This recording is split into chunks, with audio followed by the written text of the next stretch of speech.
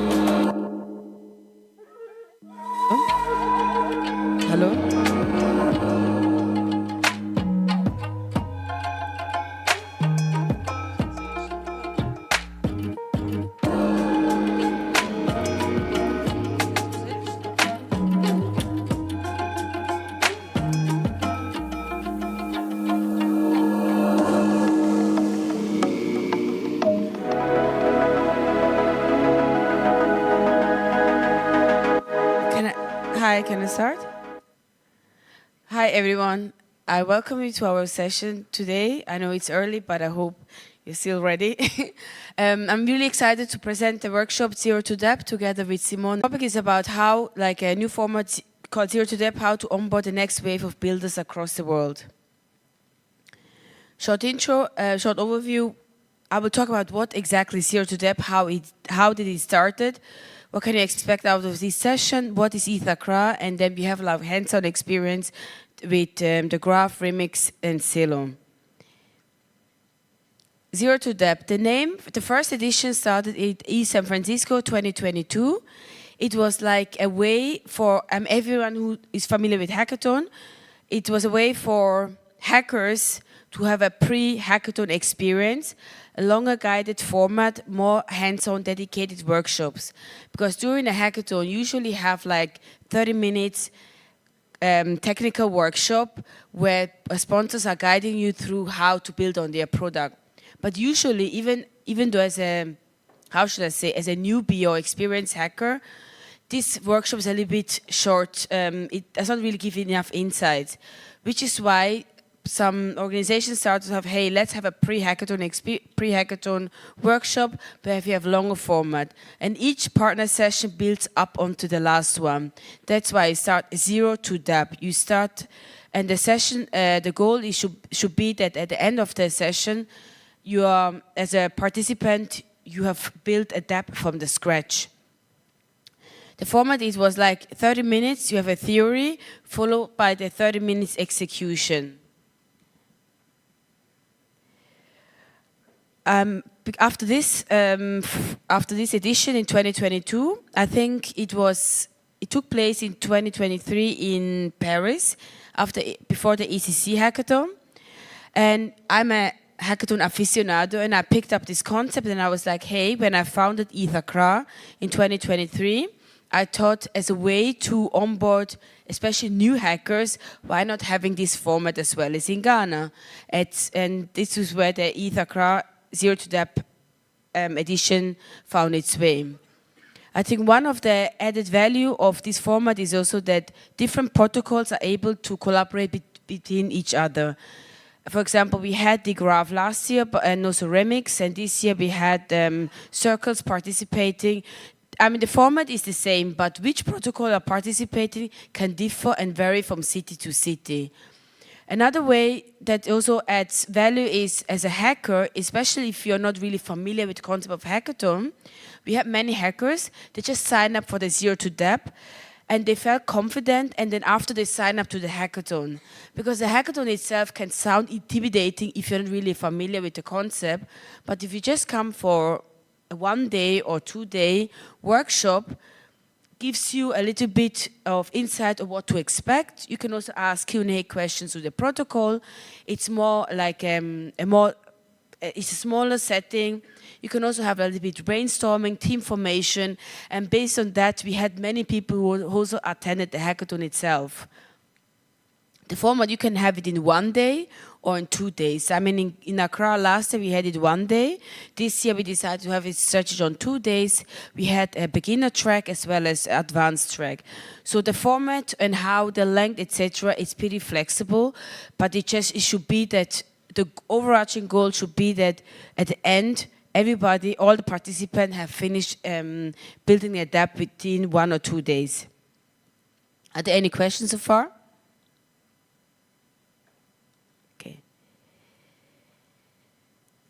Now I'm happy to talk about a little bit about Ethaccra. I found, as you might have heard, I'm a hackathon aficionado. I love attending hackathons. I've attended, I don't know, maybe 15 Ethiopia hackathons the past 2 years. I realized that usually when I go to places, there aren't many women and also not many African people. And I was thinking, okay, if people are not able to come to places like here in Bangkok or Brussels or San Francisco, etc., why not bring Ethereum to Ghana? This was the idea, why it started. And last year, I found a bunch of people. We were like, hey, let's create this hub. It has never happened in West Africa. And yes, we were taught like combine international people with local people and creating a hub for anyone who wants to enter the Ethereum universe and then create amazing projects. The reason why we are doing this is I think we also want to bring a little bit a different conversation to the developer ecosystem globally, bring new perspectives, and providing appealing opportunity for companies who are looking to hire people remotely. Because hackathon is like I would say a mini R&D. If you always host hackathon in the same region, I think you usually always have the same solutions or projects. But if you host hackathon in different regions, then you also get new insights on different how people are using your project, because people always build what is related to their local needs and solve local problems. And I've hacked in Bogota, I've hacked in New York, I've hacked in Bengaluru, I've hacked where else? Many different places. And always Ethereum hackathon, I always thought I will not see something new, but each time when I go to different places, I'm exposed to different way of people are coming up with solutions. I think it's very interesting, and if as a company, if you're interested to expand, have a more holistic, broader perspective on how people are using your tool, I think you cannot miss of hosting hackathons in various regions and being exposed to different needs, different perspective and fresh new ideas, which is why I think it's a win for those who want to attend hackathons, but also for companies who want to expand a new region. And as we all know, I think African continent, especially West Africa, is 75% of the population is below 35 years. It's a huge youth population, and I think the future of, I don't know, maybe the tech hub or tech savviness is going to be there, and it's just right to have entry point or way to harness this huge potential market.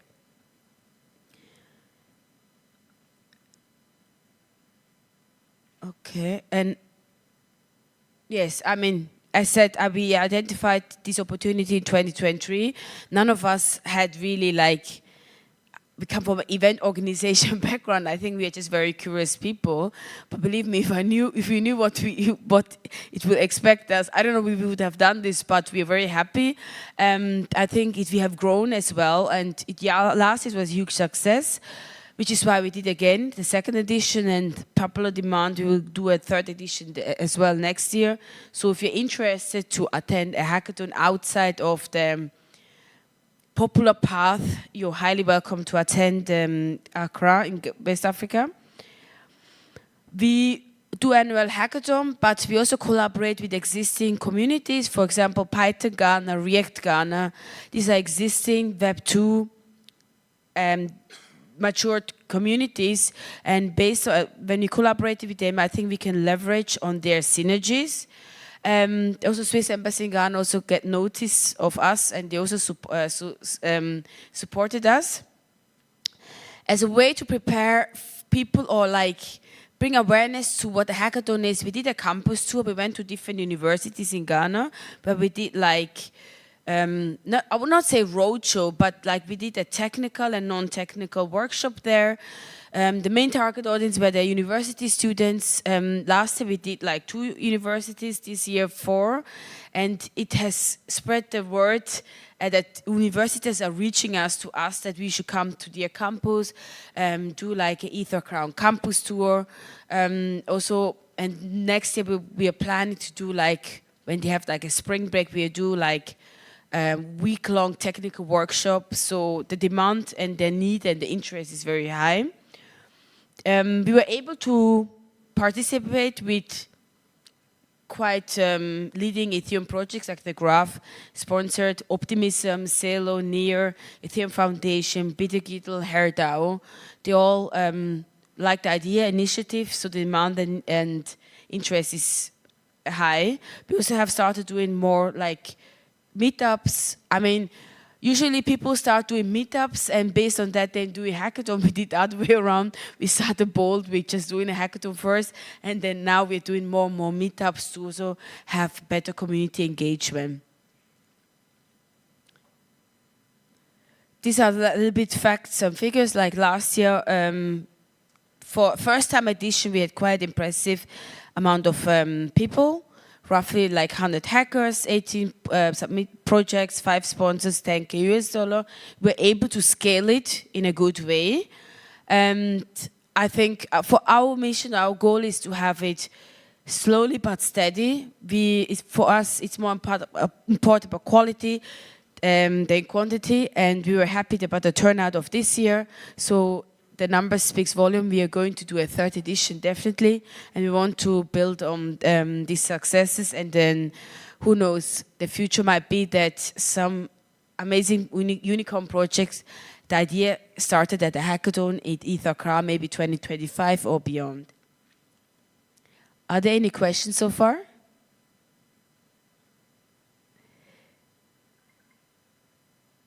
If not, then I think I can pass it on to my next speaker, Rob, and he will talk about more the hands-on practical experience. Hello, Bangkok. Oh, I need the clicker. Yes, it's here. I need not to electrocute myself if I spill the tea. The next slide is not that. The next slide is, whoa, I thought there was another next slide. There. So I work at Remix. It's an online IDE, and if you want to do a Zero to dapp workshop and want to join our community of Zero to dapp workshop organizers, take that Telegram group and we can support you, give you some ideas about how we organize the projects that we've done before, and maybe even send you some Sepoli ETH for all your hackers, or hook you up with other projects, or anyway. So there's that. And the next one is on to Remix. So just so I get a sense of who's here, everyone knows what a smart contract is? Or no? Oh, good. Okay. And of the people that know what a smart contract is, has anyone ever deployed one? Ah, okay. And has anyone used Remix before? Well, it's going to be a review for the use. But anyway, here we go. So we're going to basically, like, first, when you start up Remix, well, first you got to know the URL to start up Remix. Otherwise, you're sunk. And then just so you know a little bit of the layout of Remix, like there's a part over here, there's the icon panels, and that's where you switch out the plugins, which are over here. Here's a console, here's a terminal, and there's the home tab, and when you start writing code, the code's going to appear in the home tab, in a tab in the home tab, something like that. So you got to get some templates. It's an easy way to start if you just want to start looking at what some code looks like. And yeah, maybe that's better. And so to get the code, oh, look, I can look over here. You go to the hamburger menu. And actually, that's another question I had. Because I do DevRel and I'm writing all these docs. Does everyone know what a hamburger menu is? Okay, okay. So you click the hamburger menu, and then, anyway, that's what the file explorer looks like. And then you click the hamburger menu, and if you do that, then you get this pull-down menu, and then you can select Create using Template. So it's creating a workspace. So in Remix, files are in workspaces. And then you can select the template you want. That's a ERC21. If we were going to be, so typically in a Zero to dapp workshop, there's someone like me that gets up and rambles away, and then you kind of catch what you catch, and then you go and you do some of your own, you do some work on it. Like you'd use a tool, I give you a recipe to follow, and then you could play with it on your own, and then the next speaker comes up and builds on it. And so, you know, like in Simon's one, when he talks about the graph, he'd be using a ERC20 project, so we would get one in Remix and then deploy it. But now I'm just gonna give you a quick run through of Remix, and then I'll show you on the tool, and I'll fumble around on the tool, and we'll see if it works. So then you can also clone GitHub repos into Remix. You can, what else you can do? Yeah, so it's simple to get a GitHub repo. You can also grab verified contracts on Etherscan and bring them into Remix. You can go to the Open Zeppelin wizard and open in Remix button. And you can also go to, you can write your own code. Just like click that icon there in the top of the File Explorer underneath the Workspace pull-down menu. And in Remix, it's important to know, like, it's an online IDE, so there's no setup, but also it means that the files are stored in browser storage, so you have to know that. And it can, you know, if browser storage gets corrupted, then you lose your work. So either you got to push it to a repo if you want to save it, you could download it to your computer, or yeah, or you can work with RemixD, which is a little script that runs locally that allows you to share a folder on your hard drive with the browser. And also, we have Remix Desktop in beta right now, so you can work with Remix offline. And just so also, like in Remix, there's a lot of plugins for lots of additional functionality. And you go to the plugin manager at the bottom there. And so you click that, and you choose the one you want to activate, and then it will activate it, and the icon will appear on the left column there. So you get the file you want, and you want to compile it. Oh, look, another member of the Remix team coming in the door. So you compile the active file from the active tab in the main panel, and you click the compile button. And what's that? Oh yeah, there are multiple ways to compile. You can, click the play button. You can click compile. You can go to the Solidity compiler and click it there. Or you can do just Control S to compile. And then you can, after it's compiled, then you can grab the ABI, which is important for making your dapps. And then you deploy. And deploy panel is run a deploy panel is a little dense, but it's important to get to know it. You choose the environment. That means like what chain you're going to deploy to, a local chain or a chain using a browser wallet to connect to a public chain. And then you can add value to your transactions, which is over here. And then you can select which account you want to use. And in the Remix VM, which is the local chain inside the browser in Remix, there it gives you 10 accounts with 100 Ether each. And you can also deploy to different environments. You can deploy to local chains. You can deploy using MetaMask, which is using, or whatever browser wallet you want, using injected provider. And then there's other ones we check. The bottom one, which says customize this list, and then you can go to another tab. And so anyway, then you click deploy after you've got the file compiled, and then it appears below in this deployed contract section.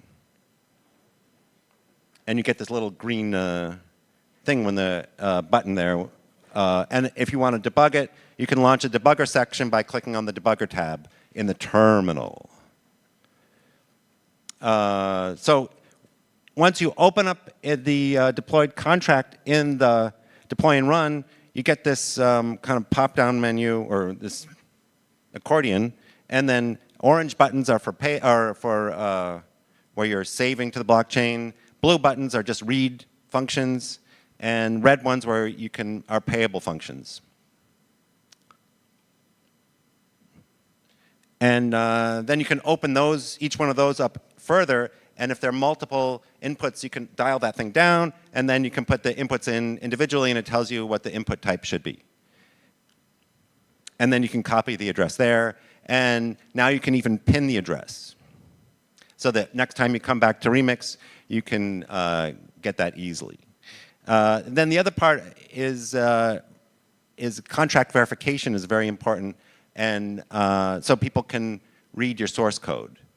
And to do that, you got to open up the contract verification plugin down in the plugin manager, and then it comes up, and then you can verify on multiple verification services. And then this verification plugin has multiple tabs, and so you can verify on one. If you're using one of the services like Etherscan, you got to put in your API key. So then you go over to the Settings tab and put that in, and then come back to the Verify tab and verify the contract on the chain that you deployed it to. And then there's also learning things in Remix, because when you're learning, you got questions. So you can ask Remix AI. So there's a bunch of ways Remix AI works. There's code explanations, like explain a contract or a block of code. You can get coding assistance, like when you're coding, you can say like write a function that counts to 50 or whatever you want. And then you can get coding completion while you type. So in the robot icon up there, it'll explain that contract. I'm kind of whipping through it so I can just show you quickly in Remix when I get to that. So anyway, that will explain the contract. And right now it'll appear in a new AI assistant panel. Right now this is like the previous version, so it's appearing in the terminal. And then you can get AI to help you with compiler errors. So you just click that AI button, and then it'll give you the answer in the AI assistant terminal. Panel. Right now it's in the terminal, but so you can get explanations initiated from that robot icon, but also when you click on some code. And what you got here? Oh yeah, so you can explain this code, you can explain this function. And then you can also get coding assistance on request. But to do that, you need to turn on the switch. There's a lot of little things hidden around Remix. So you turn on the switch, and then you can, inside a contract with the 3 slashes, you can say like, write whatever you want.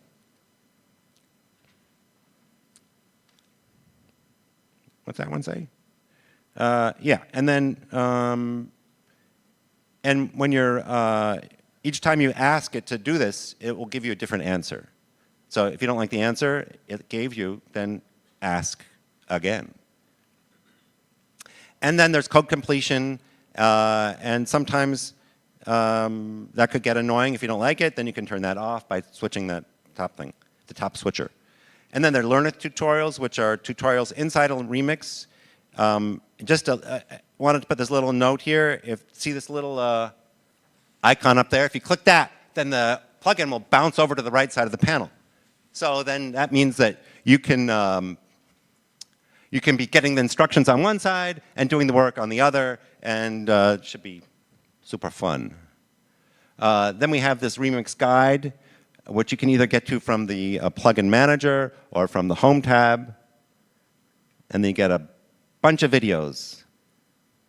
And there are a bunch of low-level Solidity videos, which are kind of complicated. There's some just intro to Remix videos. There's some intro to Solidity videos. Knock yourselves out. And then you could ask somebody. And a good way to ask somebody who especially is not next to you is to send them a gist. So you can just do that pretty easily just from the File Explorer and right-click. You get this pop-up menu, and you get a gist.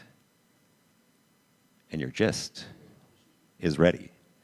OK, so now I'm going to show you how to deploy a contract in Remix. I think I can do it like this. Yeah. Oh, did I? Yeah, look at that. OK. So here we got Remix. And you can see it's in, there are different themes in Remix. So you could go to the Settings tab and switch that if you want. And in this one, it's set up with the ERC20 contract. But here, I'll make a new one using a template. And then we're going over here. And then we're going to set an ERC20, burnable, mintable. We're going to create it. And it's going to load. And then, here, look. So then it loaded all the dependencies. So just to note, like to do the dependencies with the import statements If it's importing something that's an NPM package, you just do it like that. Remix will grab it from unpackage. And then you got that. Here, I'm going to compile this using this little button. Here, look, it compiled. But we're going in the Solidity compiler. You go here if you want to switch your Solidity version. And if you're loading some old contracts, you probably need to change your Solidity version. And so that's loaded. Yeah, and here's the ABI if you want to grab that. Here, and then we're going to deploy to the local VM. Here, I'm going to grab my contract because I'm going to mint it to myself. Put it in here, but I'll dial this down. Ka-chunk. Transact. So you can see that. And then, so add address is when you want to access an already deployed contract. So if you just have the right chain connected, then you can, and you have the ABI, then you can pull in a contract or the source code. You can pull in a contract from that's already deployed.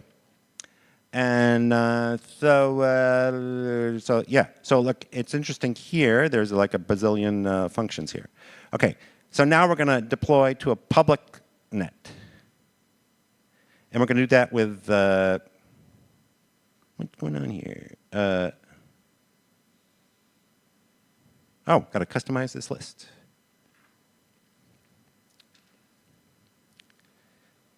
So we enabled injected provider. And then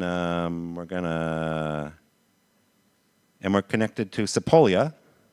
But if we wanted to connect to some other chain, we click here and we go to chain list.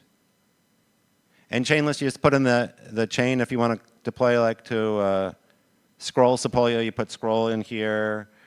Scroll. Well, you get the idea. Anyway, you can get there. And if you click the one that you select, it'll configure the browser wallet.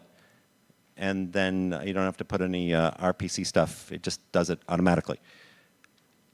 And what else? Yeah, OK, so it's we're connected there. We're going to deploy here. Now, it's going to want approval. And I'm going to give it approval.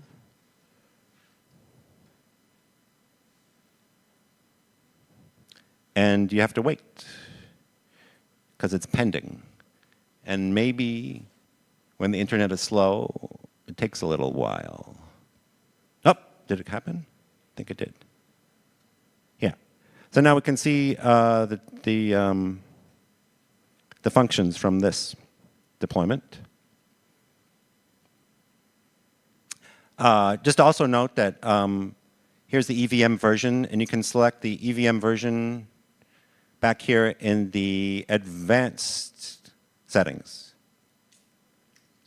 But anyway, so we've deployed it here. And just quickly, just so you have this little secret thing here, is you can quickly make a dapp here. You click that. And you can quickly just deploy this to this dapp on Surge. You can make a free account. You can put in your name of the dapp, some instructions. You can. There's like a million functions, and maybe like you don't want to show them to somebody. You just want to show like a couple of functions. So you just select the ones you want. You can get rid of that. You can move this one over here. Then you put in like username and password, and then you'll when you hit deploy, you'll have a URL outside a remix that you could just pass to someone, and then they can check out your functions. And if it's a verified contract, then you can open up the code. Someone can open up the code back in remix. You got a question? It's better. Yeah, I know there's a way to verify a contract on remix. Do you mind going over that? Sure. So I just deployed this here onto Sepolia. And then I'm going to go to the plugin manager. and go down to contract. I'm going to search contract verification.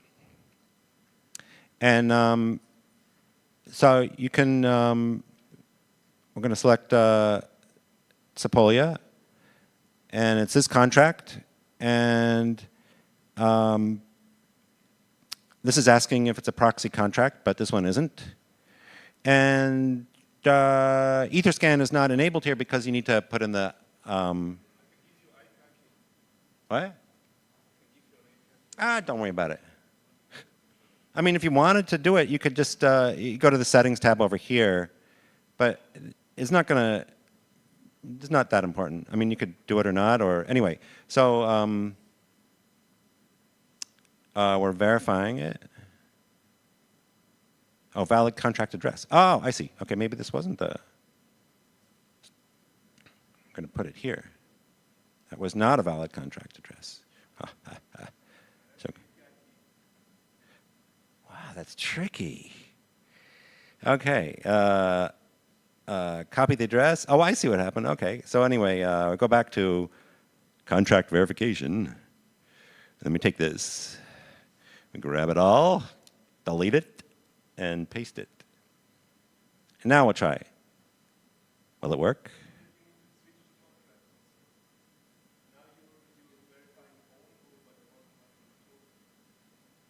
Oh. Oh, you're right. The contract. I wanted to verify my token. You're good. Kajung. Oh, valid contract address. Didn't like it. Okay. Is this the API key again? Nope.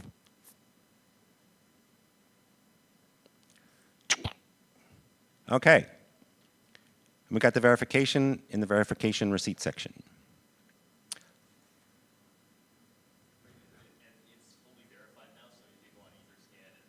It's not going to be on Etherscan because we didn't put the API key in, but it's on Block Scout and Sourcify.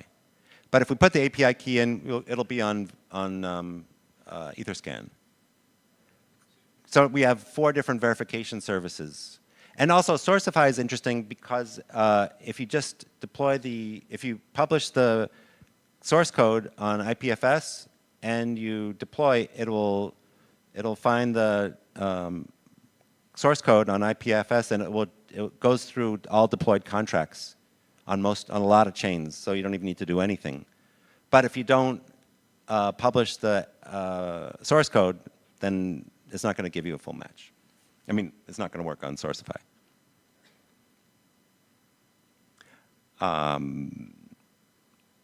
Any other questions? Yeah, there's lots more, and you can check the remix docs here. There's a kind of like a little trick here. If you want to go, just go right to the docs. You go here, and then you go to the documentation. That little thing, this little fold-up thing at the top, and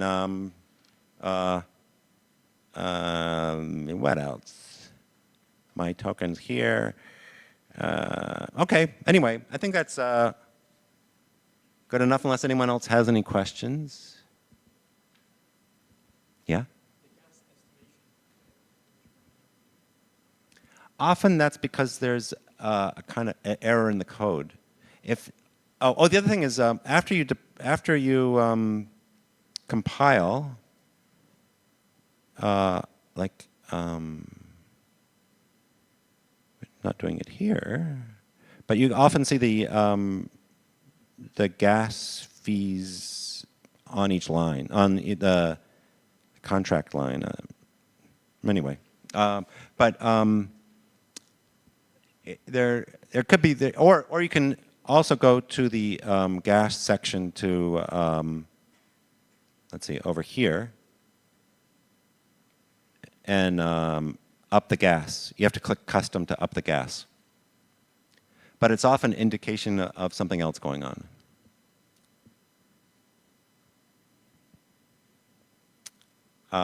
Here, and I'll just show you a quick, we'll make a little compiler error here, and we compile it. And we go back over here, we see the error. We go over here and we go to Remix AI and we see, we'll get the answer over here.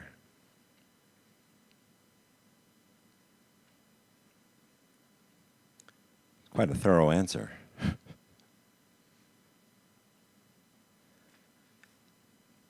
So that's what I got. Simon, I pass the torch.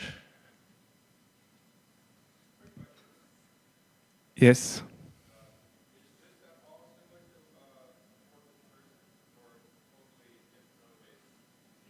Is it similar to Cursor? It's totally different. It's totally different code base. Oh, the AI model? It's a Code Llama. Yeah. Cool. Thank you. Rob. Hi. My name is Simon. Do you still hear me? Yes. Okay, cool. Yes, so thank you, Rob. So the idea of zero to dapp, as I said, like it's kind of building up. So foundational usually is to learn about smart contracts.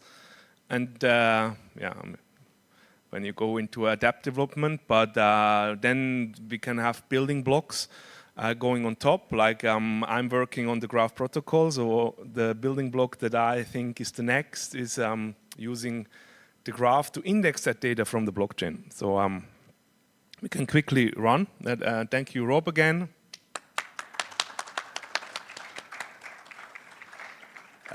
Through some slides that explains like how to access it, but I want to emphasize here, like in the zero to dapp context, like having the graph is one idea. It could be other things that get data into your front end, or other protocols that you can build on top. Like we had zero to dapps setups where like after the graph maybe Tenderly came to present, or we had like Polygon that showed how it works on their chain. Maybe we also worked with wallets and so on and so forth. So like that's basically open. The idea is just like that we run through in one course, and that each session builds on top of each other, so that people that really take the time, sit in, that they end up with something that is working. And also to showcase how nicely actually all these different protocols and projects play together, because yeah, we're kind of on the same chain and have this interoperability, the Lego blocks. I think it's very nice. Anyways, so as I said, like my name is Simon. I do developer experience at Ethnode. It's one of the core devs working on the graph. And quickly, who knows what the graph does? Okay. Yeah, I can run through the slides. Like basically, it's about accessing blockchain data. So when we think about data on the blockchain, when we send a transaction, we always pay gas to incentivize the validators to bring that transaction into the chain.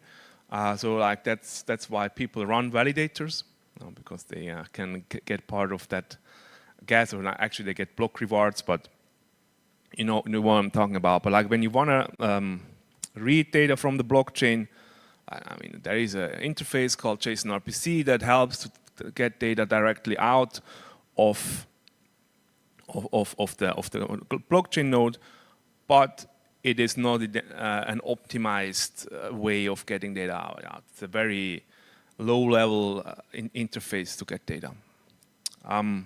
So that results like in code like this. That's actually a project that asked me at some point, like, hey, we have problems in our front end. It's very, very slow. What can we do?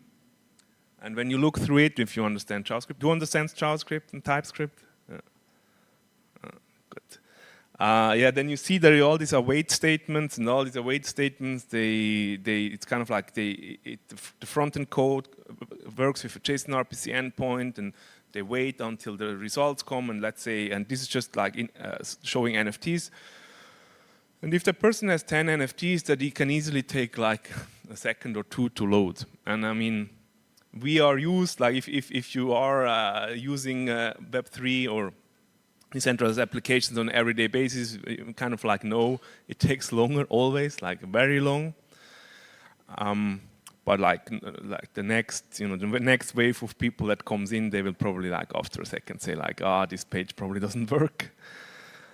So we need to work on this. So one of the things that people started to do is building their centralized indexes, kind of like setting up servers and in their server farms, whatever, or connecting to service providers that do it for them or whatever, and build that thing. And it's okay, I mean, it works. But on the other hand side, like a lot of those properties that we were looking for, if decentralized technologies are a little bit circumvented like that, I mean, if that server goes down, basically the application is unusable anymore. It's also a single point of censorship, like if there's any problems, then it can go down. But there's also often a vendor lock-in that especially service providers that provide such a service, they might or might not just change the service, change the API, change the pricing or whatever. And if you build an application on top of something like that, yeah, that can break. So that's basically a little bit where the graph, if subgraphs sit. So having like a decentralized network of indexes that basically care about that problem. They run graph nodes, which is a fully open source MIT stack that you can also run on your own data center or local machine for development.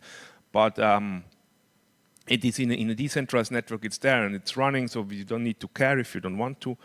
There are over 9,000 subgraphs published, so basically every big protocol has a subgraph on the graph network, so that's pretty cool. So it's an easy way to have like data accessible, and then we end up with this paradigm, like that the UI sends the transactions directly to the blockchain via JSON RPC. It's also then the JSON RPC works pretty well, and then the subgraph basically watches those contracts, see what's going on, writes it in the store, and then the UI can read from the subgraph. That's the thing. The graph is, as I said, it's a decentralized network. It consists out of 110 indexes across the world, a big number of delegators, curators, not so important as a developer, but actually also subgraphs. It's almost like a 10K subgraphs right now. So like if you develop your new contracts, usually you write a new subgraph, but if you're interested in just getting data out of what's going on, then there might be already a subgraph that gives you that data. But in this zero to dapp, what we do is like we build a new contract. Yeah, you can think of subgraphs as something like this. Like there's this like huge things of data on the blockchain, and it's unordered, and we want to bring it in order, and so that's where subgraphs come in. Or when we go through to the example from before, like this ugly JavaScript query that we saw, or JavaScript code, we can have GraphQL, where we send just like one transaction and to a graph node or an indexer, and then we have the results. And it usually takes, I think, our average response time currently is 150 milliseconds. So that's as snappy as we would like to have our applications be. Yes, and the subgraphs are customizable APIs, so it's code. So they're written in code. The code is called assembly script. It's similar to TypeScript. It has some quirks, but usually it's easy learnable, and that whole technology by itself is like, as I said, it's an industry standard. It's open source, and while writing subgraphs, it's also then able to publish it to that registry, the Graph Explorer. And so it's a little bit of a marketplace of data sets, or a collaborative registry of data sets that have blockchain data. And if you write a new contract, you can bring your subgraph also to that registry. Yes. So as I said, like there's the Graph Explorer to explore subgraphs, but we mainly look at the graph.com/studio. Yes. So like in the workshop of Rob, who was actually following and also deployed an ERC20 token right now? Was that someone? 1? 2? Nice. 2.5. Okay. So zero to dapp workshops usually take a day or two, and today we do it in an hour or 1 hour and a half. So usually we are there and say like, okay, now you follow here and click here and you deploy and stuff. And then we have like mentors around that help people to sit down when they're blocked. That's like, unfortunately, we cannot do it here. So we run through the theory, and some people might be able to follow, some people not. But yeah, there will be the hackathon on the weekend, and I will be there, and so you can just try to do it there. But I'll show it how it goes. So when I also share the slides in the Telegram group, so because I also made screenshots, but I tried to just do the live demo here. So when we go to the graph.com/studio,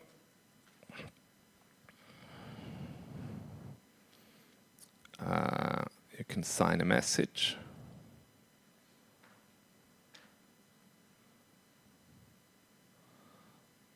To log in? Oh, yeah, that's my test subgraph, but usually there is, here is a button to create a new one if there isn't any, but I can create one, I can give it a name, live Devcon. Actually, the best practice is to give it a proper name with spaces and capital letters and that stuff, and then here you will see it created that slug. And then when we have that subgraph in the Subgraph Studio, there's basically the instructions here on the right that you could just follow in order to get started with a subgraph. And it's pretty easy. So I go in my terminal here. We need to make it a little bit bigger.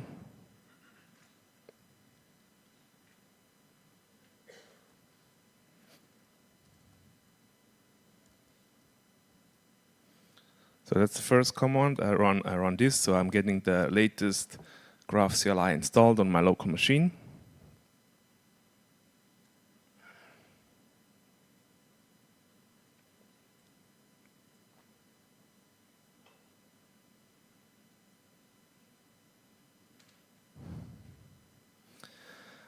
In the meantime, I try to verify that token here.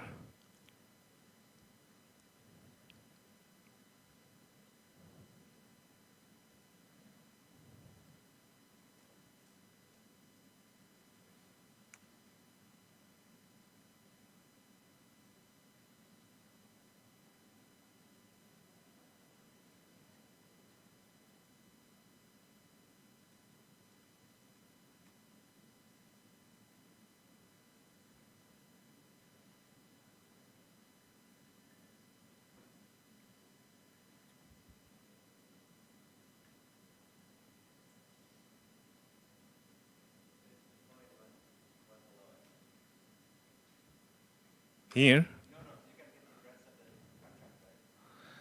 Yeah, I want to from the owner actually. Yeah. Here, no, okay, right.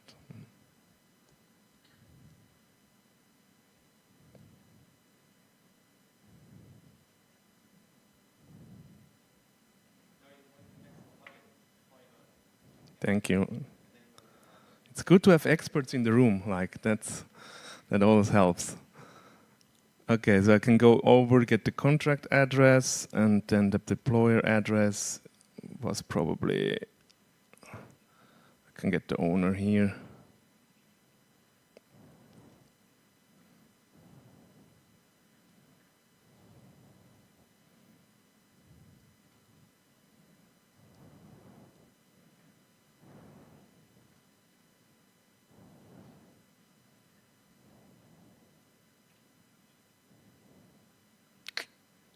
Nice. Okay, so you had that question, right, about how to verify an Etherscan, so we did it. So you need to have an API key, add it to Remix, and then it should work. Like the quirks are, you need to find the contract address where you deployed it when you do it the first time. I mean, I probably spent an hour once to find it again. And you need to know the deployment arguments that you gave. One of the workarounds for me is like I started to write contracts without deployment arguments at all, because it's always just a hassle to verify them. But yeah, everybody finds its own ways. But now what's important for starting to write the subgraph, what I wanted to say is like, you need to have a verified contract on Etherscan at the moment. Like we're working on integrating, especially with Sourcify, since this is this canonical open source code registry, but unfortunately, as the state is right now, Etherscan has the most verified contracts, and so this is around. But having said that, I think now we should have the latest Graph CLI installed. That looks good. And then we basically just follow the steps here. So we do graph init live Devcon. And that dialog, is it visible? Oh. That dialog, yeah, kind of forces us to go through like some questions. So the first is the protocol. So the graph also supports other blockchains than Ethereum, but we don't care. It's Devcon, only Ethereum is important. Then like the subgraph slug is, so Ethereum here means EVM compatible actually. So the subgraph slug, we take it from here. See, I said like there's this slugify thing going on, so it's lowercase and dashes for spaces. But it's all automatically, then we can get a directory. I usually just go with the one that's there, and then we can select the chain. See, and it's like most EVM compatible chains are around. We go for Sepolia. Here we go. And now we need to have the contract address again.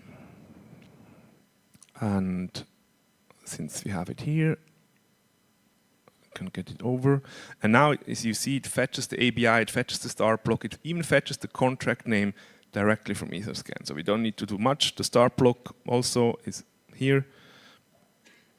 My token. And then the last question is like index contract events as entities, which scaffolds out the whole subgraph, like database schema, mapping code, and everything that just indexes all the events.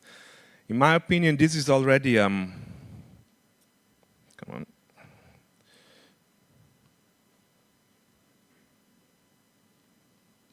Accessibility shortcuts.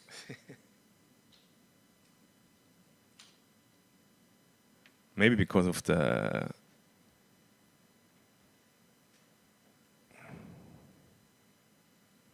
I don't know.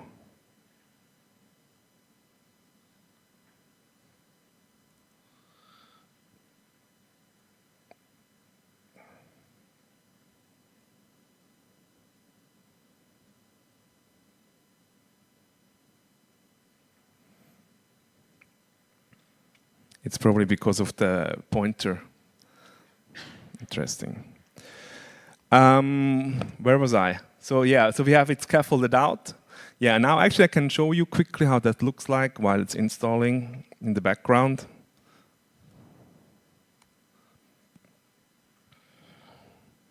So a subgraph basically is just like a simple Node.js project. You see there's a package.json file. There is it's a package.json file with some commands, like there's some dependencies.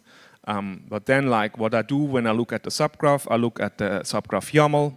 This is what keeps everything together. So it says what we said before, like where is which contract address is it? Where was that contract deployed? So we don't need to look at blocks that are older than the deployment block. On which network are we? Which like blockchain thing do we have? Is it Ethereum or something else? And more. Like there's a whole documentation about what we all have here. But like here I said, these are the event handlers, and for the contracts, for the ERC20 contracts, mostly important is the transfer event. So with the transfer event, we can basically reconstruct everything. Like because in the transfer events, we see the mints, that they go from address 0 to some address, and then with an amount, and then when tokens are sent around. So that's basically it.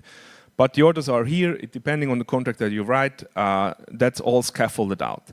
Then there is a database schema. So the schema.graphql, think about just a database schema.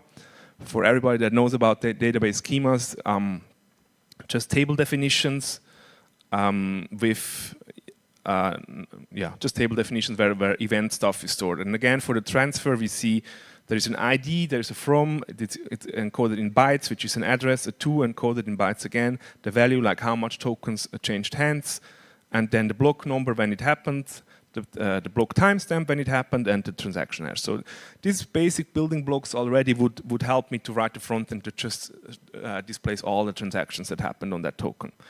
Also, some code is auto-generated here. You see it's in TypeScript. For those that are able to read TypeScript or JavaScript, it's pretty simple. So this is a good starting point. I don't even touch any of that code. It's just a boilerplate, but I want to quickly show you how that's organized. So that later on you can go crazy and do your own stuff if you want. Because we ran this thing, so then we just go further with copy-pasting out the authentication. Please don't steal my API key here. I know the session is recorded, so I need to change later. We did already go into the directory, so we don't need to do this. Then there is this graph codechain and graph build. There's some auto-generated code out of the schema and of the manifest, like that YAML file that we looked. So there's some helper code created, and then like the whole thing in the end is compiled down into WebAssembly. The good thing about WebAssembly is that it gives us a very robust sandbox, so that the indexers don't need to be afraid of running your subgraph code because like some smart engineer tried to hack some stuff in. So the assembly script is really a secure sandbox. And then I can just simply run graph deploy live Devcon. That's it. Give a version number, so I go with the default.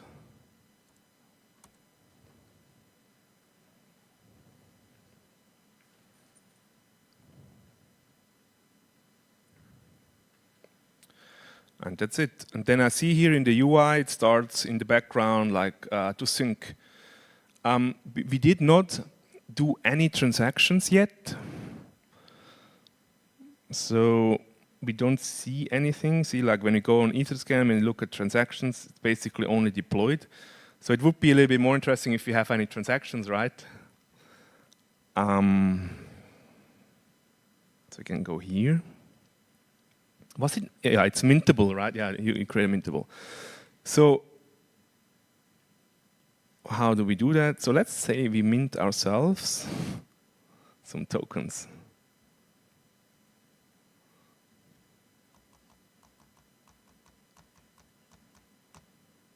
Yeah, some. And what happens if I mint? Oh.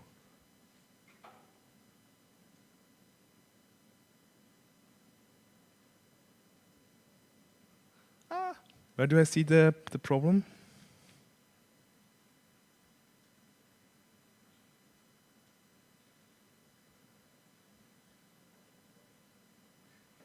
Let's see if we just send it.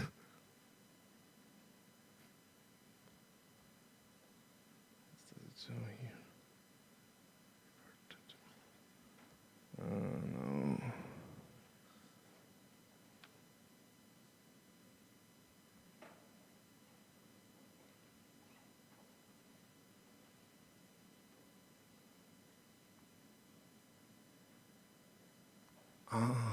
On unauthorized account.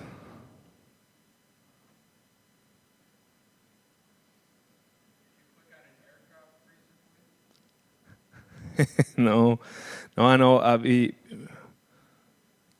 So the owner is set. The owner is set to another account. Probably set the owner to the injected account.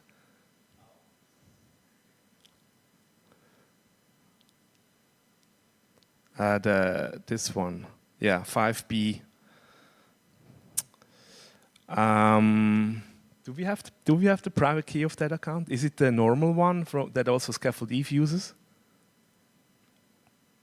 I have no idea. I don't think it's the same one.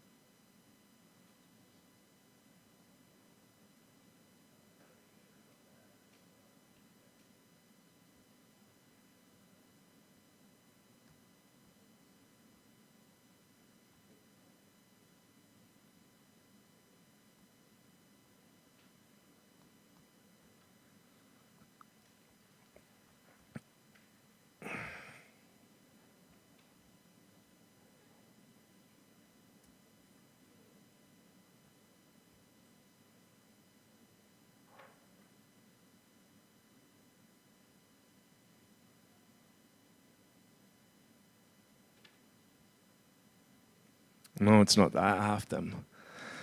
Okay. How much time do we have left? I need 2 minutes and then I can fix it, or 5.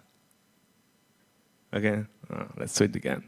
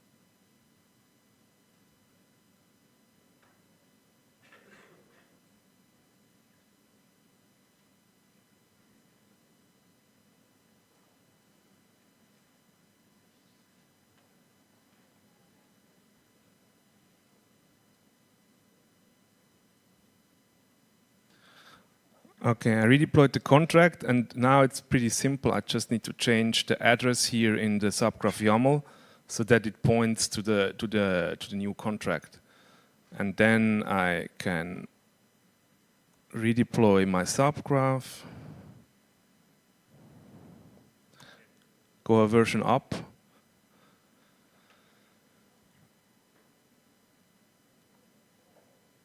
Actually, I would not even have to verify it like this, because the subgraph, it just needs to have the ABI of the token here, and that the ABI didn't change. So if you have the ABI and the contract address, then we can spin up the subgraph.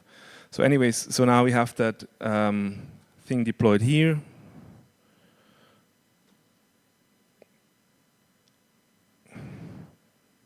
And now we have 2 entities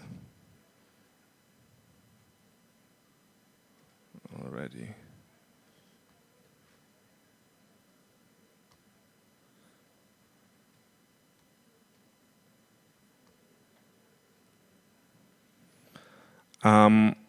But we can look for transfers.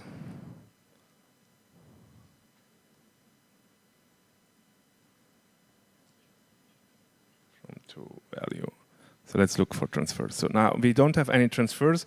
As you see, I can go into the playground, and then here on the right, I can open and close this GraphQL Explorer that helps to discover the schema. But here now in Remix, I can actually send transactions. So this is the new contract. So now I'll try again to mint myself some tokens.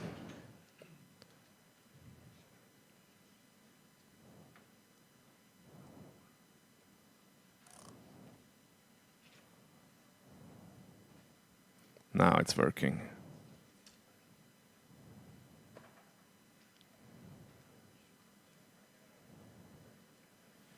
Nice.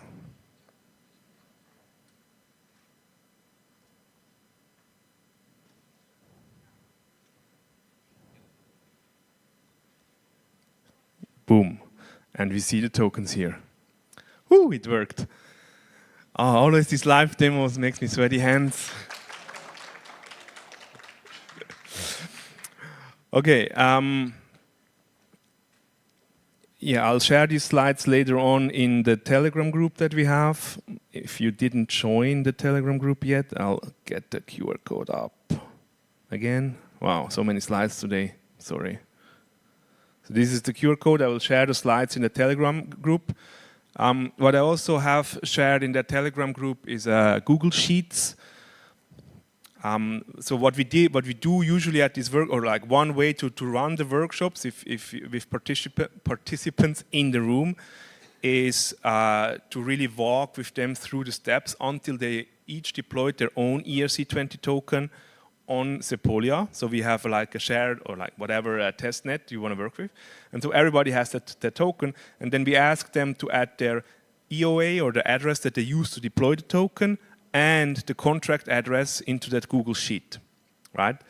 And then we have a Google Sheet of all the participants that have the contract deployed, and then we can tell them to send now around tokens to each other. And that works, right? And then each has then a subgraph that tracks its token, and then we can see like, we can see the shared state that we work on. So I added an example Google Sheets there. If you want, you can also do that today or later, or I don't know, next week or whatever, and ping me, and then we can maybe do that. But that's what we do in a live setup, also at the Telegram group.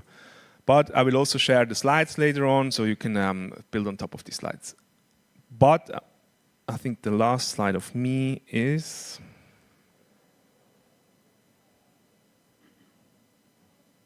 yeah, the screenshots of everything. But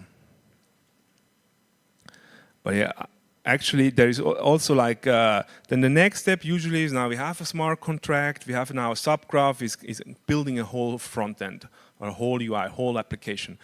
And for that, we partnered up with Scaffold Eve. Scaffold Eve, they have a bunch of different sessions here, workshops. I think one runs right now in parallel.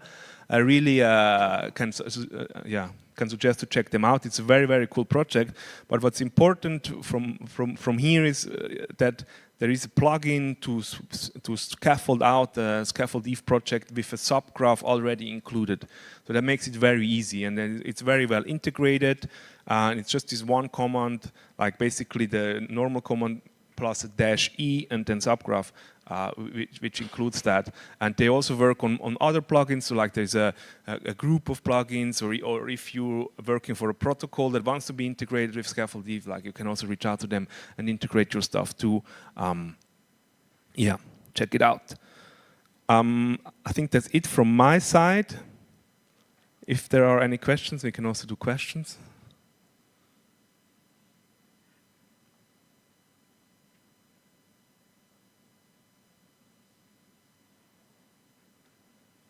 Let's see if someone posted a question. Is question QR? Oh, no. Okay. Yes, please.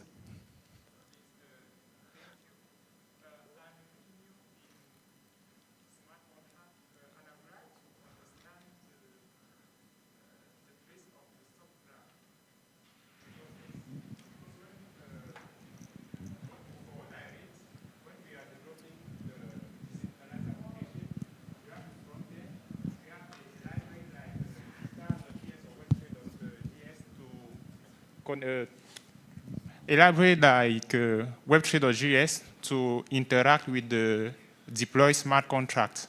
Now, at this level, you're introducing the subgraph. So at which level can we place subgraph? What is it really used for? I would like to really understand why we need it in the process of developing. Is it for performance or? Yes. So yeah, I mean the presentation is not that much about like showing what the graph is, more about the zero to dapp, but I can go into it quickly. So yes, it is possible for a UI to directly get data out from the blockchain with JSON RPC. That's possible, and that's also so usually what people learn first when you look at Scaffold Eve. Without the subgraph plugin, that's what you end up. But as I said, like here in this problem statement, getting data out via JSON RPC at scale gets problematic pretty quickly. So you end up with code like this.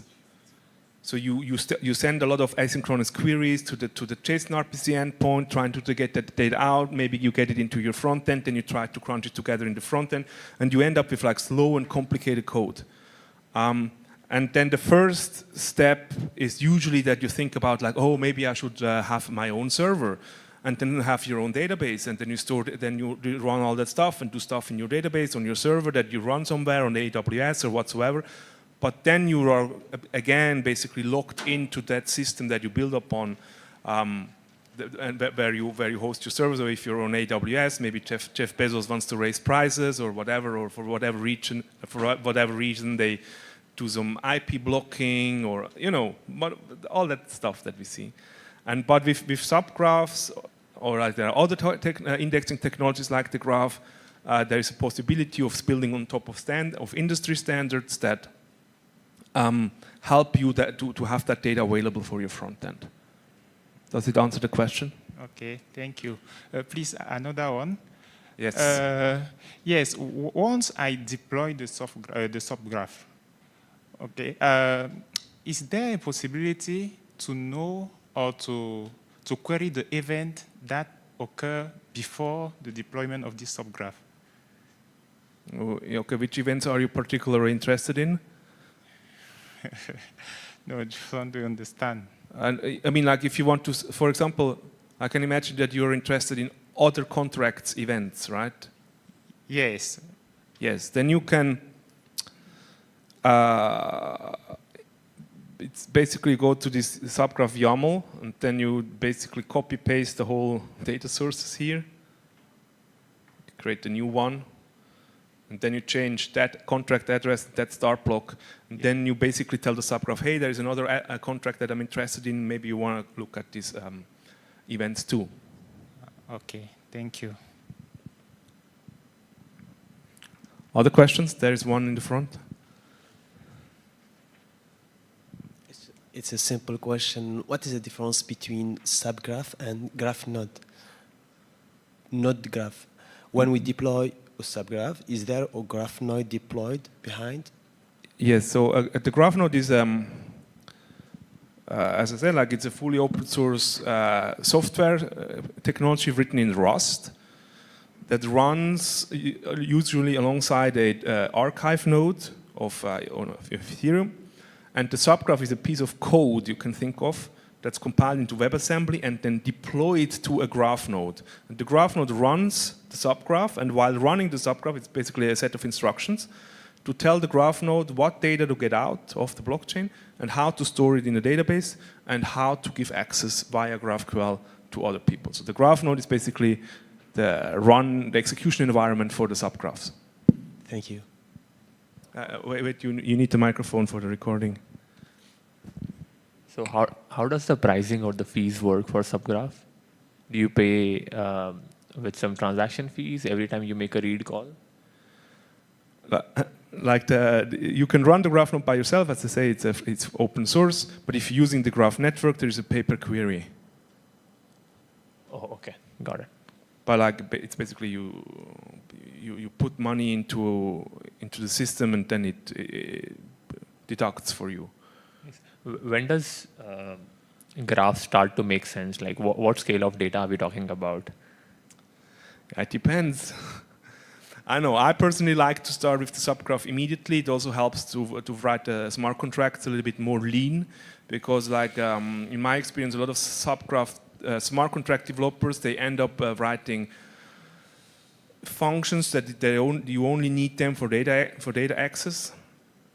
But you can skip those, make your smart contracts a bit more lean and more focused, and then and already start with an indexing solution from day one.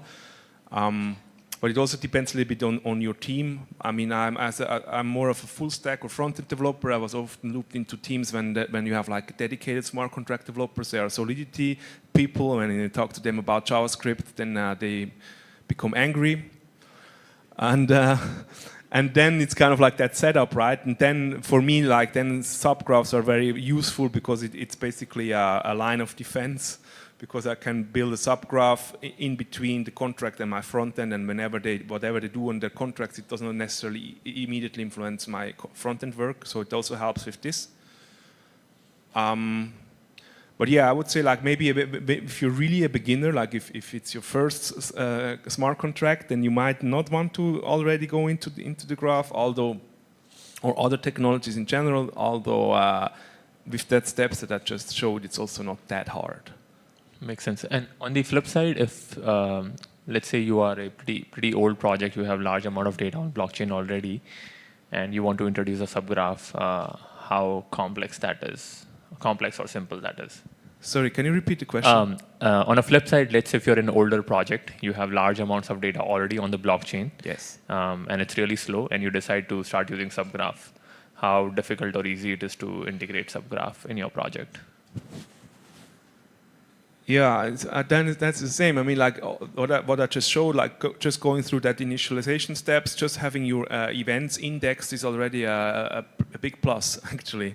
It's already speeding up the stuff, and then from there you can iterate upon. So I think it's basically a no-brainer. I mean, yeah, there is some, it's some learning curve to learn the technology, but yeah. But integrating is fairly straightforward. Okay. Yeah, that was very often like actually the developer journey was like, oh, they come and want to keep their systems lean, which I understand. Usually I also try to have as little dependencies as possible to start a project, but at some point you run into the scale issues, and then they come. But yeah, they could also avoid it and have it from the beginning. But makes sense. Thank you. Other questions? All right. Thank you so much. Thank you, Rob, for the invitation. Thank you, Abna. Thank you for coming. Okay, thank you.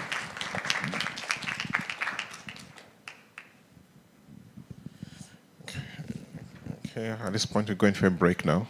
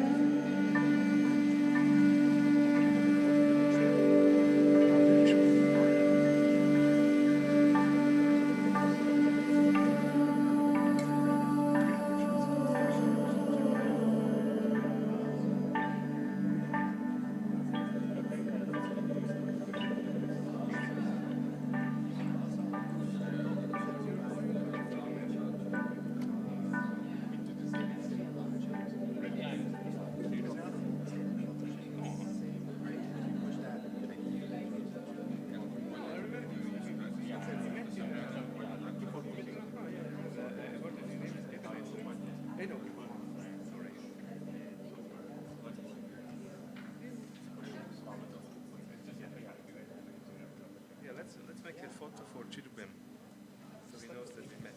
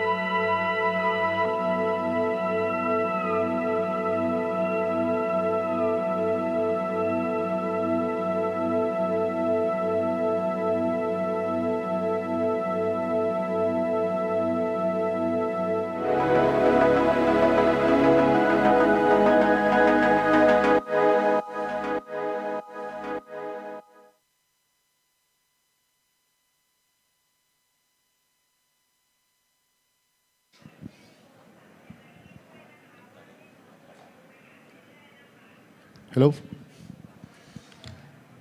Hello, everyone. My name is Fernando. It's my colleague Diego. We are from Ethereum ARM. We are trying to show today how to build a thing that we call Supernode, our device hardware. This is a hardware demonstration, and I encourage you to come closer if you want to see how we are going to build the machine, and we are going to do everything in live here.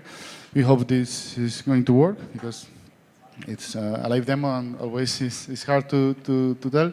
But if you want to see the ARM device and all the things that you need to create your own node at home, I encourage you to come closer in order to see all the things that we are going to do outside the camera here in our this small lab.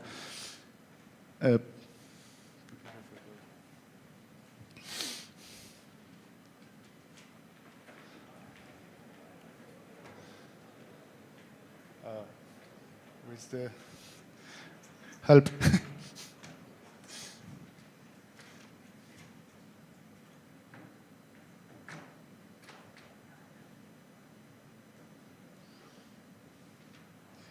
Here, it's here, no? Yeah.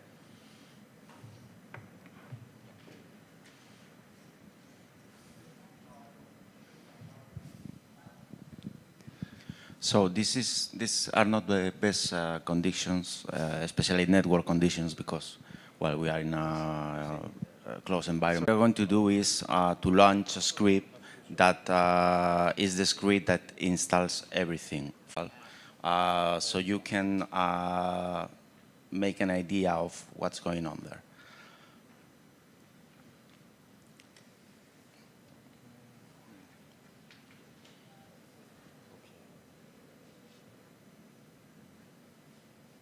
It's cool?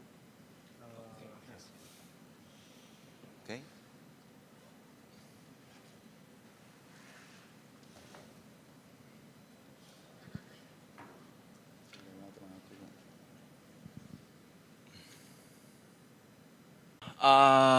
This is really what we do. We help users to run Ethereum nodes in low-power devices, like this one. This is a Rock 5B, but there are also the Orange Pi 5 Plus and the Nano PC T6. There are very similar devices. They have an ARM 64 core and 16 gigabytes of RAM, and our vision of Ethereum nodes. These are the features of these devices: low power consumption, affordable. These devices are less than $200. Great for lightweight nodes and testing environments, and growing support and community resources. We have a Discord channel. We have an extensive documentation page where you can see pretty much everything what you need to fire up a node.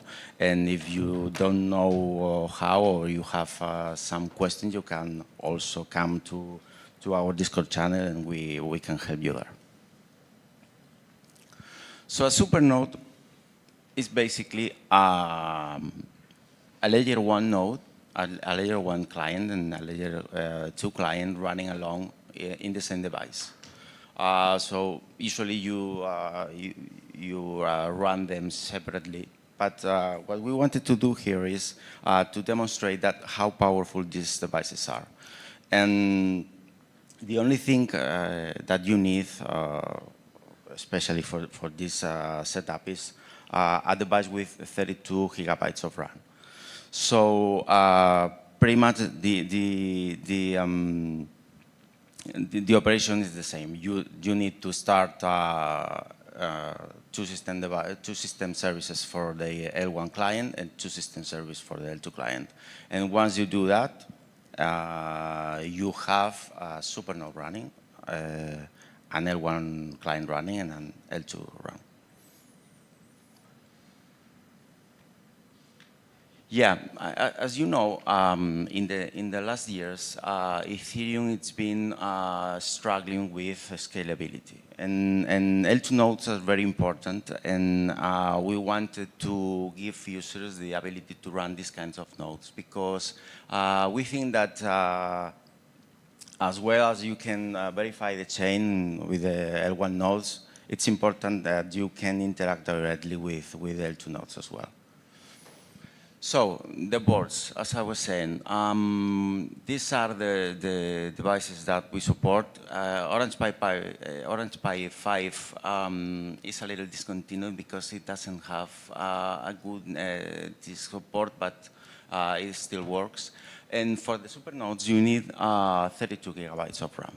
That's the only difference with a normal node. Okay. Yeah. It's some of the same here. It's what would you need apart from the small device, the ROG 5 like here?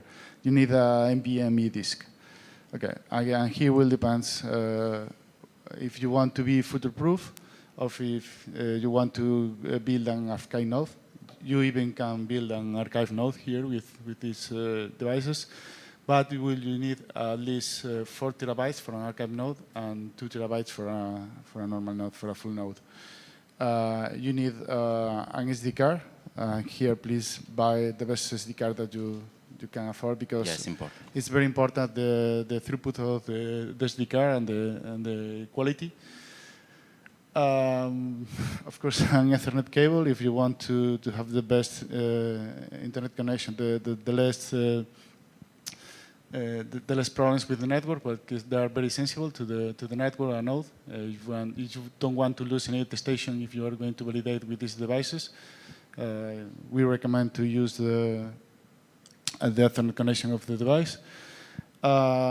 These devices are, especially when you are syncing the first time, are very hot, and the best thing to get a very quiet device is buy a case like this with a passive heatsink.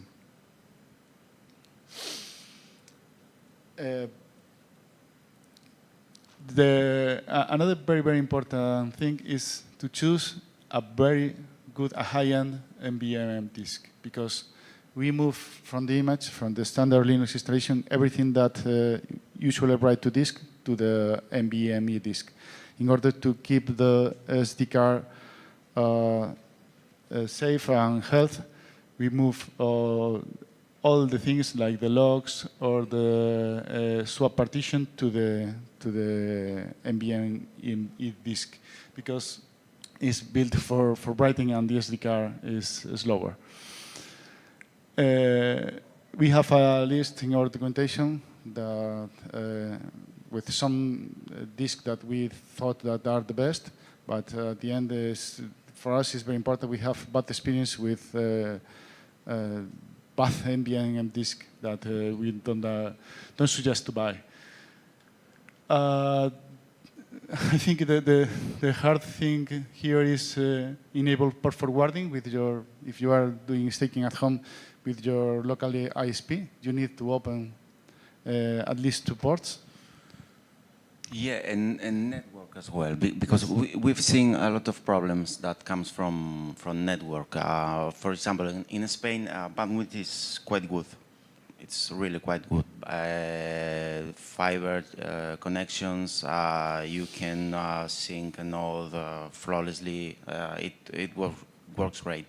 But we've seen other countries and from Europe that they have problems with this. So yeah, this is another problem that we are seeing with users. A small real-life example for this is the NTP protocol. In order to not to lose any attestations, it's very, very important that your device is on time, but to the second. So we changed the configuration of the NTP client here in order to be more aggressive, and trying to get in time in a very, very aggressive way, the most aggressive way that is allowed for most of the NTP servers, in order to not lose any a second. Because sometimes when you lose 1 second or 2 seconds, maybe it's not important in any other computer. Here you can lose an attestation because of the protocol. So having low latency in your a good internet connection at the home it's quite important. And we are going to start a live demo using our image and a real hardware here in order to create a full node live here. Yeah, we are going to flash the SD card with, in this case, with stock image from Ambient, because we want you to see, we are going to launch the script manually because we wanted you to see what's going on there, what the script does, and all the logs that is writing along with installation.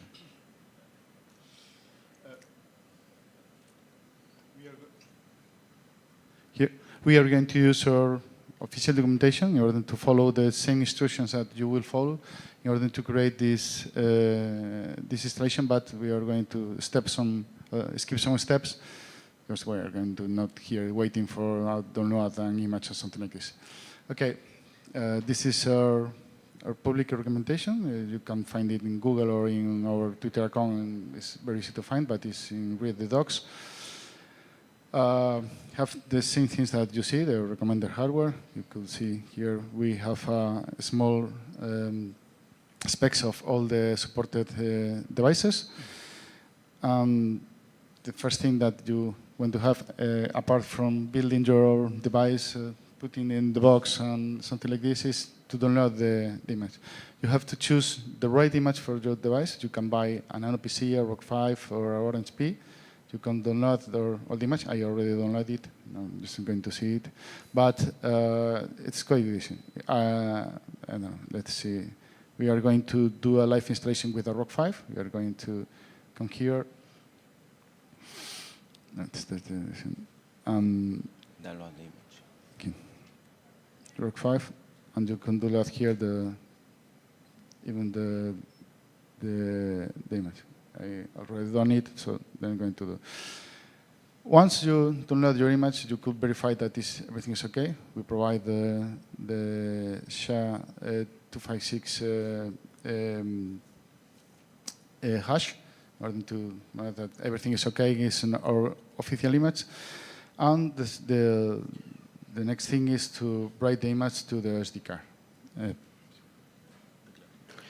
By the way, if someone has any question or any doubt, please interrupt and whatever.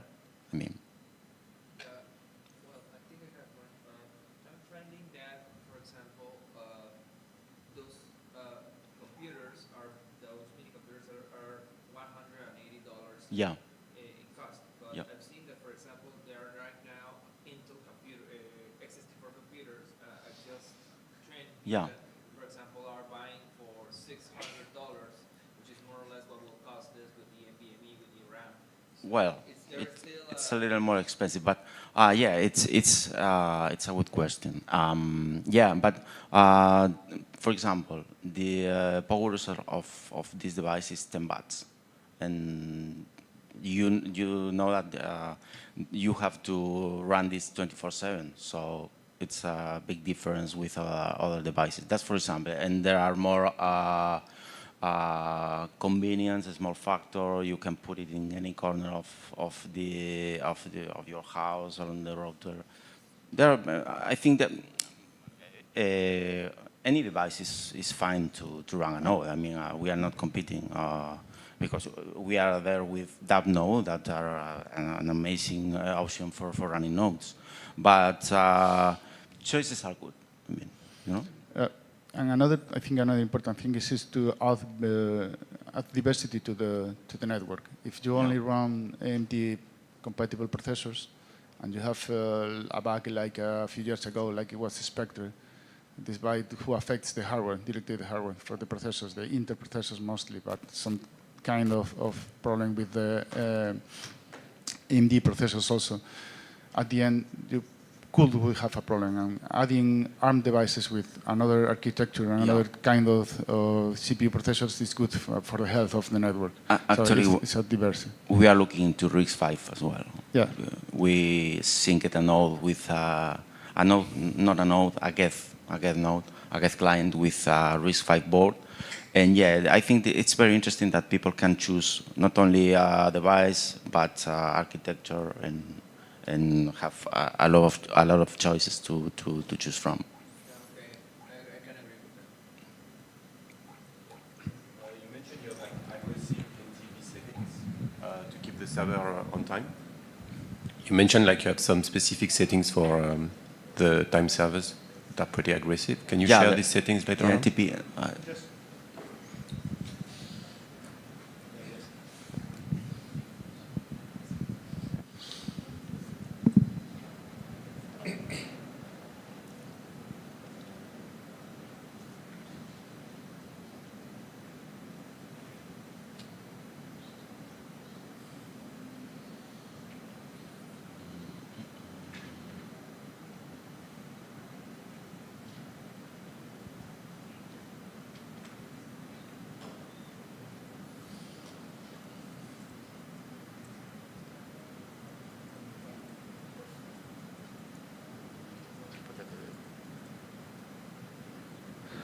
I'm looking for it. It's in one of this config.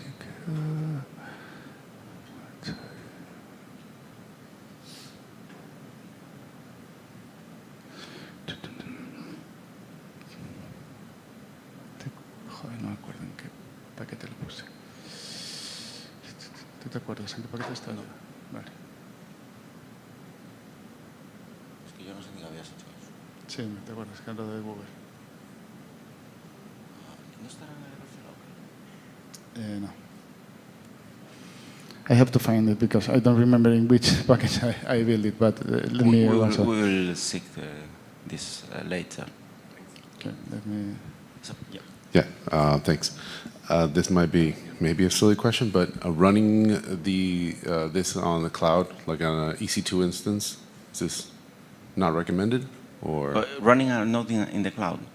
Yeah, like on an EC2 instance. Sure, it's easier, but it's more expensive as well. Yeah. Yeah, and you know the objective of the problem of the project, the goal of the project is that individuals run nodes at home. This is the.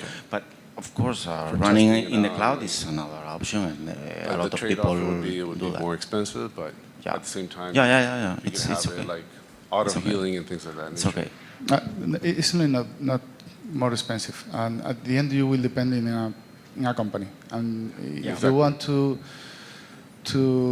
for example, not depend from 5, 6, 7 big companies around the world that could have a big problem at the same time. I don't know right now, but a few years ago, if Amazon Web Services have a big, strong problem, most of the nodes are running in Amazon Web Services. So at the end, you probably could have half of the validators are down because Amazon has a big problem. Usually they don't have a big problem, of course, but you know the main purpose of the blockchain is to verify yourself. Yeah, so of course. It's good to can do it at home or with your device. No, yeah, I get it. Thank you. Here. Hey, sorry, another non-related question. From where I come from Latin America, where we have a lot of problems with electricity and public services, and sometimes the light goes off. Like for example, Cuba had for example 1 week without electricity. So my question is, how can I be safe that for example that if the electricity falls, the money I have staked on these nodes are not going to be slashed. For example, if electricity falls, if I am running on non-internet, Your mini validators slashed. Yeah. No, but validators are not slashed because of a blackout. You just are penalized. If you are offline, you are penalized, but you never get slashed. Yeah. Okay. Yeah. I think I used the wrong term. It was okay. penalized. If I'm offline, then I going to get penalized, right? Yep. Yeah. But you can run a device for keeping the electricity at least some hours, because you know this is very low power, so you would need maybe with a small size. Yeah. An UPS. Yes, an UPS. And for the internet? That's the problem. Okay, if you have another source of internet, I don't know. That's an extra. Yeah, and these are problems that are hardly solvable, because it's infrastructure, internet, power. With an UPS, I can run I have 4 or 5 devices. I have 4 or 5 devices like this at home, and I have a very small UPS, and with the small UPS and plus my home router, I can run it for I think 6 or 7 hours straight. But of course, if I don't have also internet connection, I get slashed also at the same time. So it's not safe, for example, for a Black Swan event like Cuba having 1 week without electricity. Yeah, thank you.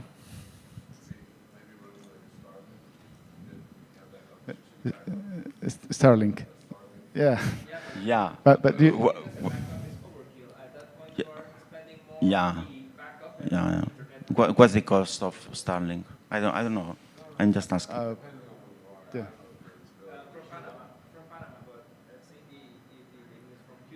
Yeah. Yeah. In Spain, it's $100 per month. Yeah. No, the monthly cost in Spain for Starlink is $100 per month. 100 per month. So it's but also you need a bigger EPS. Yeah. You're escalating at this point. We're escalating on the requirement. Yeah. We started on a $550 reward. Now Yeah. we're at something like $2,000 equipment just to be able to. Yeah, go to the cloud.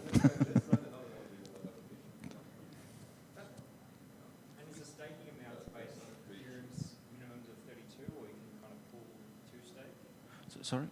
So with staking, yep. you have to meet Ethereum's minimum of 32 orders? Well, actually, this past week, we are staking with 1 to 5/5 with the CSM from Lido that they released, I think, 2 or 3 weeks ago, and it was great. We didn't release this configuration yet because we are testing we are staking in mainnet, I think on this device, and it's going quite well. But yeah, you can use Lido. We are looking into other solutions to lower this barrier, yes. We have validators with the vanilla contract with 32 ETHs, but we know everyone can validate with 32 ETHs. It's very expensive. So yeah, we are looking into alternatives. Yes, and this is a priority for us. Yes, 32 ETHs right now is a good amount of money if you want to start to trading. Like Vitaly said yesterday, is much more than 2 or 3 weeks ago. So the barrier is increasing. But like Diego said, with some like Lido solutions, you can start with 1.5 or 1.2. 1.5, but I think it will be, this is for early access, I think it will be 2.3 or 2.5, I don't remember. It's less, but they think at the less it's going to... If you're a solo staker ready, you can up to the 1.5 staking now, yeah, with Lido. Lido community staking module. You can search for it. It's easy to set up if you have some experience validating. It's pretty much the same, but you have to deposit on the Lido's contract instead of the Ethereum Foundation one. And the other thing are 2 or 3 configuration parameters, but it's easy. It's easy. The keys are the same. You generate the keys the same, and yes, it's easy. And you have a panel with all the data and keys and rewards. It's nice. Okay. And meanwhile, I was writing the SD card with our image, with an RBM image, and we are going to transform this RBM image in our image with running our init script live here. We hope everything is going to go well. At the end, you could use a lot of different tools to write an image from SD card. Here, the easy way in Linux, in my opinion, is using DD, but there is some graphical here. Some graphical tools that are going the same, like disk image writer and Balena Ethaccra for Windows, and even for Mac is also Balena. So there's a lot of different ways to write an image from SD card. And when you have your SD card done, it's like you see, let me unmount it.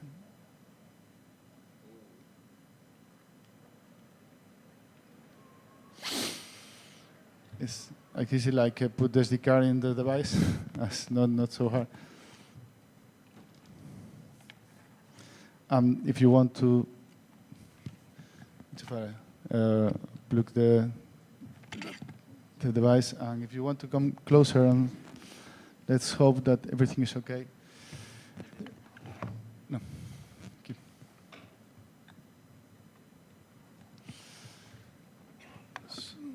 Something will start here. Let's see.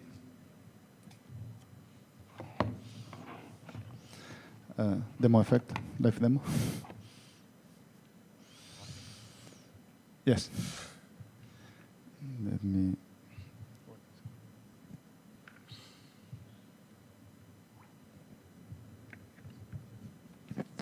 So again, now we are going to connect through SSH and launch the script. Launch the script that we were talking about, and we will see how this image is turned into an Ethereum node automatically.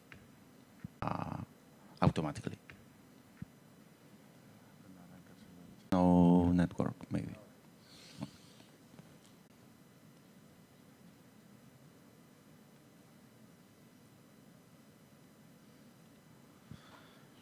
We need to find the IP. So, in order to create the demo, I have to start the DHCP server in my computer in order to simulate my computer as a router here, but it's not needed at home. Probably your home router is going to give an IP to the device in an automatic way.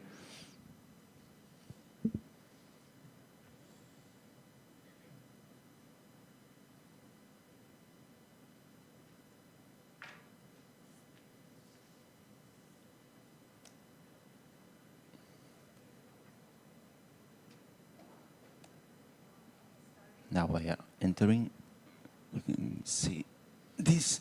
This is the standard image from RPM for the ROC 5.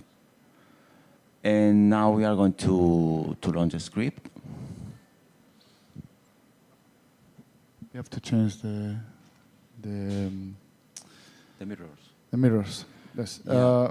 We found that the default Ubuntu mirrors here in Thailand are so slow that it makes almost impossible to create this demo here, at least in our hotel, because it's so extremely slow that at the end, simple apt update it lasts for 15 minutes. So we found some mirrors closer. We hope that it is going well here. Let me. It's not a big deal. Only change the sources of the ambient packages, and let's start.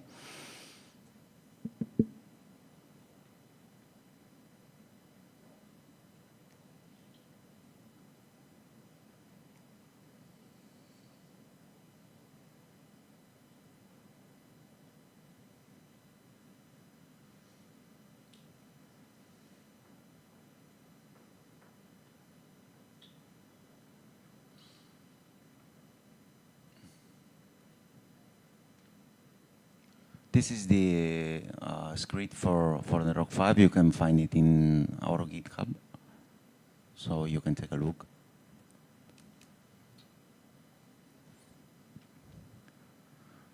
Fernando is struggling with Nano because he don't want it.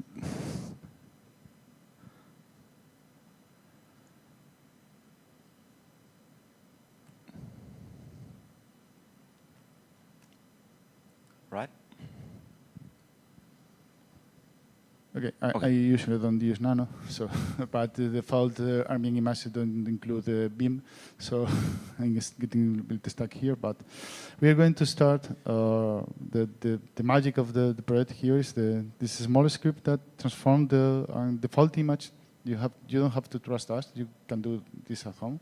You download the official arming image and only run this script, and we'll transform it in full Ethereum ARM node. Okay.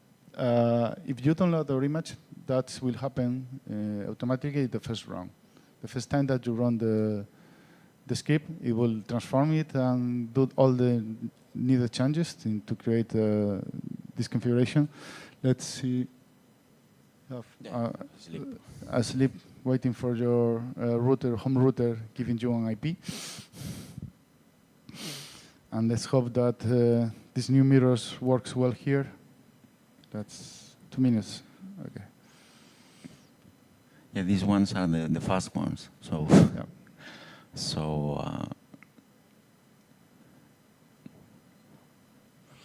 how much time did it take in our demo at the apartment?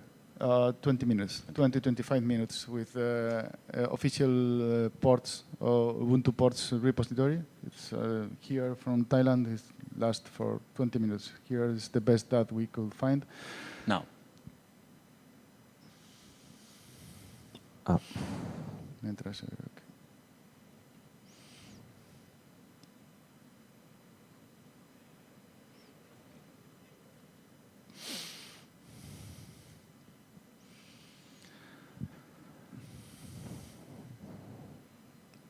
Okay, we know this is a little boring, but the first thing that is going to do the script is test if you have already done some installation in your disk, because probably you have some problems with the SD card of the device, so you have to change. But the initial script takes care is you have a previous installation from the Ethereum ARM image. It not will be deleted. You want to keep your configuration and anything else.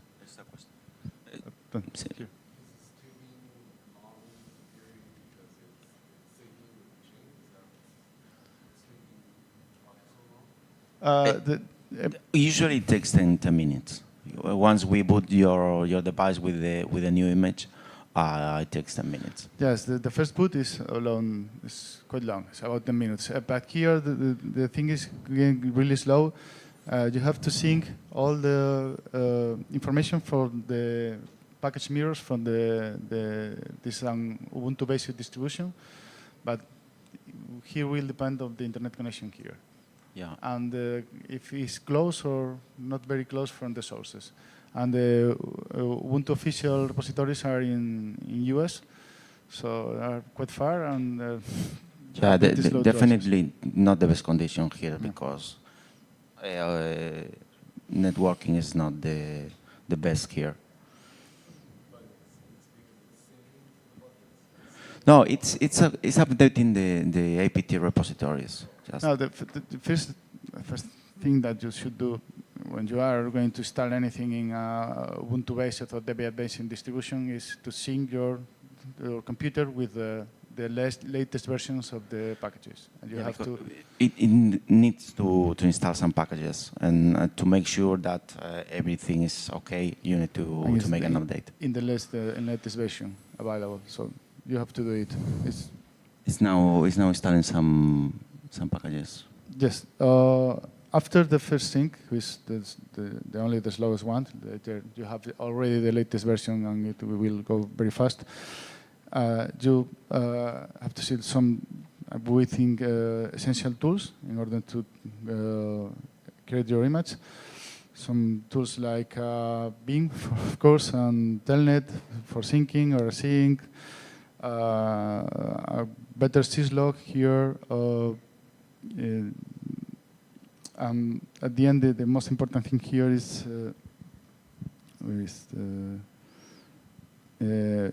a JDisk. In order to create a partition, partitioning the NVM disk for the first time, probably you don't have anything in your disk, and you have to create a partition in a custom way in order to have your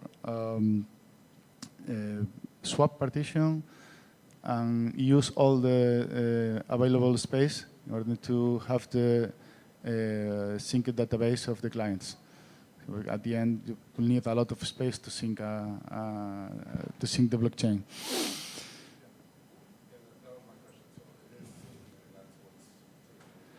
No, it doesn't start to sync already. Here is only preparing the operating system to. You mean the Ethereum node? No. The clients, the Ethereum clients are even not installed. Yeah. Okay. So this is maybe probably a little low level, but at the end you are going to format your NVMe disk.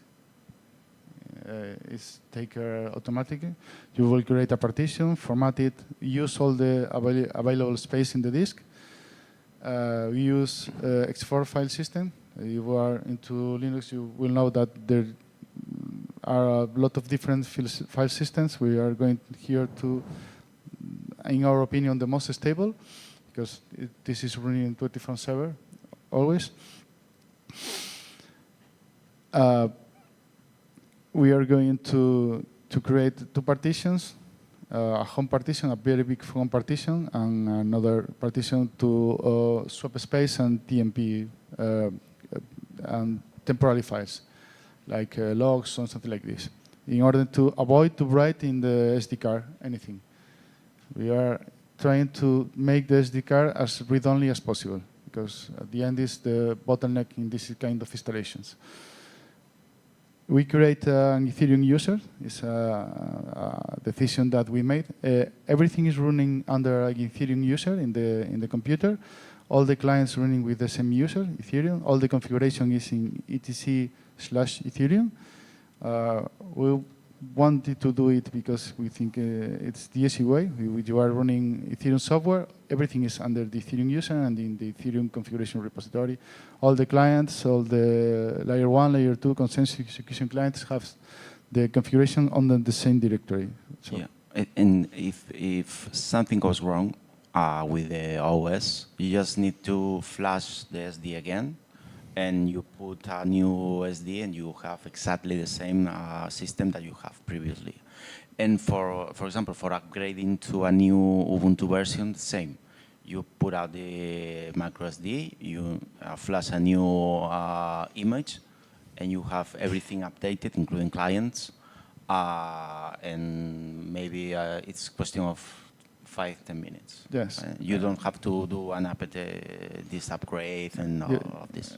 The main idea is the operating system is in the SD card, and you can change it whenever you can. But all the configuration is in the internal disk, the NVM disk.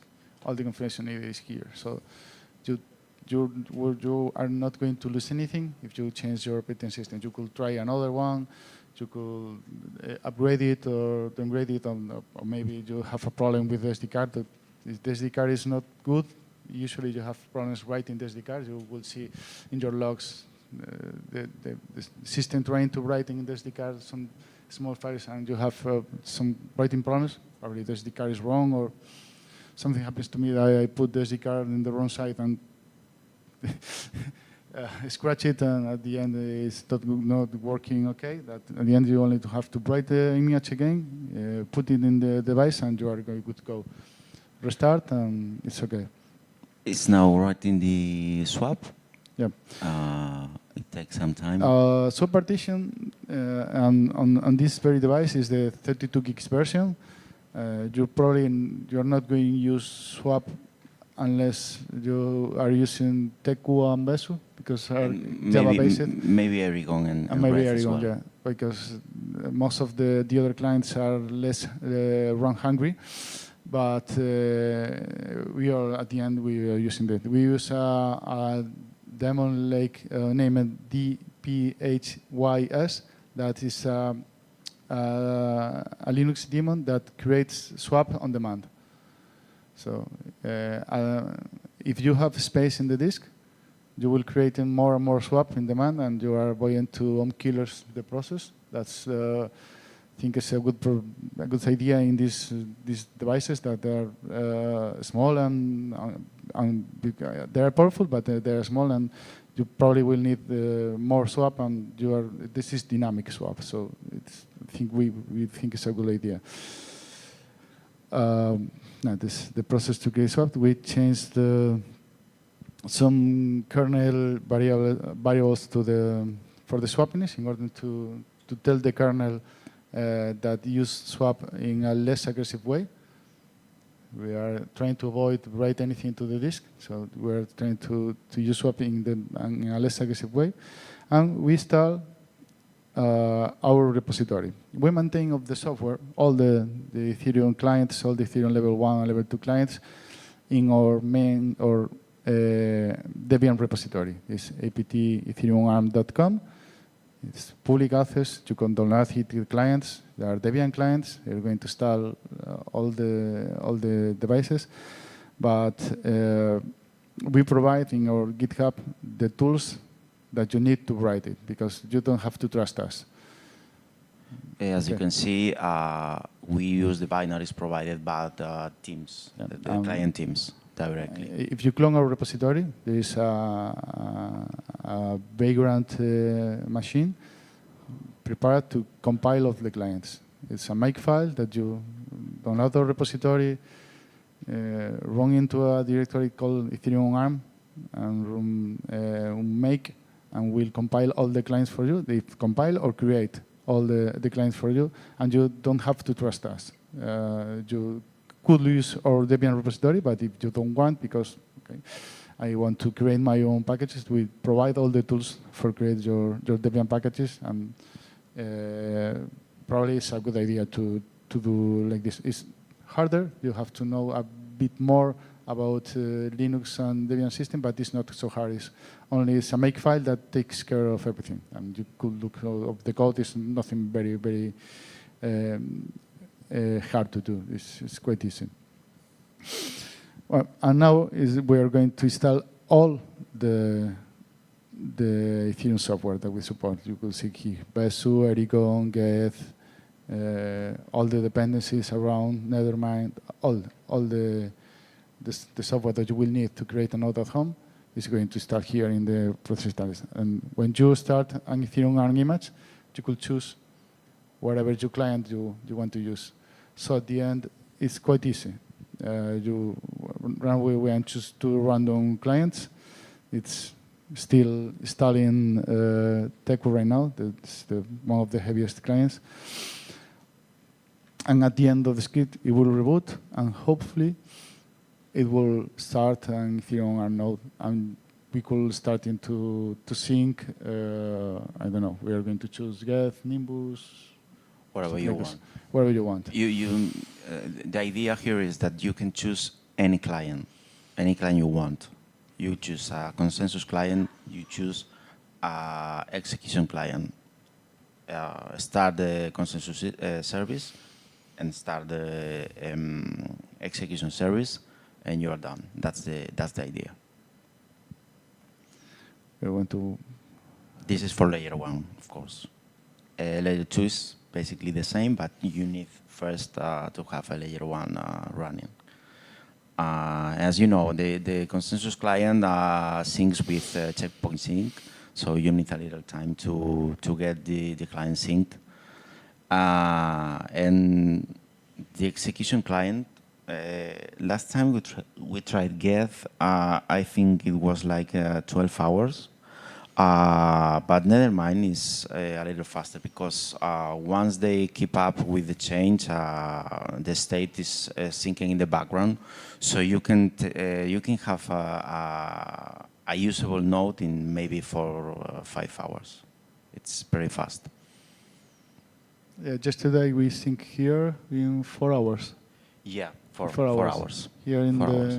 in the boot of Stick at Home boot, we No port forwarding, nothing. no port forwarding, not everything is slower that you could do at home, but in 4 hours we have a Nethermind sync. It was Prism plus Nethermind, I think. Yeah. But again, you can choose any client you want. TechQ, Nimbus. Nimbus is especially good for these kinds of devices because it's very light. I think it takes less than 1 gigabyte of RAM. It's amazing. And yeah, Prism and Lighthouse. Grandin, I think that we support as well, and Yes. Lodestar. Grandin and Lodestar. Yeah, and for the execution side, Geth, Nethermind, Besu, Red, and Eragon.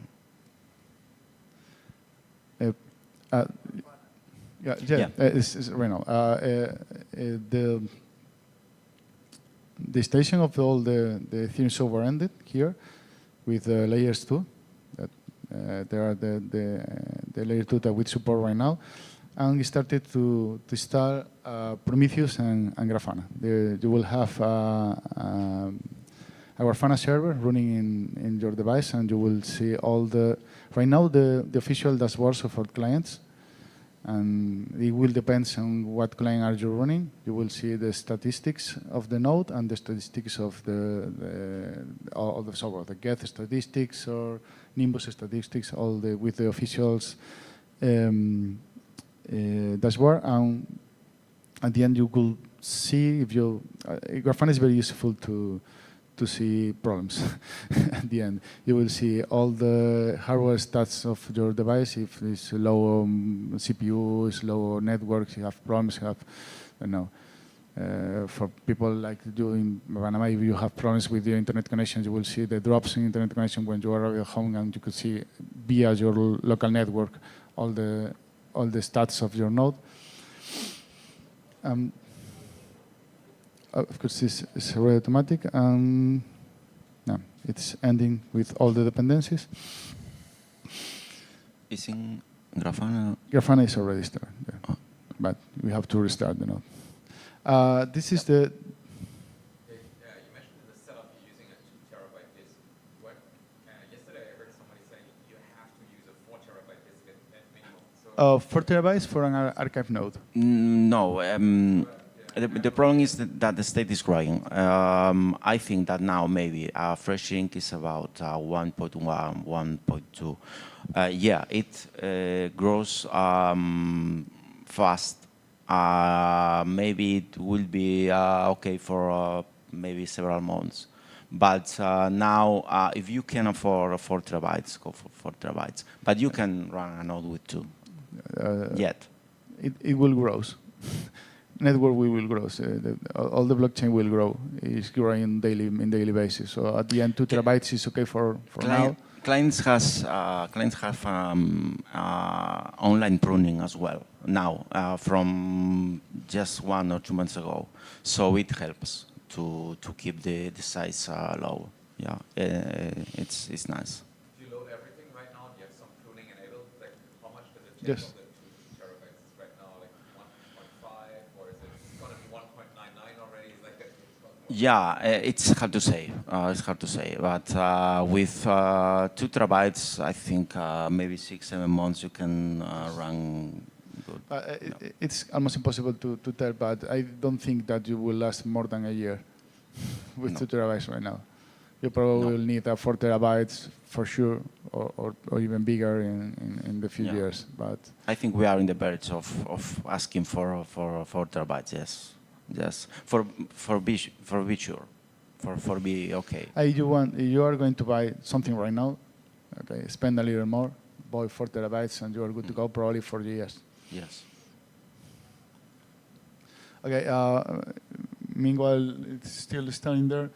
this is the if you want to create your packages at home and don't trust our repository, we provide these make files.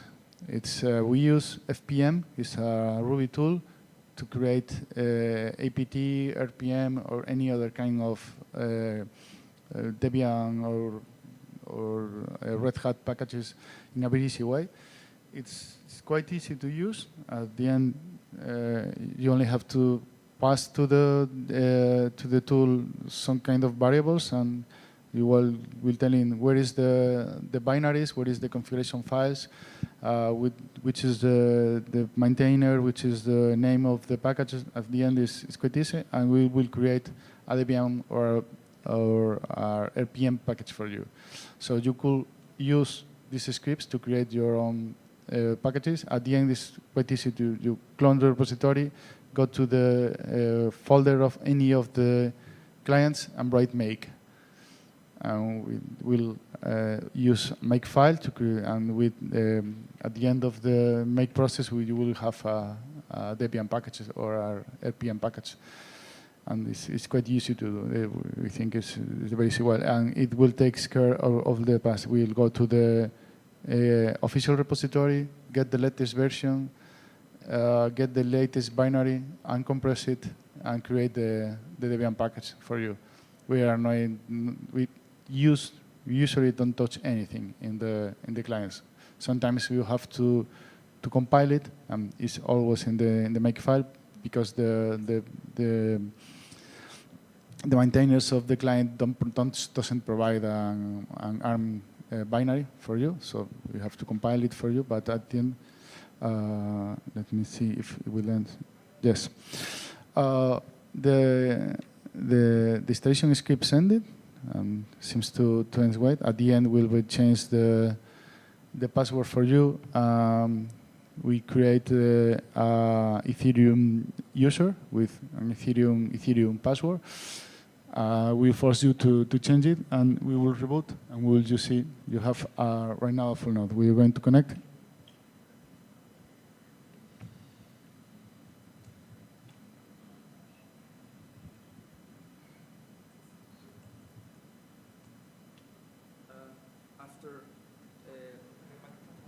Okay, let's say I finish syncing this node via normal internet. After syncing the node, is it possible to run this via 5G? Via 5G, possibly, but I cannot say. I didn't try. It's possible because one sync, the bandwidth needed is much more less. So, yeah. I don't know how fast is the 5G.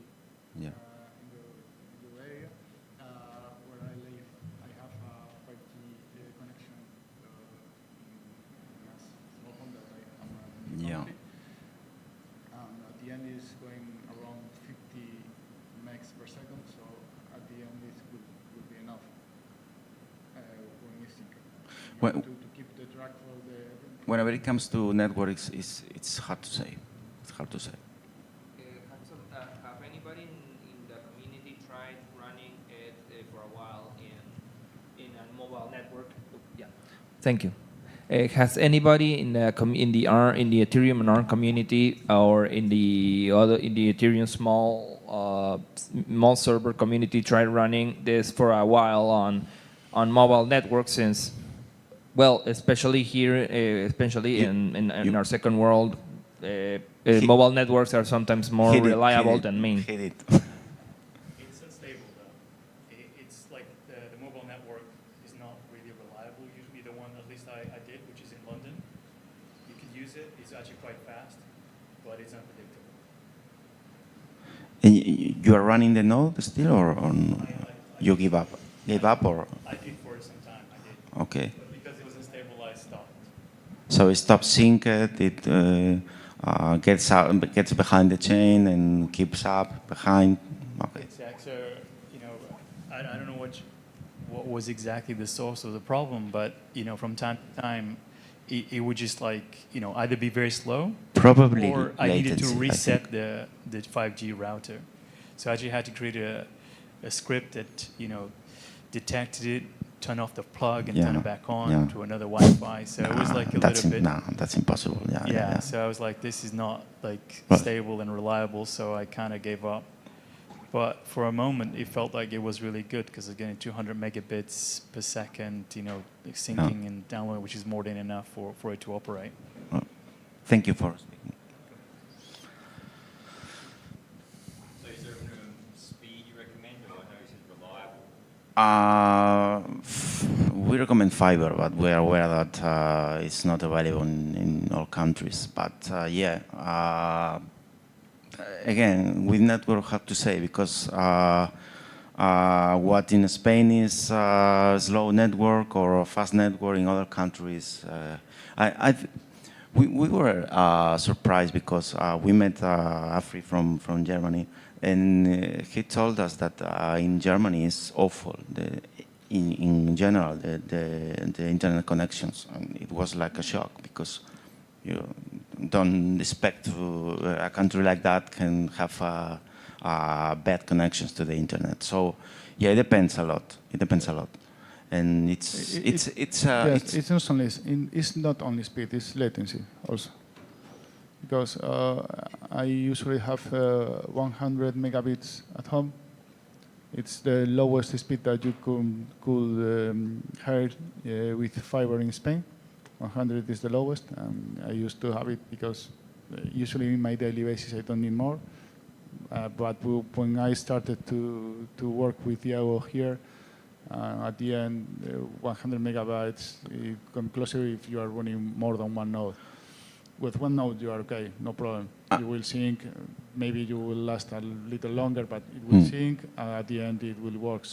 But when you start to play with 2, 3, 4, 5 nodes, it's not enough. Okay. I don't know, 5, 6, something like this. But yes. Nodes. Nodes. Yeah. Oh, I run maybe 7, 8 at home. I have 300 megabits. I have 1 terabyte right now at home, and the difference is huge in times. And you know, you have at home Netflix and HBO, and you are watching shows, and it runs well. So, yeah. I think. Sorry? Can you use this with VPNs? VPNs. Externally to the device? You can, but it's not necessary to use. It's more like you want your ISP to see constantly to Ethereum back and forth. Yeah, no, it's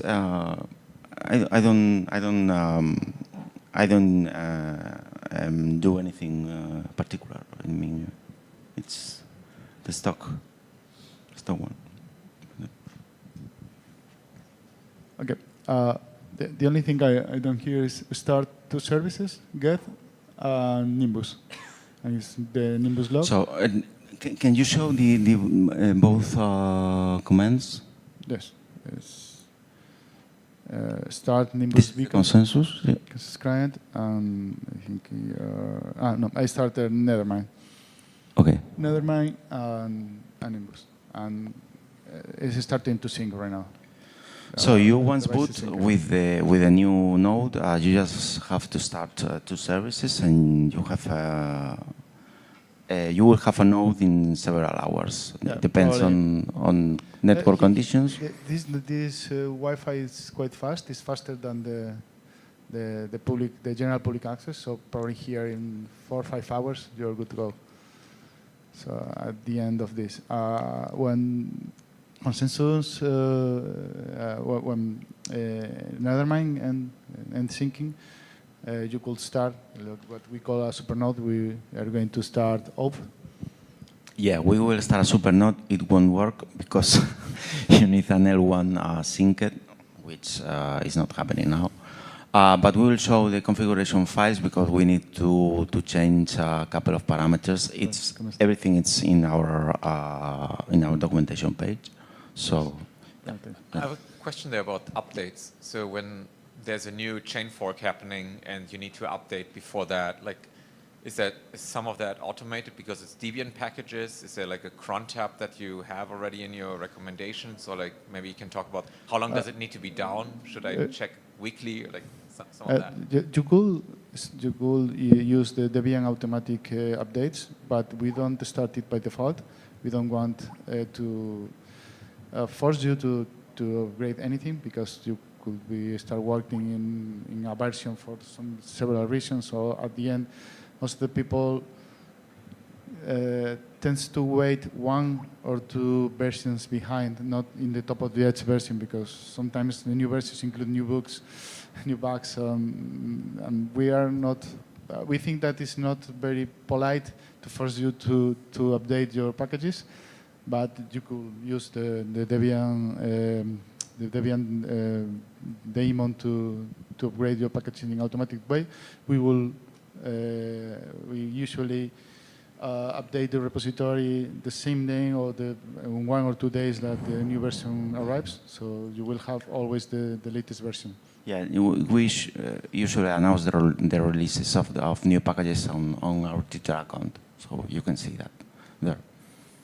So we just need, because we are running both L1 and L2 in the same device. We're just going to put here localhost. He can use localhost because one of the software that we provide here is an Nginx server running as a proxy. Because most of the time that people that run nodes at home, they want to access to the API of the client in order to do their work or check anything in the blockchain. So at the end, it's easy to only use the IP of the device to get information. At the end, it's an Nginx server running here, like a reverse proxy for all the clients. If you are going to use MetaMask against your own node, there is you have to install. There is Nginx is running with SSL certification that you will have to install in your computer in order to trust it. Or if you have your own domain, you could use it. Yeah. So for starting the L2, we just need to start. These are first you need to run upgeth and later upnode. That's all you have to do. And here, and in the upnode configuration, you need to put where your L1 is. In this case, it's localhost. So we put localhost. In case you have it in another node, you put here the IP, and you are done.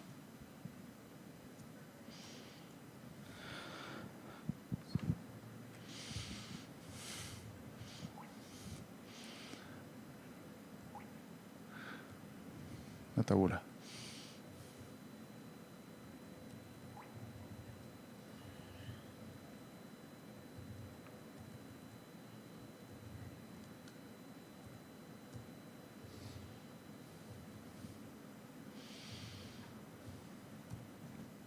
Oh. Happen. Oh, no, okay. But no está layer 1 is not. Pues del otro puerto.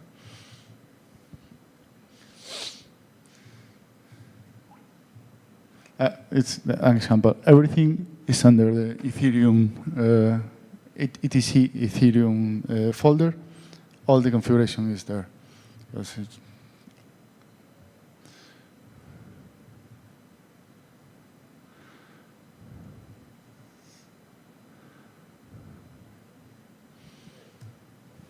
Now we need to specify another port for upget because get is running on 30303, so we need to change that as well.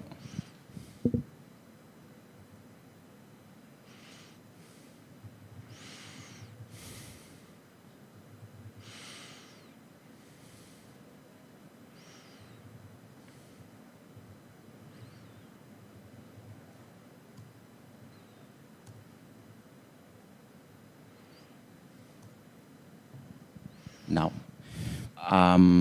Once you have an Upgrade, all you have to do is, again, put your, modify your configuration in Upnode and well,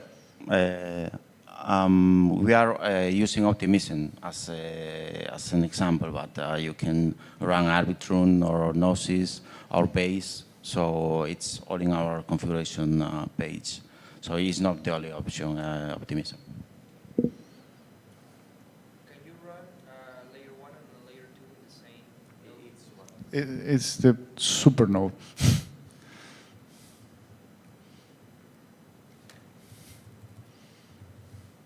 Okay, Upnode is not going to work because we don't have a layer 1 sync. Okay, see, it's going to break. But yeah, this is pretty much all you have to do to run two nodes, two-layer nodes in the same device. But yeah. Just to come back to that earlier question about the storage size. Now, if you even run two nodes. Oh yeah, no, 4 terabytes here. Yes, yes. So how big is Optimism, for example, right now? Like, how much do I need for that? Because I always think that they're so fast, adding so much state. Yeah, I would say about 2 terabytes of node. Yeah, just Optimism alone. Yeah, yeah. And several months ago, you needed to download a snapshot. It was very difficult to decompress because it was already the snapshot. It was huge, and you needed like 6 or 7 terabytes for storing the compressed file and decompress it. But now it supports a snap sync, and it works great. Yeah, it's very easy to run an Optimism node. Yeah. We have really at home running a Supernode because if everything fails, we have a backup at home. Node is not running because it fails, but yeah, it's good. Here it's at home. It's ours. Yes. Okay, this is running at my home. Okay, this one, and you can see the average load, and it's running flawlessly. It's the same. I don't know if this is the same device. No, it's an Orange Pi Flash, and yeah, it's pretty much the same device. But you can see that it's running great in sync. And what? Un segundo.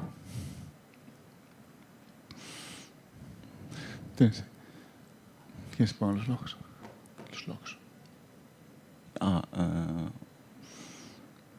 Wait a minute, please.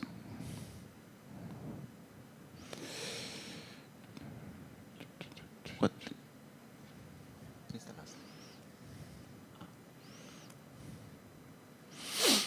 It's easy to see. No, nice. This is nice. Okay. As you can see here, it's a very easy way to see how is your node going. You have all the processes running. It's Upget, Get, Nimbus, Upnode, all in the same node. It's an Orange Pi. It's more or less the same device, the same powerful, the same memory. You see, it's not capping the CPU. It's 70% of CPU using. Memory is 60%. Capping is 50% right here. It's doing well. It's not even very high load here. So you can see this is more than enough small devices like this to run Supernode. Yes.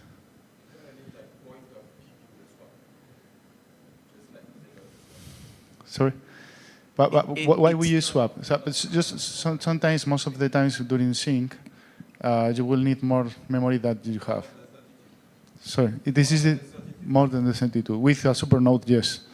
With all these 1, 4, 5, 6, 7 services running, sometimes during sync it will require more than 32 and will out of memory. Safe measure, I think, yes. That it's not using it pretty no, much it's not heavy using swap, but the swap is in the NVM disk, so it's quite fast to access the swap. And I was at this very funny web page. There's Linux 8 RAM. So at the end, if you have swap, because the system is going to need. Right now, it's 50% used. Not probably. Let me see. No, there's no process using swap right now. But during sync, we saw several on killers when we have all the devices. So we'll need swap at the end. If you're using the 16 gigs of RAM version, you will use RAM. We use it also. But when everything is sync and is running, it's not so heavily used. The service, of course, I don't remember. You will have always a Prometheus server running in behind, storing the statistics of your node. So it's always running Prometheus server and Grafana server over the Prometheus. So at the end is another quite heavy process running. So at the end you will need a bit of swap, but it's not a big deal because the swap is in the NVMe disk, the SS disk, so it's quite fast. It's a lot faster than the SD card. That the main idea of this is all the tweaks for not using the SD card. Right?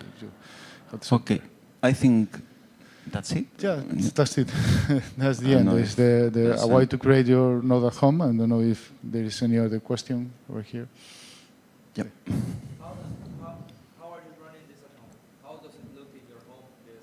Exactly the same. Exactly the same. I have, well, not exactly. We have a little rack, yes. But you can put this in any corner because if you want only one node, I have maybe 6, 7 nodes. A WAF, yes.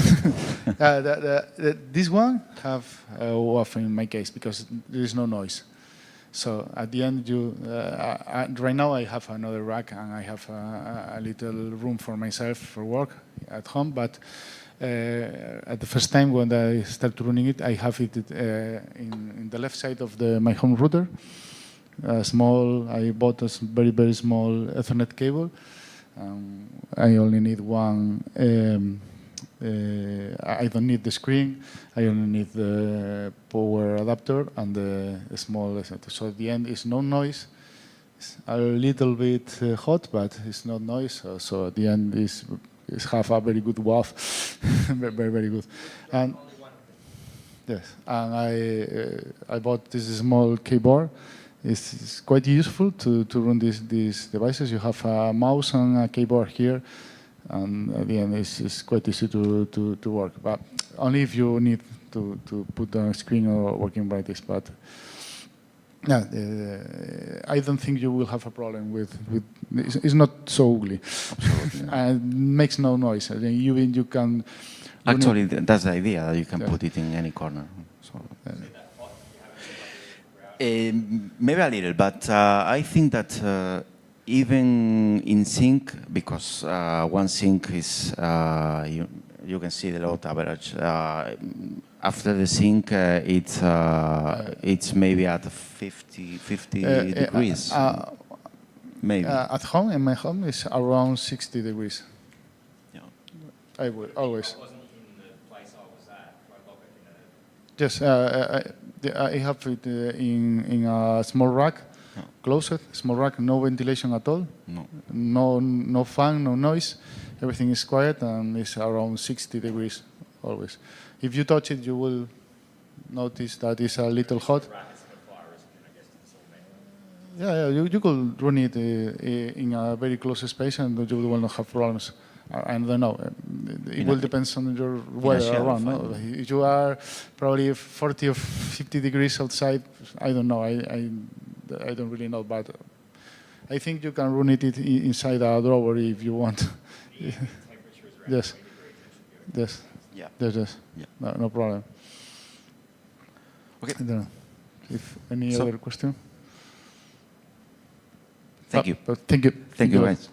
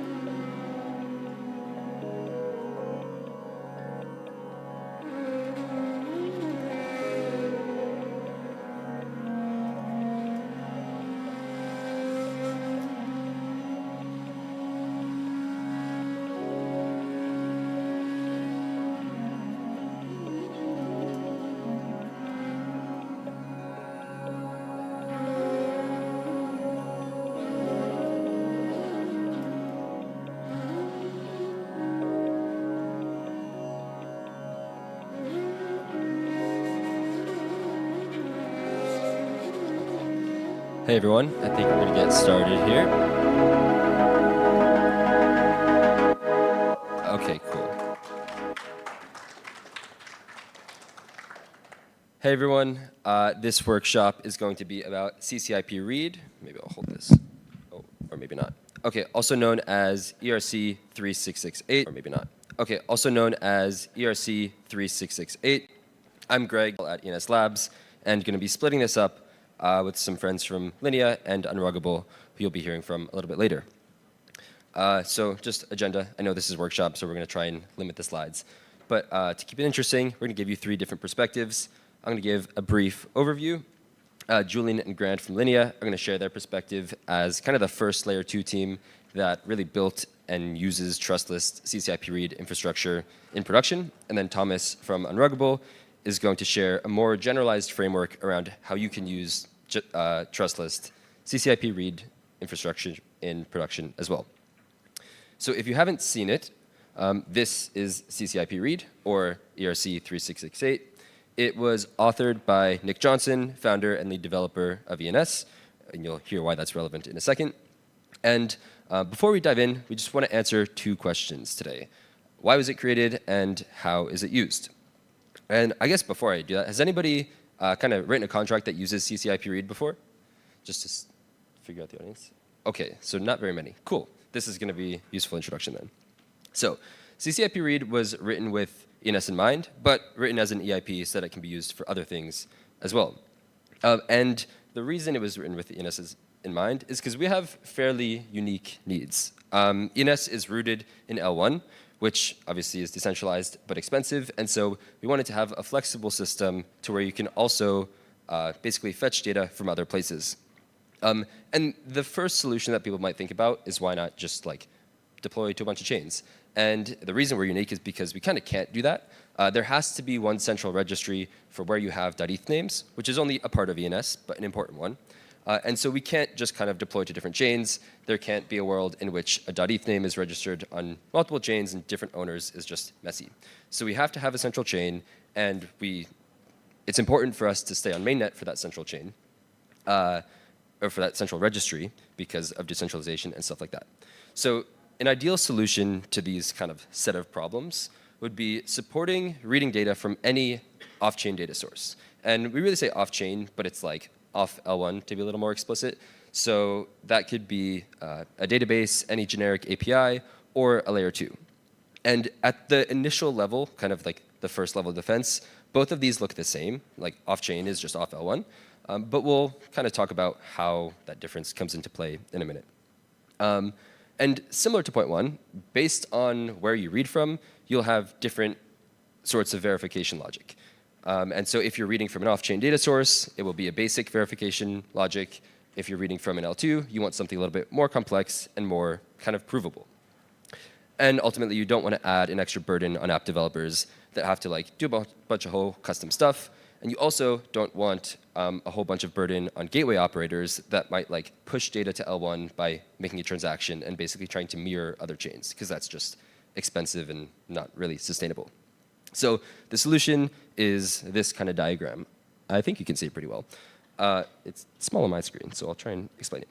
Basically, there are 3 parties. You have a client, you have a contract, and you have a gateway. Or in other words, it's like an application, a smart contract, and then an API. You know, the spec is that a client will call a function on a smart contract, as you do on any contract, and instead of returning data directly from internal storage or something, it will actually return an error if you're implementing CCIP read. And that error has a specific signature. Basically, it's this off-chain data error. And this indicates to the client that it should send the call data that it gets back from that error to some URL, which is also defined in the error.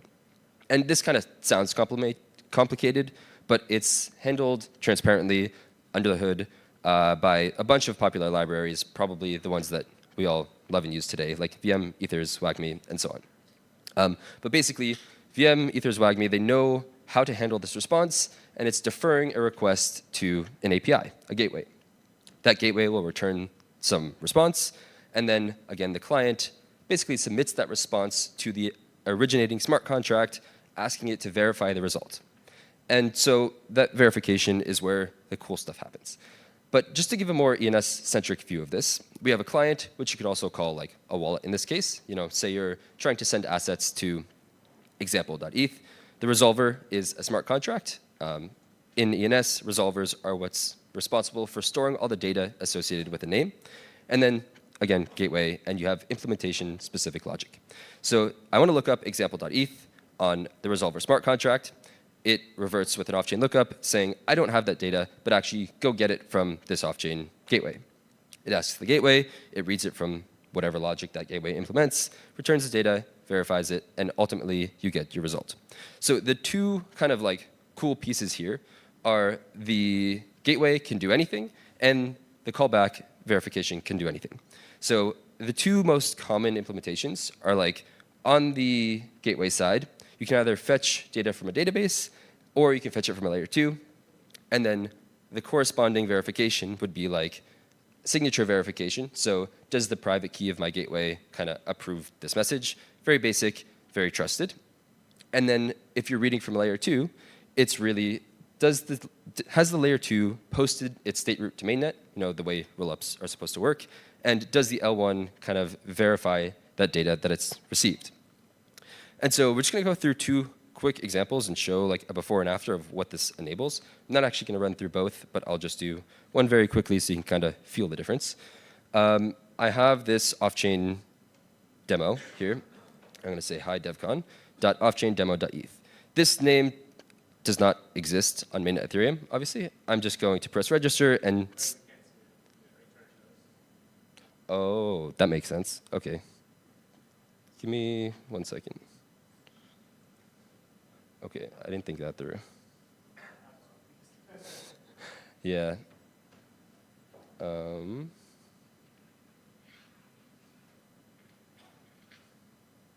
if I can't do this in a second, then that's fine. All right, I can't do it. But anyways, if you want to scan this QR code and do it yourself, what's happening is I'm signing a message, and that gets saved to a database.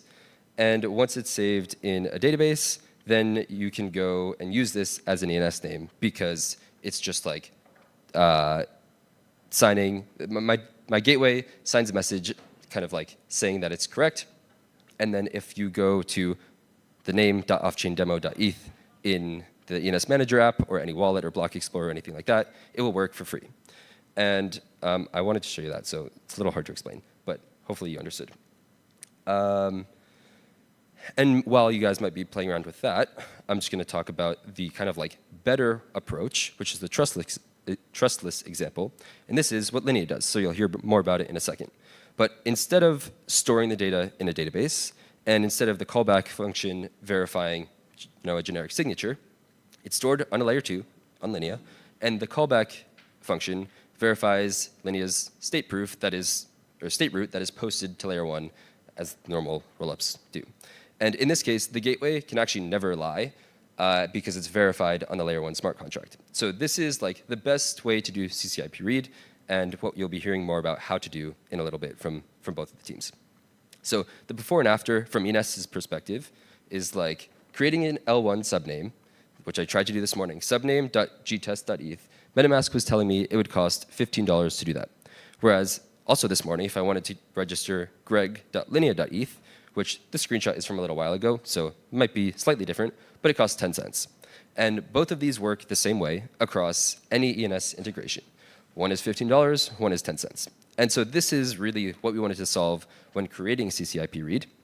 And how it's being used in public is pretty cool. Linea has almost 500,000 names, base.eth has 500,000 names, and these other two off-chain implementations have millions as well. And so basically, CCIP read was created to solve flexible data for ENS and also the Ethereum ecosystem at large, reading layer 2 data from layer 1. And now I'll hand it off to the Linea team to go a little bit deeper. We haven't practiced the computer switch, so might have to give us a minute, but let's see how this goes.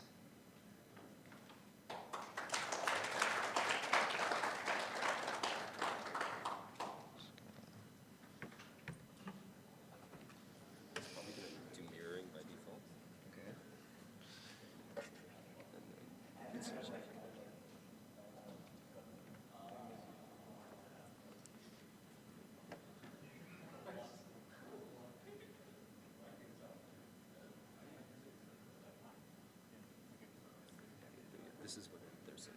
Okay. Yeah, that's cool. Should we go down? Cool. Good afternoon, everybody. My name is Grant. I'm one of the lead smart contract engineers at Linea as part of the core team. If you want to scan that QR code, that's going to take you to the link for this repository, where it'll contain the code samples with everything that we're going to be working through today. So I'll just give you guys a minute to grab that, and then I'll take you through some bits and pieces about the Linea implementation with ENS. And then once I'm done, Julian is going to take you through an actual practical example. So if you're wanting to code along, that's the repository to get the data from. You may need to install a couple packages that are in there first. As with good security practice, just make sure those are the packages that you want to install. Cool. Hopefully that's big enough to see. Let me just make it a bit bigger. Where's your plus here? Where's your plus here? There we go.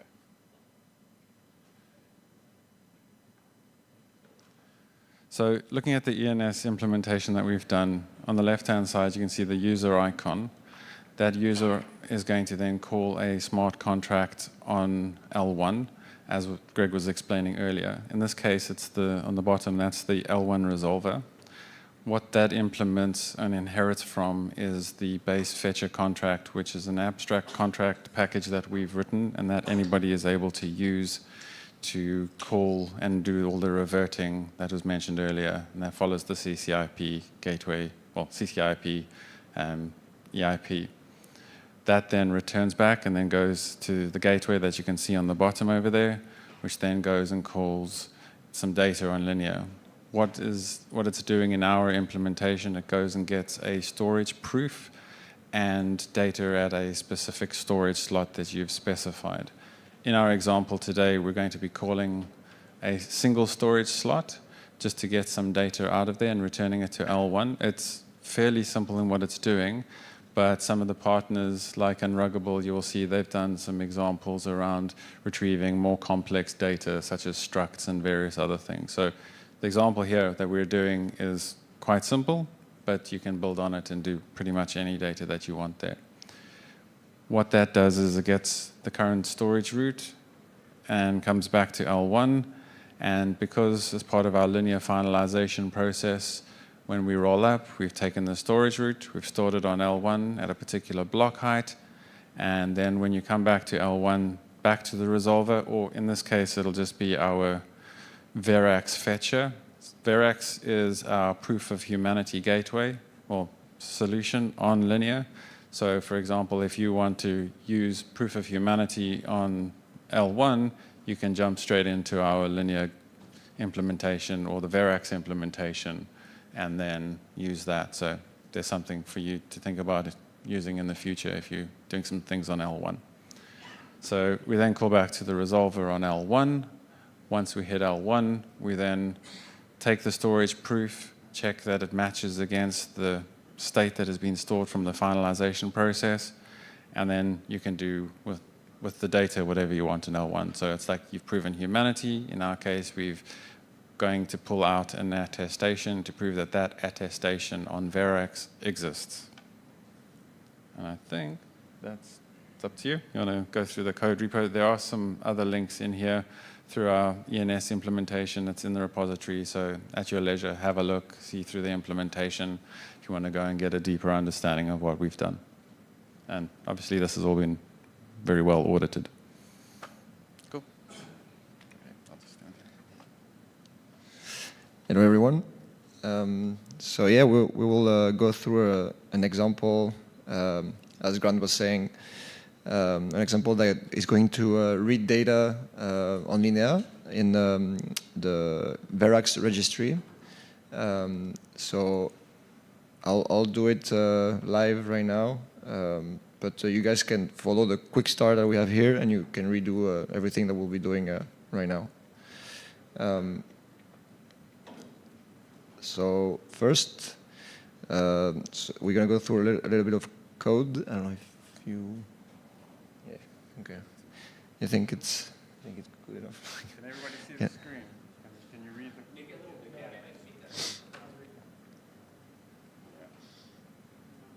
this good?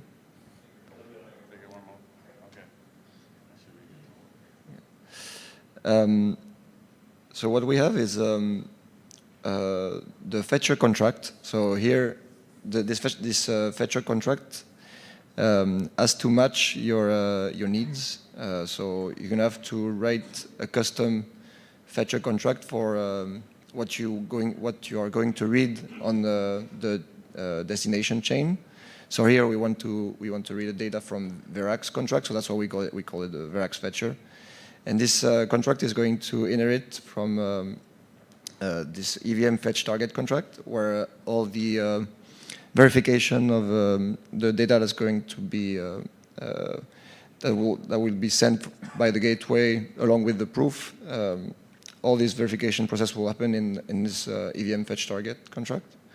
But this is in I mean, we made an NPM package of it, so you can just use it from there. And so all you have to do is a couple you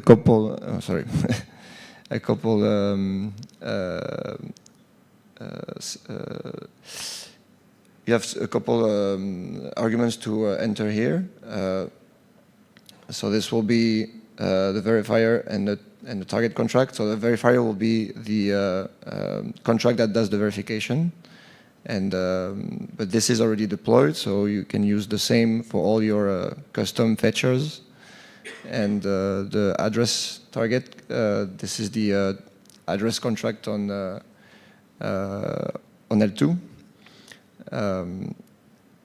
Then we have this.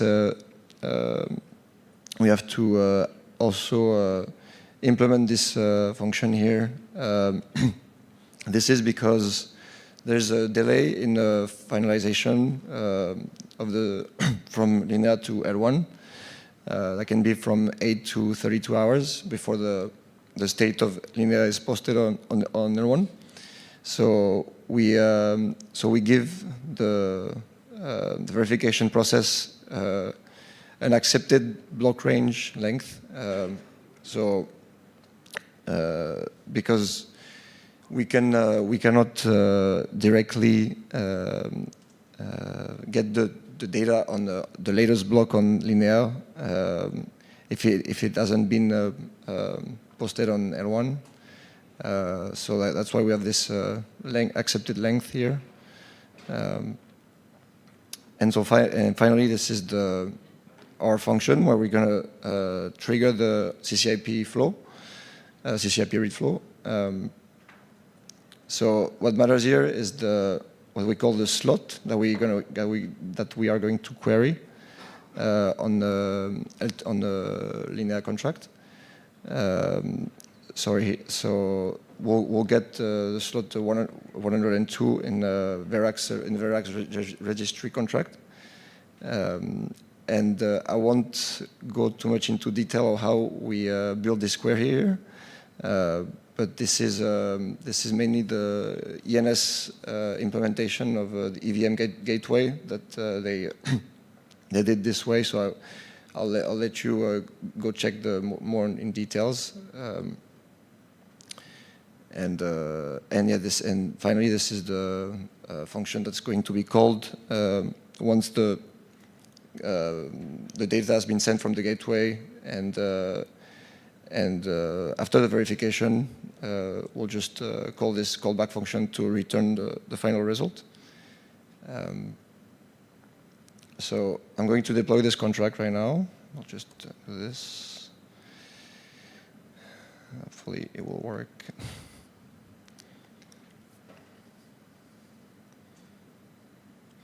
Obviously, the Verax registry on Linea that we are going to query, it's already deployed, and also for the purpose of this demo, we had to have an already deployed contract. We cannot deploy a new contract because otherwise we would have to wait between 8 to 32 hours that the state is posted on L1. So that's why we are querying a contract that already exists on Linea. It's taking a bit of time.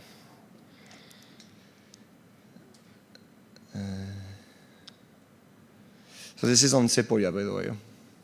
We're doing this on Sepolia.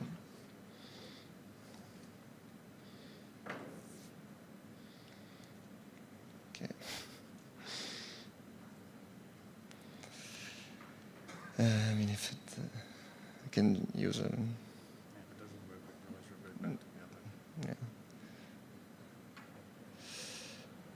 Yeah. I'll just shoot, I mean, okay, finally done. So I'm going to get my deployed address here. And I'm going to show you a little UI, very simple, that we made to call this contract that we just deployed. So I'm going to paste the address, the deployment address here. And what I'm going to do is I'm going to check if an attestation ID stored on the Verax registry exists. So on Linea. So I'll just do, so the ID is this one. I'm going to just call the contract like this. And what it does, it returns the same ID. So that means that it does exist. If I put another, let's say, this ID here, it will tell me that this this attestation ID does not exist. And what we can also see is when I call the contract, I can see here that we have a call. I don't know if I can see. I guess it's too small, but yeah, I can. Yeah. We can see that the Linea CCIP gateway is being called in the background when we click this button. Part of the process of the CCIP read, and it returns a bunch of data. So it's the value that we are trying to retrieve plus the proofs, and all this all this data here is sent. Oh, sorry.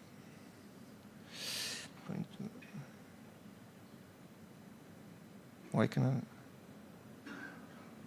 Okay. Okay. Is sent to this function here, this callback function here, where it's going to decode all this data and is going to prove that this data is valid, and then send it back to this callback function here and return the value. So yeah, this is all the CCIP read flow, and yeah, so the other thing that I wanted to show you is how. Oh, sorry, this is not it. How easy it is to for the client to do the CCIP read call. Just going to show you. So this is by using Ether.js, for example, you can simply do this call here, where you're going to so you're calling the method that's so get attestation method. You pass it the attestation ID, and you just add this little parameter here, and enable CCIP read. And in the background, Ether.js is going to do all the CCIP read flow. So revert. So it's going to catch the revert from the contract. Then it will take this. Then it will call the gateway that it needs to call to fetch the data, and then take the data back from the gateway and do all the recall the callback function to verify the data and return the result. So this is all that's happening in the background, and yeah, I think that's. What else did you want to show?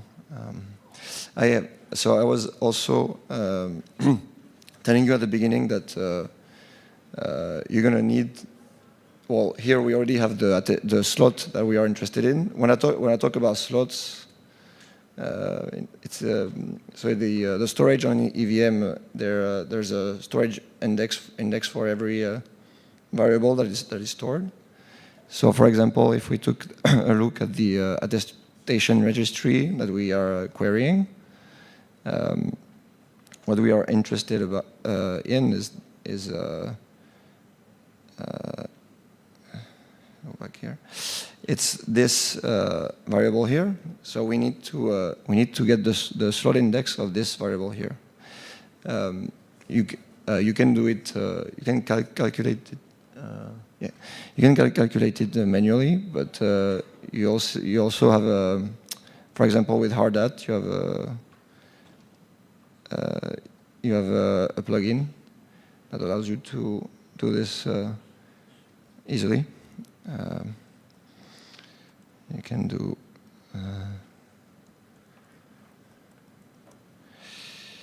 npx Hardat check. So this is going. This command here is going to use Hardat storage layout plugin. And when I do this, it's going to display all the slot index for all the variables in the contract that we are interested in. And so you can just get the index that is interesting for you and use it in your fetcher contract. So yeah, I think that's a cool plugin. Yeah, I think that's about it for this walkthrough. So yeah, you can reproduce everything following the quick start here on your machines. And yeah, I think do we do questions? No, or do we? Oh, I don't know. Okay. Yeah. We do questions at the end, or okay? Yeah, at the end. All right. Well, we'll give. Yeah. Thank you.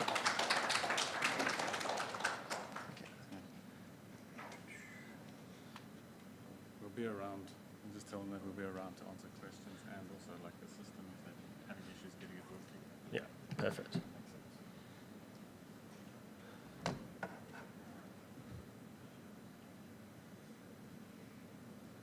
Okay, how does... Ooh. I've given you a teaser already accidentally. Okay. Perfect. I am Thomas from Unruggable. We are ENS service providers. We are building Unruggable gateways, which is a more generic system for doing essentially what the guys from Linea have just demonstrated. So Unruggable Gateways is a full solution for allowing trusted data resolution from L2 blockchains. Just quickly, if I'm here, can everyone hear me? Yeah, perfect. So this is a QR code that links through to our GitHub repo. I would recommend clicking on that at this point. I will do it just for the purposes of demonstration. But at the top of here, we also have a link through to our gateway documentation, which is also good supplementary material for this presentation. And I've specifically set up a Devcon links section, which links to everything that I'm going to kind of mention here. So you can kind of follow along as we go, or you can jump ahead if you wish and just click on everything and see what happens. So a bit of background and context to why we have built Unruggable Gateways.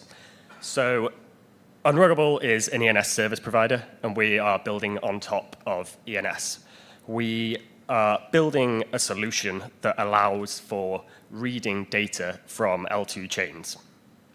The usage of that in the context of ENS is, of course, for allowing data to be stored on cheaper chains that make it easier and more accessible for users. We also want to make building solutions simple and accessible to everybody so that builders, such as some of you in here, are easily able to kind of onboard and build smart contracts that integrate with the gateway solution to read data from other chains. We want to abstract away complexity and avoid duplication of effort. For some additional background, the code that the Linea guys just ran through is a fork, I believe, of the EVM gateway code base, which was kind of the initial version of this solution that was built by Nick Johnson. I think Greg mentioned that from within ENS Labs. That kind of worked with Arbitrum and Optimism, I believe, and then Linea kind of got in contact and wanted to build a verifier solution for their chain.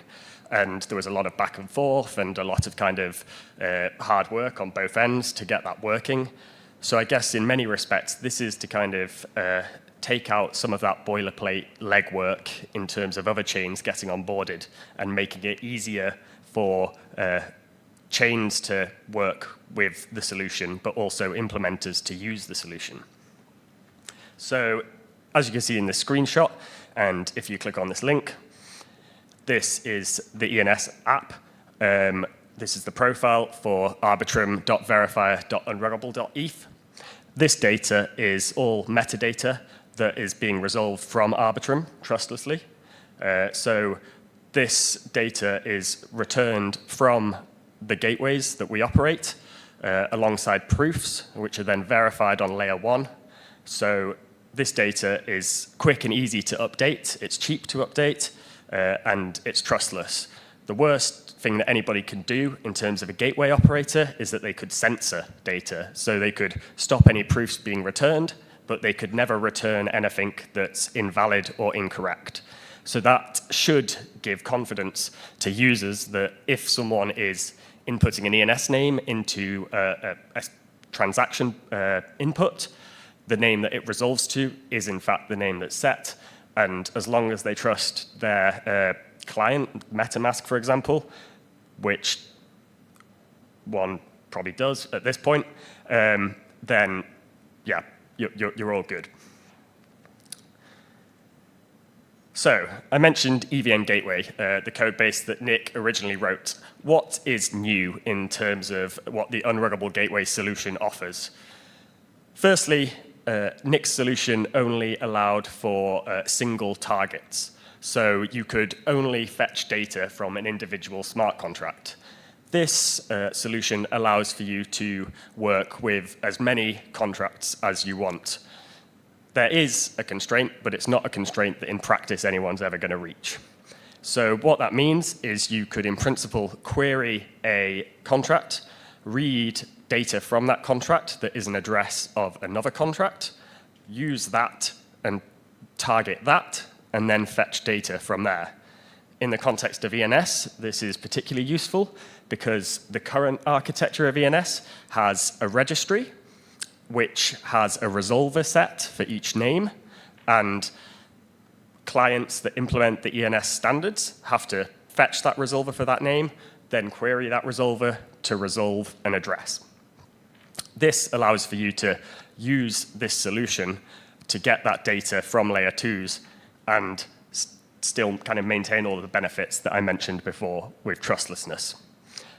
This solution is also heavily optimized. We've spent a lot of time implementing caching at all layers.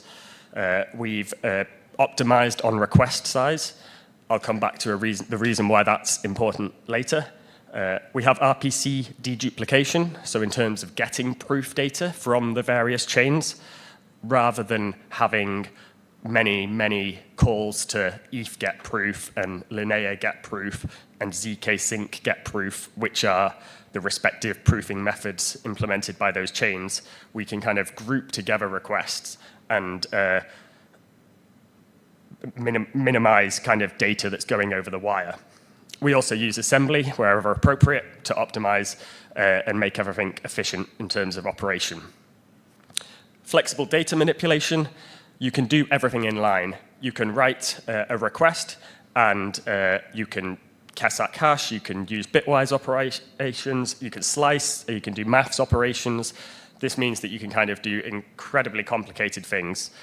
If anyone's looked at the ENS architecture, in its current form, it uses name hashes, which are Kesak hashes of concatenated label hashes.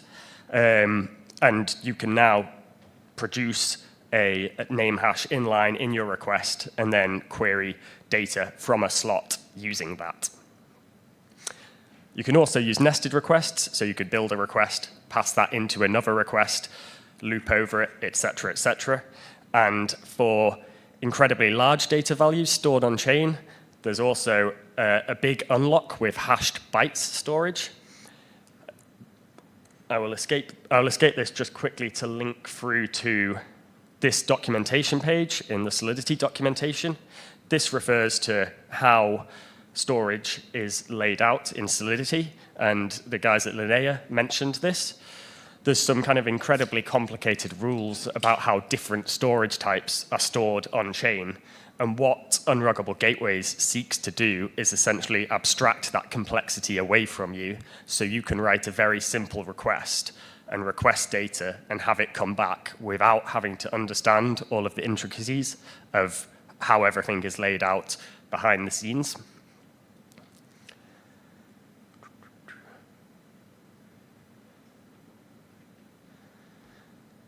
So chain support. In principle, we support all orbit chains, all superchain chains, Linea, Scroll, Base. I put Base on there separately, but Base is in fact a superchain chain. And of course, the recently announced name chain.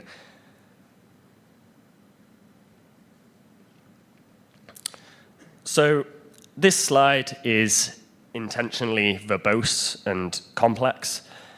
Try structures, fault proofs, finalization. It's all fairly complicated stuff. And again, we want to make CCIP read and reading data from other chains as accessible and as simple as possible. So we kind of try and abstract away the fact that all of these chains use different try structures, different fault-proof mechanisms. Obviously, Optimism, Arbitrum are optimistic rollups, Scroll and Linea, ZK rollups. Scroll uses Poseidon hash for its try keys. Linea uses a sparse Merkle try, etc., etc.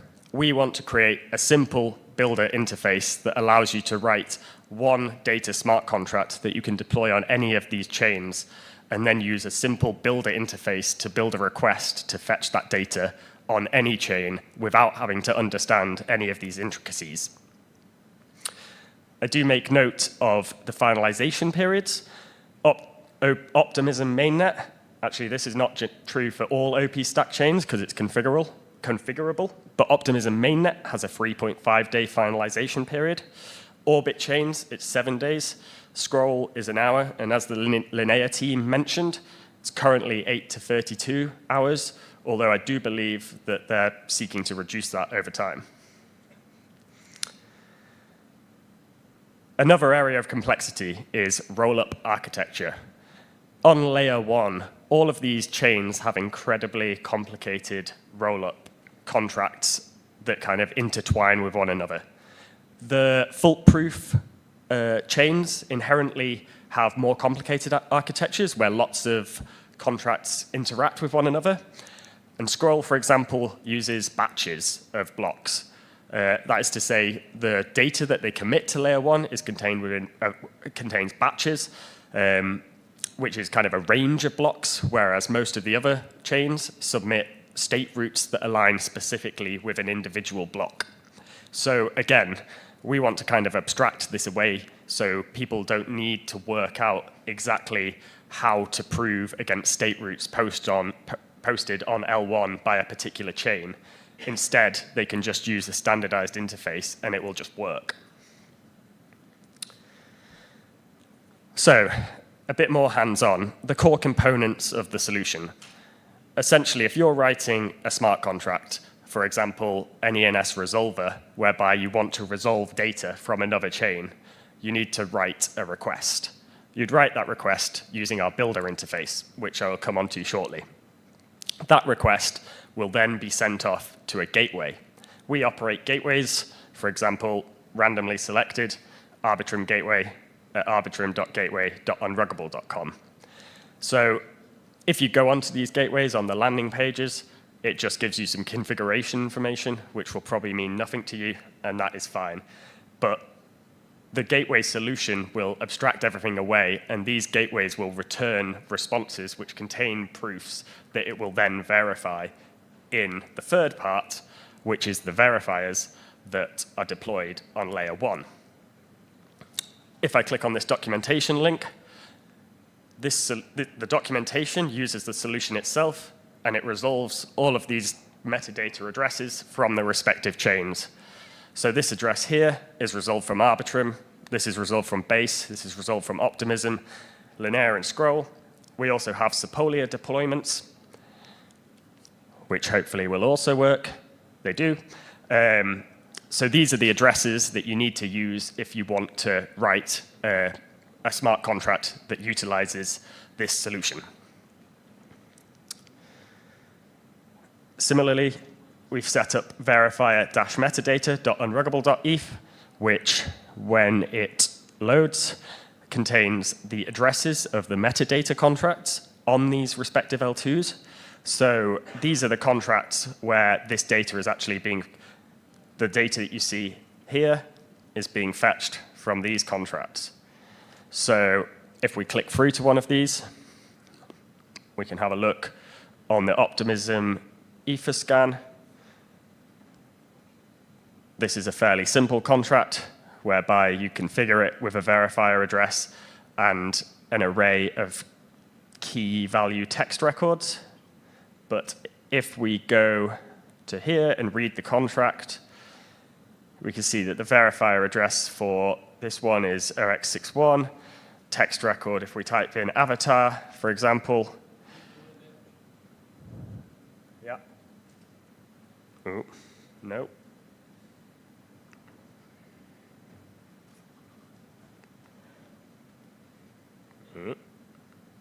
Is that better? Yeah. So this is the avatar that is being resolved when you visit that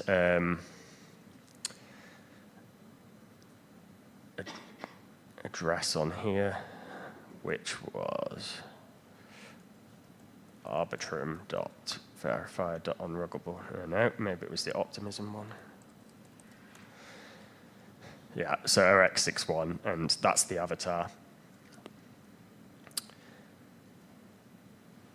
So this is probably the bit that's of more interest in terms of if you want to actually build something using this solution. So this is the builder interface that's made available to users of the code base. I'll just run through it quickly. So this is essentially stating that you want to build a request that's requesting one output, so one piece of data. We're setting the address of the contract, which we want to resolve data from, which is the metadata contract that we have deployed on the layer 2. We're then saying that we want to get the data that's in slot 1, and we're reading that data. We're then setting it into output index 0. So similarly to the previous example by the Linea team, if you go over here, what's happened there? In slot 0, we have the owner, because this is an ownable contract. In slot 1, we have the verifier address. So that is why we're fetching from slot 1. That is the actual code that is utilized by, if you just bear with me, the Unruggable verifier resolver, which is the resolver that we've set on verifier.unruggable.eth. So if you're aware of the various ENS IPs and the ENS protocol standards, there's ENS IP 10 and ENS IP 5. ENS IP 10 is for wildcard resolution. So we set this resolver on verifier.unruggable.eth, and then all subnames of that get passed through to this resolver. If we look here, the code that I had in my presentation is listed here in the adder getter, and we pass through this request to the fetch method. It comes back to this callback, and we return the value, and that's it. So hopefully people are in agreement that this is somewhat more simple, although I appreciate that it's still inherently complex, than kind of having to discern exactly how storage slots are laid out for a particular contract, or the fact that kind of a long string spans multiple slots, or that if you're trying to read from a mapping, you have to work out the hash of the key, etc., etc.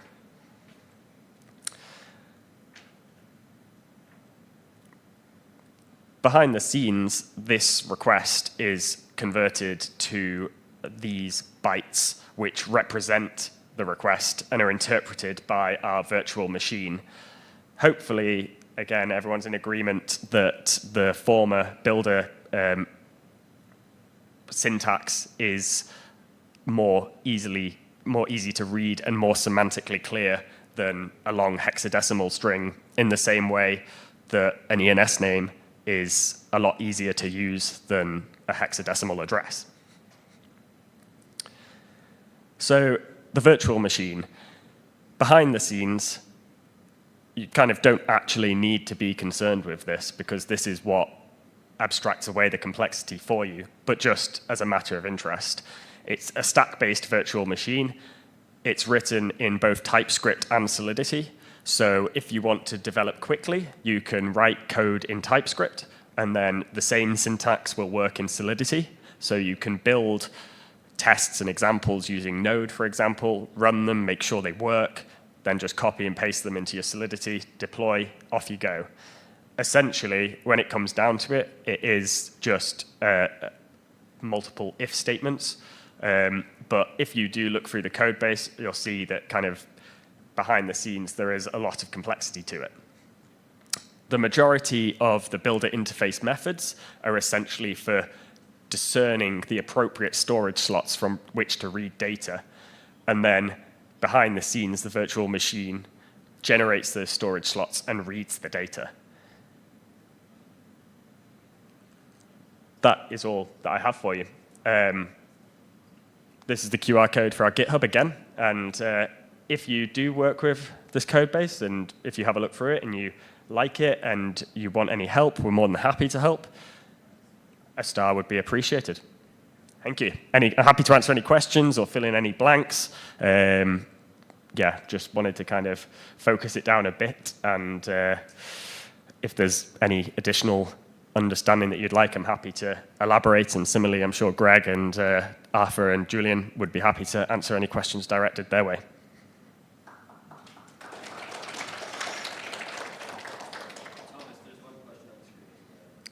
Oh. Oh, okay.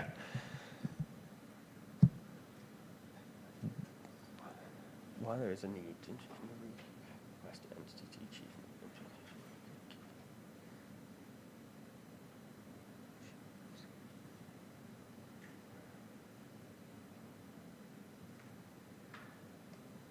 Could the person that submitted that question add any color to what exactly they mean? I'm not sure I quite follow. Was it you, Greg? So I don't know who asked it. I did not. And I don't fully understand, but I think the question is basically was interpreting what we were saying as this has to be implemented into an Ethereum node, because it says something about adding this implementation to an Ethereum node. But really, the whole point of this is that you don't have to modify Ethereum nodes. This is a client level spec. And so WAGMI, Ether's VM, and all the other kind of Ethereum libraries know how to interpret that off-chain lookup error, and we'll do it on the front end. The request that is, or like the URL that's sent from the smart contract back to the client is a front-end level thing, and the front end, or like, let's say the client, because it could be on a back end, will basically make that HTTP request. There are no changes to Ethereum nodes. There's no special node or like RPC that you need to use in order to support this. It's all client level implementation. So I think that was the question. And this one might be more specific to you. Perfect. So, thank you. Is it possible to create a proof I am the owner, transfer ownership, and submit the proof? I'm assuming this is being asked in the context of an ENS name.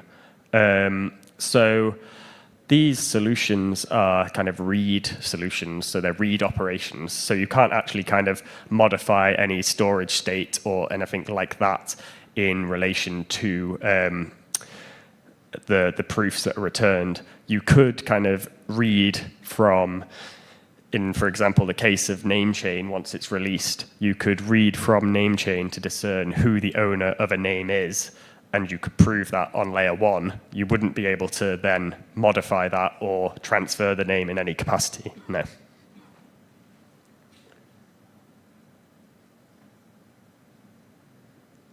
I believe that's all of the questions, unless there's any others. The only other thing I would add to that is, in addition, the documentation for unruggable gateways is fairly fleshed out. So we do have an examples section, which has examples utilizing our TypeScript virtual machine. So you can kind of check out that repo and get things running immediately.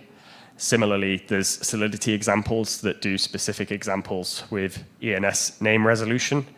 And as demoed, if you go onto the ENS app and look up any of these names, if you go to the root name, verifier.unruggable.eth, for example, and have a look at the resolver, you can see how that works.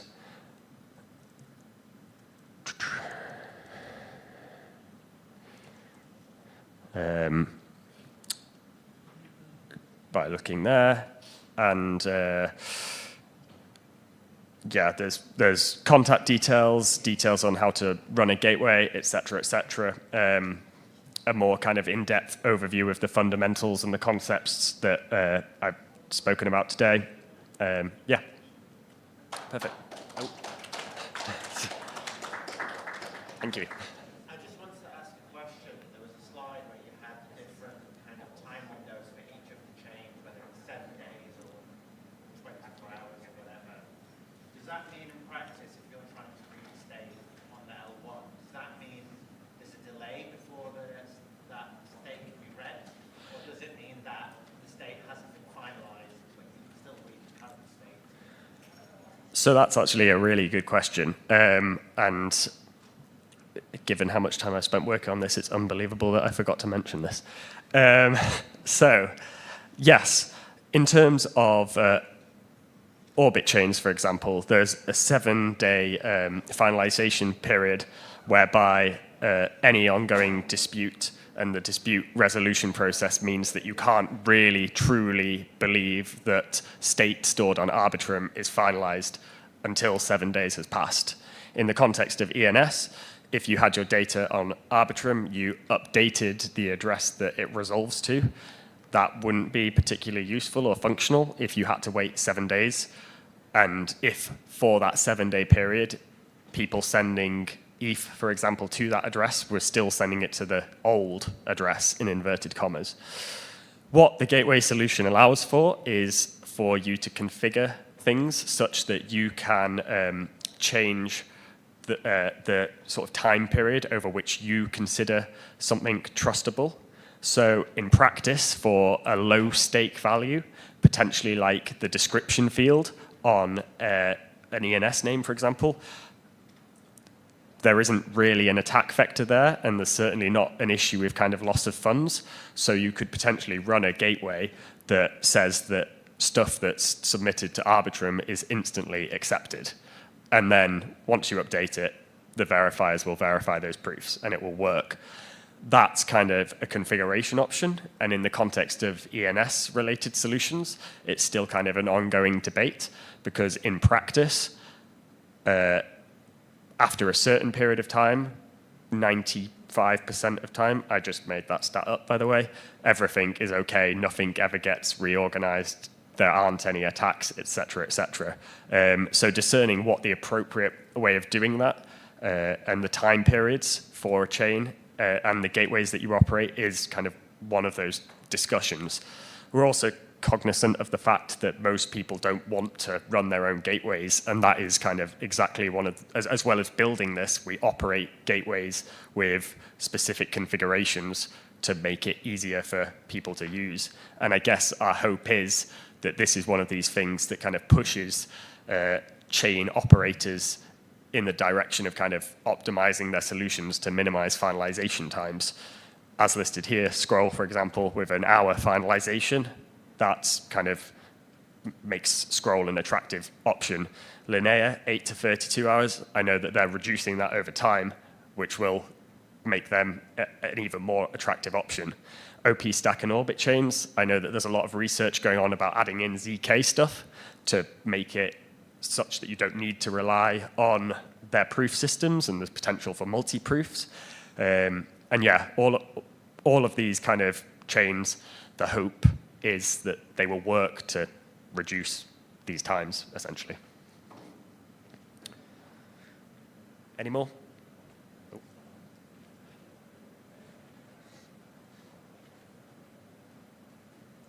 I just want to add one thing to your question. So it really does depend a lot on your use case. So if you're doing something like proof of humanity that's based on an address, like we have with our Verax solution, that's not going to change. So if you're looking for data that is potentially mutable, then you'll have to adjust your what conditions you care about. But for things that will never change, like this happened, this was an event that existed, there's something that was. You have proof of humanity, those things will never change. So it really does depend a lot on your use case. Cool. We'll be around here for the next half an hour or so. So if you are working on trying to get your solutions working and you have any other questions, we'll be over here. Happy to help you out if you have any problems. Cool.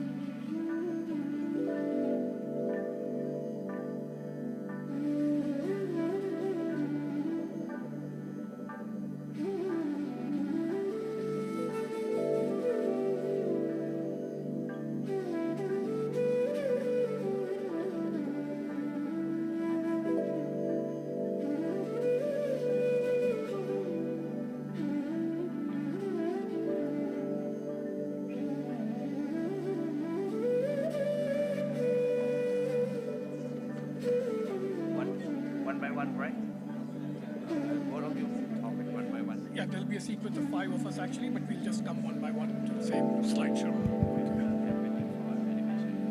Okay.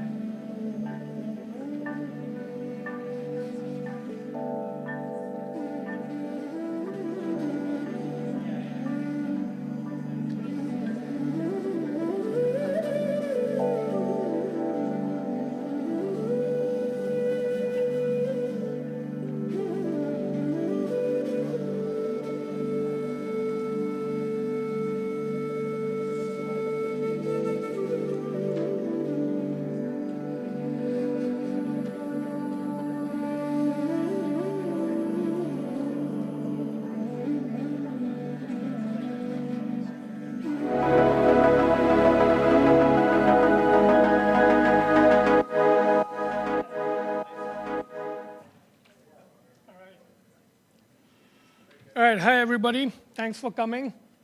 Can we actually all please come into the center of the room, since it's a smaller group? And can all the people who have been part of the Summer Protocols program raise their hands or just stand up? Stand up. All right. Do not be in one cluster. Please distribute yourself. I do not want to see 2 SOP people in the same breakout group. So SOP people, please spread yourselves out. All right. People trickling in. As you can see from my hat, it's my birthday today, so make this workshop a success. It's not just my birthday, it's a big one. It's 50. So how this workshop goes is going to be the predictor of the rest of my life. So please make it go well. Okay. All right, welcome. This is the Hardening the Commons workshop. If you were at Tim's talk yesterday, you heard him raise the theme. It's been part of like many of the talks here, the cypherpunk history session. So a whole bunch of talks had these themes going. So this is a workshop, and it'll have like some talking, but it's mainly a working workshop. And this is a research workshop. We are not here to teach you anything. You are here to help us do some research. So we have what we think is a good question. It's one of the most important questions. How to harden the commons is, in our opinion, one of the most important research questions, and this has been validated by like 2 years of the Summer Protocols program. And we're hoping that in the next 3 hours, you guys will help us come up with some really good answers, right? And this will actually, oh, sorry. Oh, sorry. Okay, so this will actually help us shape the agenda for the 2025 program. So this is not just going to be like, you do some exercises on paper and it then vanishes into the void and nothing else happens. So please, we will be collecting the workshop output, we will be analyzing it, and we'll be trying to make use of it to shape the 2025 program. If you don't know what Summer Protocols is, go to summerprotocols.com or talk to the various program alumni who are scattered around the room. All right, let's see. Okay, oops. So the goal of the workshop is to try and put together everything we know and have been talking about for years in the Ethereum community, capture and censorship resistance, decentralized governance, permissionless innovation. How do you put this all together in a big picture model and what we're calling a capability maturity model? Raise your hand if you've heard the term capability maturity model. 1, 2, 3, 4, 5. So if this had been one of my traditional, big corporation consulting gigs and I had asked the question, 100% of the middle managers would have raised their hand because this is like standard LinkedIn boilerplate business management stuff. It can feel very like awkward and bureaucratic, but it's a very useful way to put lots of random thoughts together in a model. So this is a capability maturity model workshop. I'll show you a few examples to see what that means. And if we do a good job, it can serve as a roadmap for a lot of people trying to adapt the technologies we have been all working on. So harden the commons. So 2 terms there. Harden is in 2 senses. One, as in harden technology against threats, like radiation hardening electronics for space missions. That's one sense of harden. The other sense of harden is the ability to make strong commitments about the future. And this is something Josh Stark will talk about in his provocation in like an hour or so. And the commons, of course, you've all heard the term commons, and we have a lot of examples in our mind. So, Ethereum L1 is a commons, open source projects are commons, forests and lakes and rivers are commons. So we want to think broadly about commons. And Trent is here. He'll be actually leading a breakout session on how to think about commons. But here's some examples to keep in mind. And I've put this icon on some of the slides because for the workshopping pieces, it'll be helpful to have these lists handy. So take pictures of the slides where I have these sort of like prompty things available, okay? So these are some examples of commons. Don't worry too much about the definitions. Systems for producing or stewarding shared resources is a good enough working definition for our work here, okay? All right, how many of you have heard of Elinor Ostrom? Okay, this is impressive, like more than half the room. Nobel Prize winner, did some amazing work on how commons are built and stewarded. These are her famous principles for stewarding commons. There's a little bit of a cult or religion aspect around Ostrom, so don't take this as gospel, but take it as a thought starter. They're good ideas, but feel free to contradict and challenge them, okay? So again, another picture-taking slide. We do have a shared G drive where hopefully you'll dump your final CMM model. So you'll be working on paper, you'll be making revisions of the model that you're working on, but the final one, take a picture and dump it in this folder. If you have trouble, just hand your paper model to Timber. Timber, are you here? Raise your hand. Can you stand up and show your face to everybody? So Timber is going to be running logistics in the room. OK, so that's the housekeeping done. So the agenda is, I'll give you a quick introduction to what CMMs are. Then we'll do a set of 5 alternating provocations and breakouts. So short, like 7-minute lightning talk type thing, followed by 17 minutes where you'll do one pass through the CMM. Then another talk, and so on. So we'll do that. Halfway through, we'll take a little bit of a break, and then we'll come back, do some sharebacks, broad room comments, and then wrap up. So standard workshop structure, but hopefully the content is what will make this, okay? Okay, so short TLDR version of hardening the commons problem, right? How many of you are seeing this cartoon for the first time? Raise your hands. Okay, so most of you have seen this cartoon, right? So you don't want to be too idealistic. We are not writing science fiction. We are not writing weird time machine stories. We are being realistic. So any speculation we do has to be kind of like plausible and realistic, which means, yeah, don't get into like weird fantasy scenario about cryptos. Keep the $5 wrench condition in mind. That's what it means to harden a commons against attacks. You should be able to defend against $5 wrench attacks.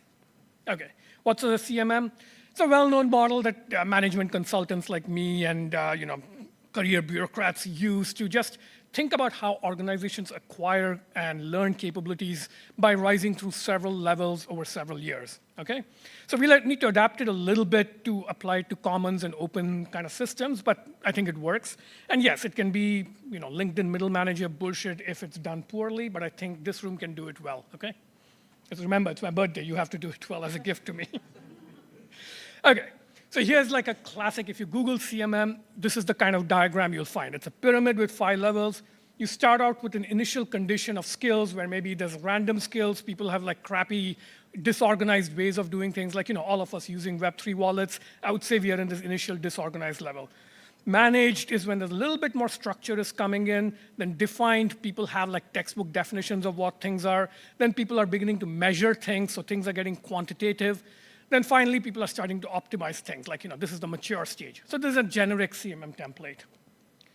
Here's another way to visualize one. You can think of it as like a ramp increasing in time. So this one happens to be about analytics. So this type of diagram was popular about 10 years ago when people were talking about analytics. So as you can see, the maturation is when your capabilities are very primitive, you can only do hindsight analytics. But as you progress through the level, you can do foresight, you can do insight, right? So this is evolving high-level capability based on like the micro tool level tactical capabilities. So you learn to use the tools better and better, and you go from being reactive and hindsight to predictive. Some organizations actually acquired capabilities this way. Other people talked a lot about analytics, but didn't actually get there. Here's another one. These are all things I pulled from Google Images, so they're real images that people presumably used in some organizations. This is an example of security capabilities. And this one is interesting because it visualizes it as growing capabilities on 3 vectors: technology, process, and people. So the red, blue, and green, and each of them evolves through multiple levels, right? So another good example. You've probably heard a lot about this one. If you've been following like the self-driving cars discourse, people talk about 5 levels of autonomy. What does it mean? Well, a little bit bureaucratic, a little bit engineering. It's a mix of both. It's technocratic. We'll have Sam doing a provocation later on challenging the ideology of technocracy. But there's a technocratic model of what self-driving should look like. Bureaucrats plus engineers putting it together. This one, actually, I just made half an hour ago. I was in a workshop that I was running called Web of Roots, and it was all about the problems of crypto adoption, and the breakout session I was in was about how there's a lack of tools in the ecosystem, and I made up this capability maturity model. So I have like 5 levels. AI is like a cloud around that, so you can get creative with this stuff. This one, Tim, do you want to quickly speak to this? Vitalik's roadmap is kind of like CMM. So Tim, come around, speak into the mic.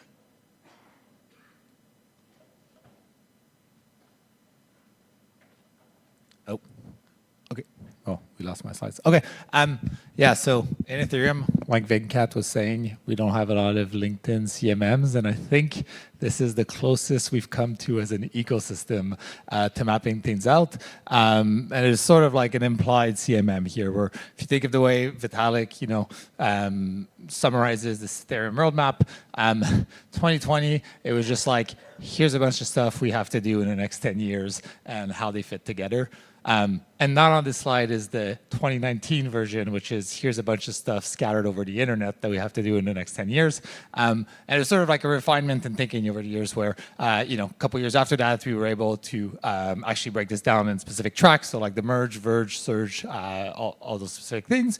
But it's still sort of just like these like rough pointers that we have that are quite low context. And then just before Devcon and Vitalik actually put out a blog post for each of these tracks, sort of like going very deep into details around like, okay, what's the actual thing that needs to be done? Where is it at? What are the blockers and whatnot? And so you can see that we have this sort of like evolving capability, or at least Vitalik has, and then guiding the ecosystem to like articulate or understand like what this entire set of things we have to do is and how they all relate to each other.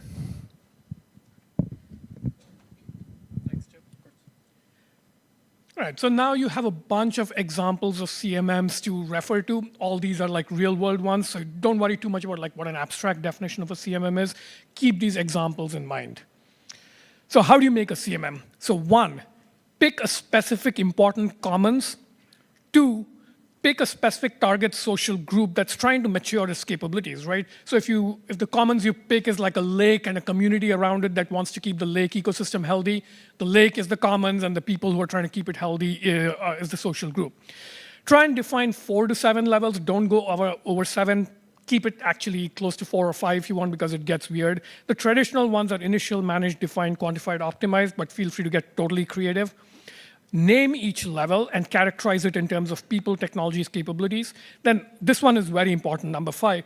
Try and define a test for each level. So if your CMM is about like, preserving a forest and you have a 5-level hierarchy of how to preserve a forest, and say, oh, this, Brazil is at level 3, but Indonesia is at level 2, what the hell does that mean?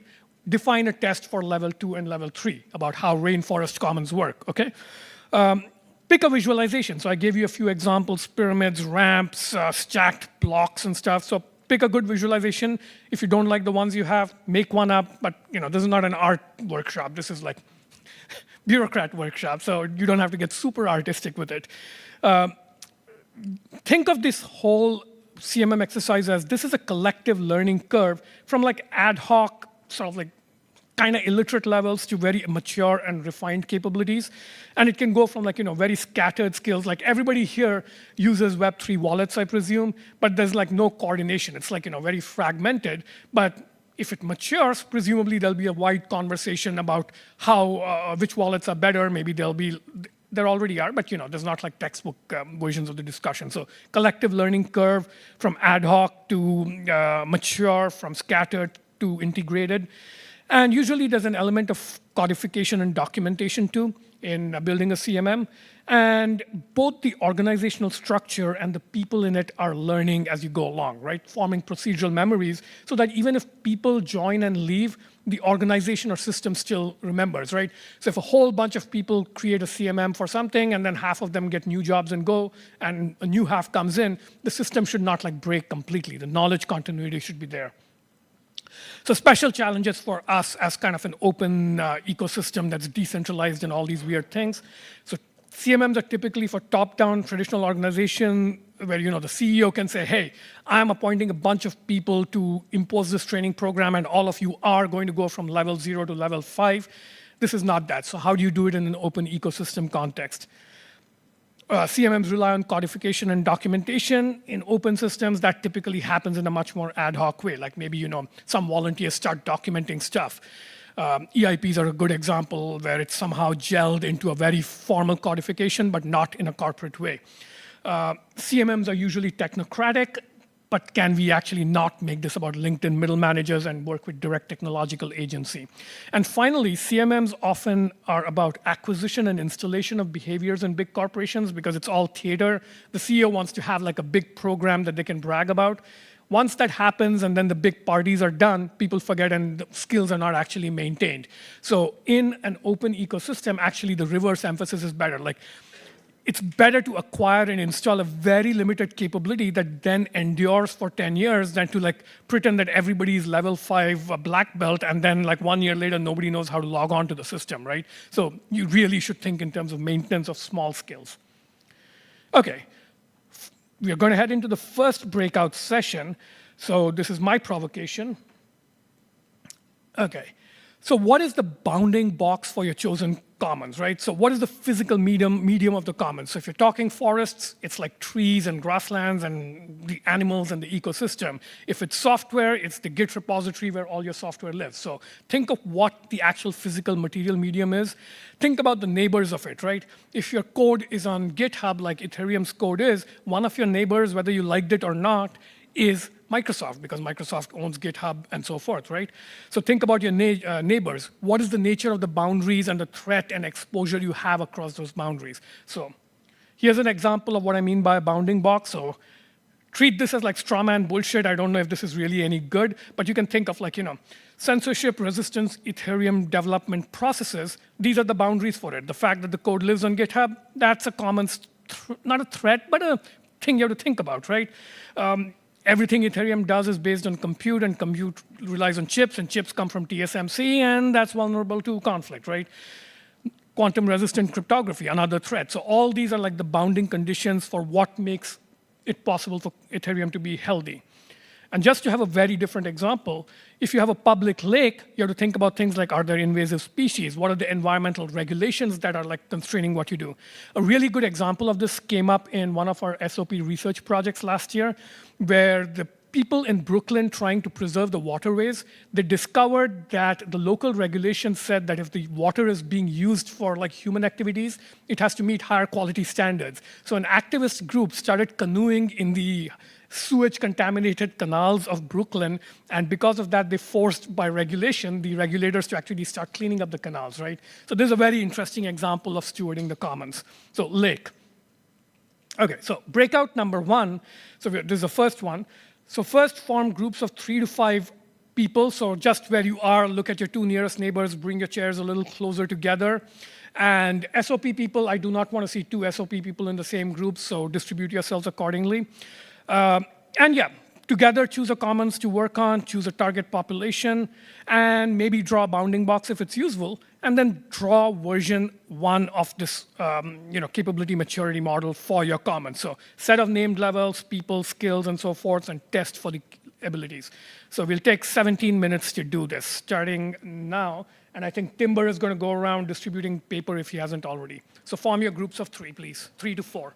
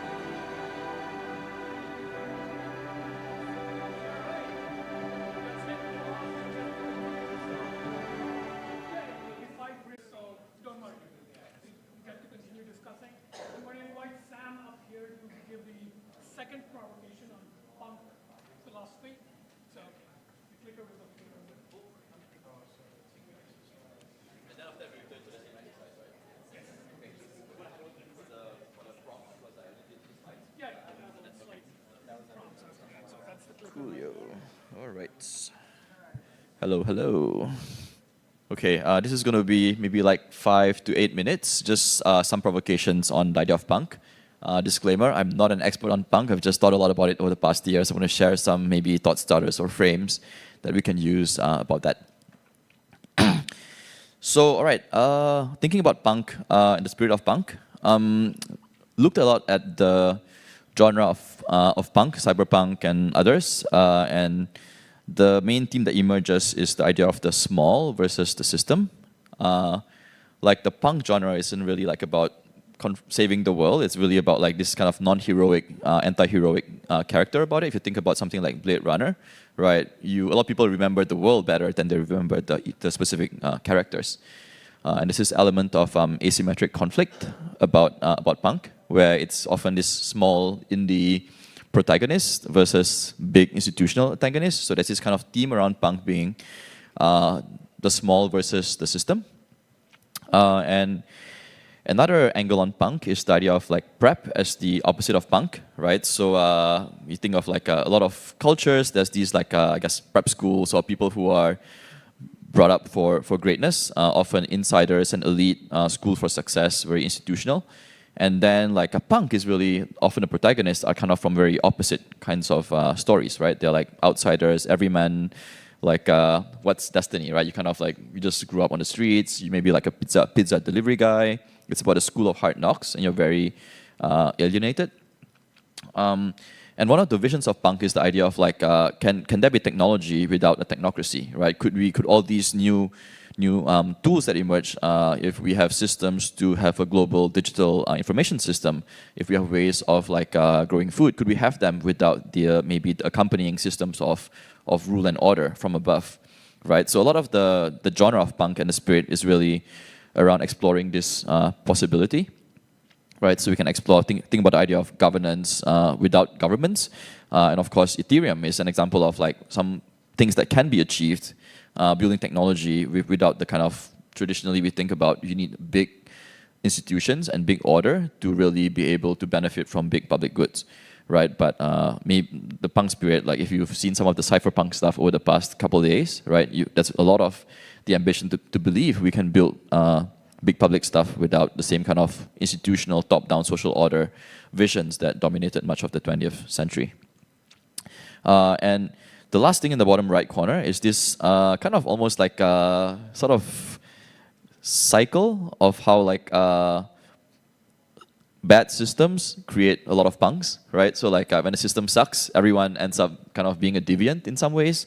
And then like when there's more punks, I guess like you go through some maybe reform, maybe revolution, and then you try and build new institutions. And then if those, like when you have those, then everybody wants to be part of the system. The system attracts a lot of people to work in those institutions to reinforce it. But if you get complacent, you get decadent, and then you get to that cycle, right? So there's this kind of cycle that exists. And so punk isn't just like about like, so I'm approaching this not just as like we want to make a system of punks, but also like what is punk in a more systemic context?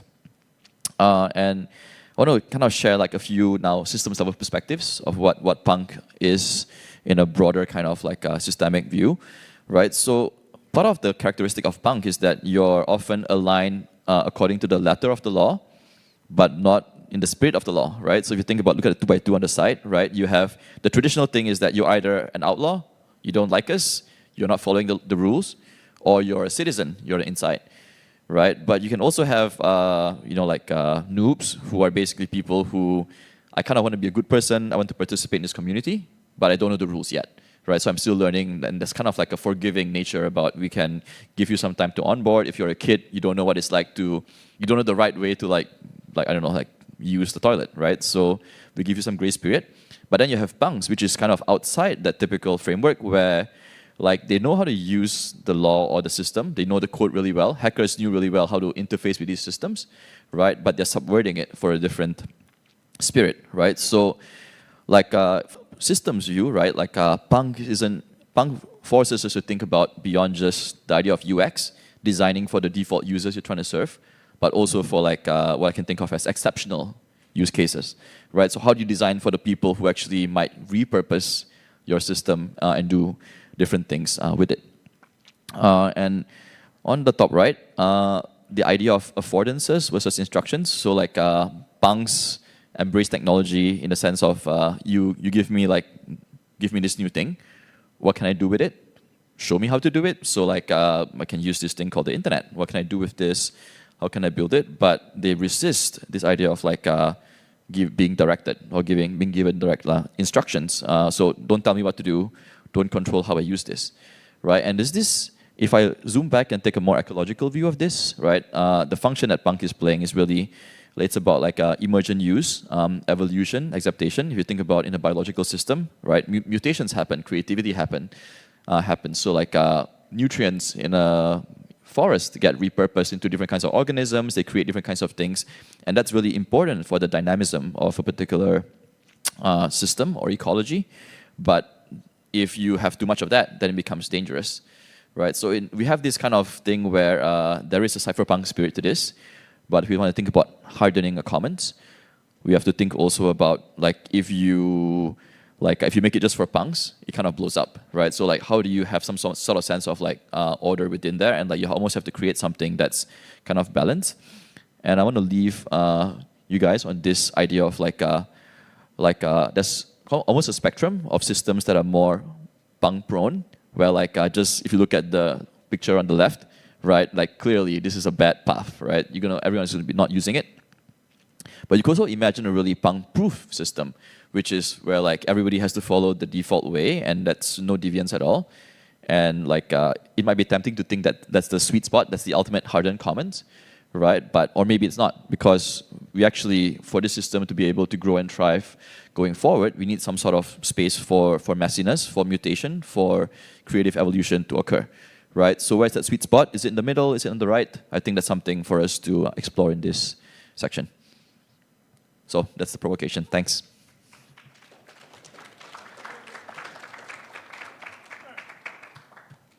So this is the second breakout.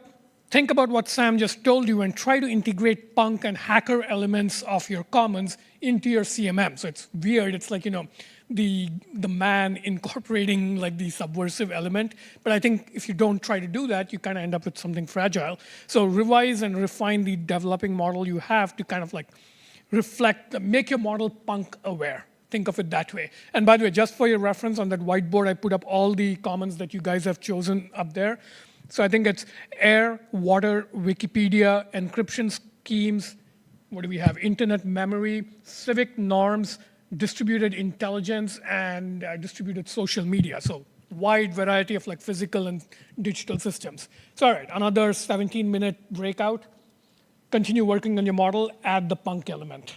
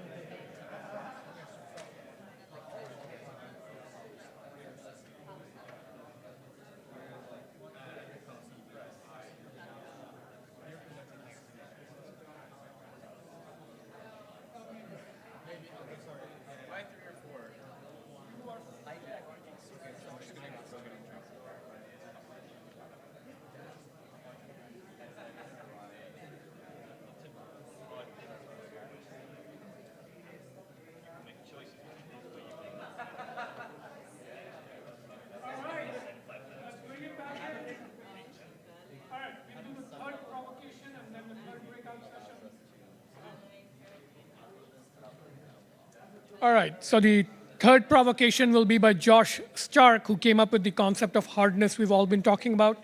He'll give you a prompt based on that. This is the clicker. Cool. Okay, hi everybody. Yeah, I'm taller than Venkatesh. Okay, so let's run through this. I want to start with just kind of like a primer. I want to kind of give you a sense of, oh, thank you, Adblock. Don't think I did that. Oh boy. Sorry, y'all. Okay, so what kind of idea is hardness? I want to stop there, and then I'll dig into it a bit more. So if you've read the thing I wrote about this a couple years ago, I start with this idea about the invention of information. There's a great book called The Information that is about the history of the concept of information. And one of the things I learned from that book is that it's actually a very recent idea. If you know, like 200 years ago, at least in most places in the West, if you ask somebody like, what does a book and a piece of music and our language have in common, they wouldn't really be able to articulate that is kind of a shared thing, that all of those things share this property called information. It really was not until this guy, Claude Shannon, who worked at Bell Labs in the 30s and 40s on lots of stuff, he was trying to solve various problems relating to, I think at first, like military applications in like targeting software used during the war. And then in 48, he wrote a mathematical theory of communication. And this is the paper that first coins the term the bit. And he, kind of articulated very clearly a concise definition of the idea of the bit and of information being a thing that can exist in many different mediums. And he was using this for a specific purpose, but this idea of information as something that existed in all these different forms and that we could apply a similar set of principles and mathematical tools to understand that information, that really kind of took off and became what we understand today. It's very hard to unthink ourselves out of our modern understanding of information because it's just so obvious to us that it is in all these things.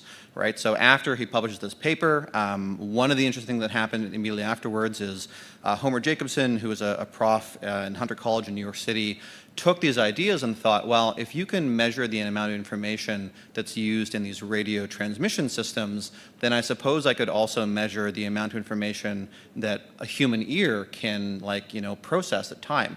And then he also wrote another paper doing the same thing for the human eye. It was, I think at the time, astonishing that this thing that we were using to talk about radio waves could also equally be applied in a useful way to biology. And of course, DNA, is information. We all understand that now. And actually some of the same ideas that Claude Shannon invented about good principles for error or preventing errors through duplicative systems, we actually find evolution figured out in terms of avoiding mistakes in how DNA is replicated. So cool, right? So I think that the idea of hardness is supposed to be kind of like that. My pitch is that there is this property called hardness that exists in a ton of things that we all take for granted and interact with all the time, but we don't really understand them as having a uniform property. And I got here initially because I was just trying to explain Ethereum and blockchains to people, and the insight I came to was that it's not that we don't understand blockchains, it's that we don't understand everything else. And so we don't have this meta category to put them in that would make sense of them. So the pitch is that these kind of three categories of things all have hardness as a property inside of them. So one category is atoms, right? Just the physical stuff around us. We make money out of just things we find in the dirt, right? We picked up gold, and over time, different civilizations learn that there's not very much gold, that it's malleable, that it's small enough, and so it became a very useful currency. And so that, has been a thing and continues to be a thing for a long time. Many other cultures found other objects in their ecosystems, shells, other metals, gems, and these things just happen to have these properties that were durable, right? The amount of gold available in your region of, the continent was not going to radically change from one year to the next. There's this durable kind of supply relationship that makes this thing useful money. Then later, we invent institutions, and we use institutions to build all of the things we call civilization, right? So contracts and legislatures and police forces, this is another source of hardness. We can give an institution instructions and trust that they will be followed long into the future. We also make money out of institutions. The money that we use today is just really the property or the result of a whole bunch of people coordinated in some organization that follow rules and sets of behavior that gives a certain stability to certain properties of that money, about its supply and tracking property rights, all that kind of stuff. And lastly, Bitcoin and Ethereum are another source of hardness. They're a new source of hardness that we also use to make money and do many other things. We can do contract-like things with Ethereum that really are a substitute for the things that we use institutional hardness for. So that's the big idea, that these things, beneath the hood, like the reason we only use these things to make money, and the reason that we only use at least institutions and blockchains to make these complex conditional relationships over value is because they share a property. So that's the big idea. I have a definition that I've used in talks before, and what I'm getting at here is that hardness is like a capability to just make something more likely to be true in the future, right? We can do this with institutions, we can give them instructions, we can do this with blockchains by giving them code, and we have some understanding that it will be durable in the future. It is very likely to be certain in the future. And it's certain enough that we can kind of hang these other social structures on them. We can use it to be money, we can use it to organize a government, et cetera, et cetera. So a few examples. I talked about gold already, right? Atom hardness is pretty good. It has very virtuous properties. It's the same everywhere. The rules of physics don't change depending where you are. But one weakness of them is that as humans become more powerful and have more capabilities, things that were hard stop being so hard, right? So if we can go pull an asteroid full of gold from somewhere else in the solar system and bring it to Earth, suddenly the supply of gold, which was a pretty hard fact for a long time, becomes soft. And it is no longer true that gold will preserve its value in the same way. There's the kind of famous case of Zynga and Facebook, where Zynga, this company that made games on the Facebook platform, was really reliant on the institutional hardness of Facebook to not, totally just change the way the terms of service worked and change how the platform worked to, erode their business and take control of it. But this institutional hardness was not very hard. They were just relying on the whims of this company, and it turns out that it wasn't very trustworthy. It didn't have hardness. Bottom left, this is the symbol for, I think, the International Anarchic Squatters Association or something. The case of squatting is interesting because it's kind of two things at once. It is a way that people exploit institutional hardness. You can think of squatters as like institutional hardness hackers. They're kind of looking around the world for where are property rights not actually being enforced, and we can set up camp here and just see what happens. And then you discover that, we thought there was institutional hardness over these property rights, but there actually isn't. We can stay here. And then, of course, squatters also use institutional hardness because in many places there are such things as squatters' rights, where if you live somewhere for long enough, the law says that now it is yours and you can't be evicted. So it's an interesting kind of edge case that is punkish in the spirit of the previous provocation. And the last one is, of course, an Ethereum-based one. Many of you might already know of this artist, Simon de Vorier. I just mispronounced his name. He made this great piece of art a few years ago called "This Artwork is Always on Sale." And the idea is that it uses Ethereum to pre-commit that whoever owns it, anyone can always buy it by meeting a certain price determined by a harbinger tax. And so as an example of the kind of commitment you can make to the world using Ethereum-based hardness that you couldn't really do otherwise, right? I don't think there's really a way that someone could legally set this up in most places where whoever owned it would always be forced to sell it and transfer property. That's not a thing that our institutional hardness systems are already set up for. So I think that's all I got. So that's the big picture. And maybe Venkatesh will tell me if there's some big missing piece that I should talk about in the remaining seconds, but if not, I can sit down. No. All good? Okay, cool. All right.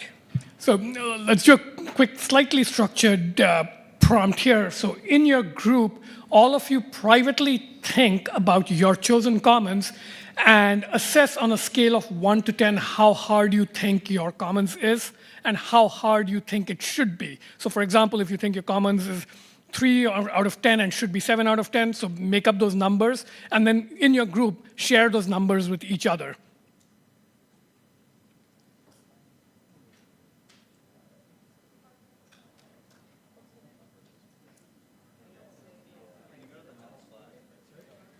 I will in a second. Oh. I'll do that in a second.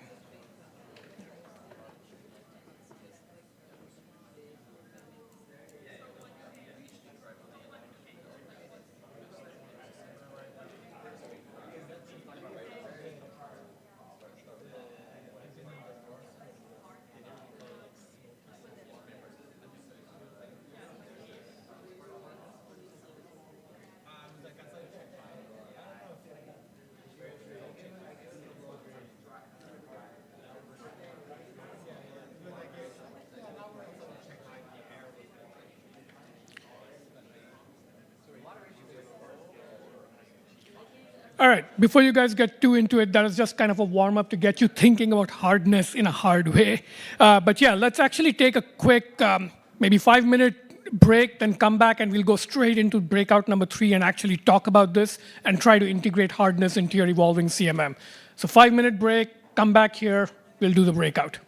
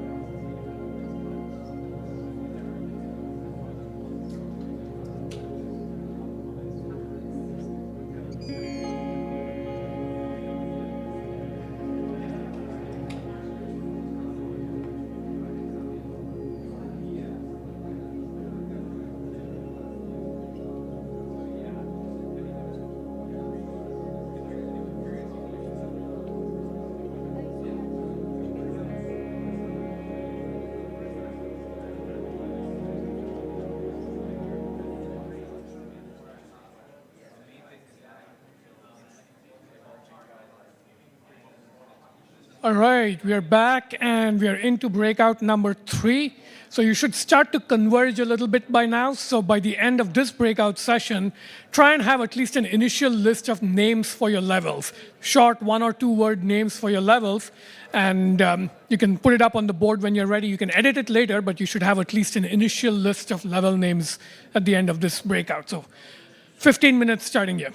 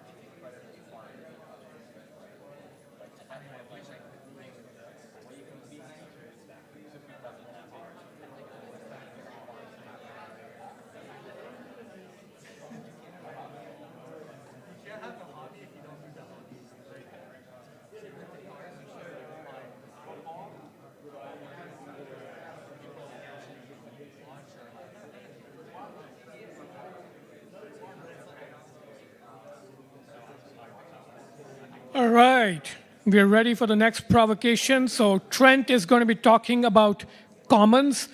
And in the next breakout session, I would like you guys to start converging towards the set of level names. So please don't call your 5 levels 1, 2, 3, 4, 5. Creative 1 or 2 word names. Like this group is talking about air. Maybe one of the levels is, AQI measured, right? AQI measurements are available for everybody. That's a good name for a level. But all right, over to Trent talking about commons.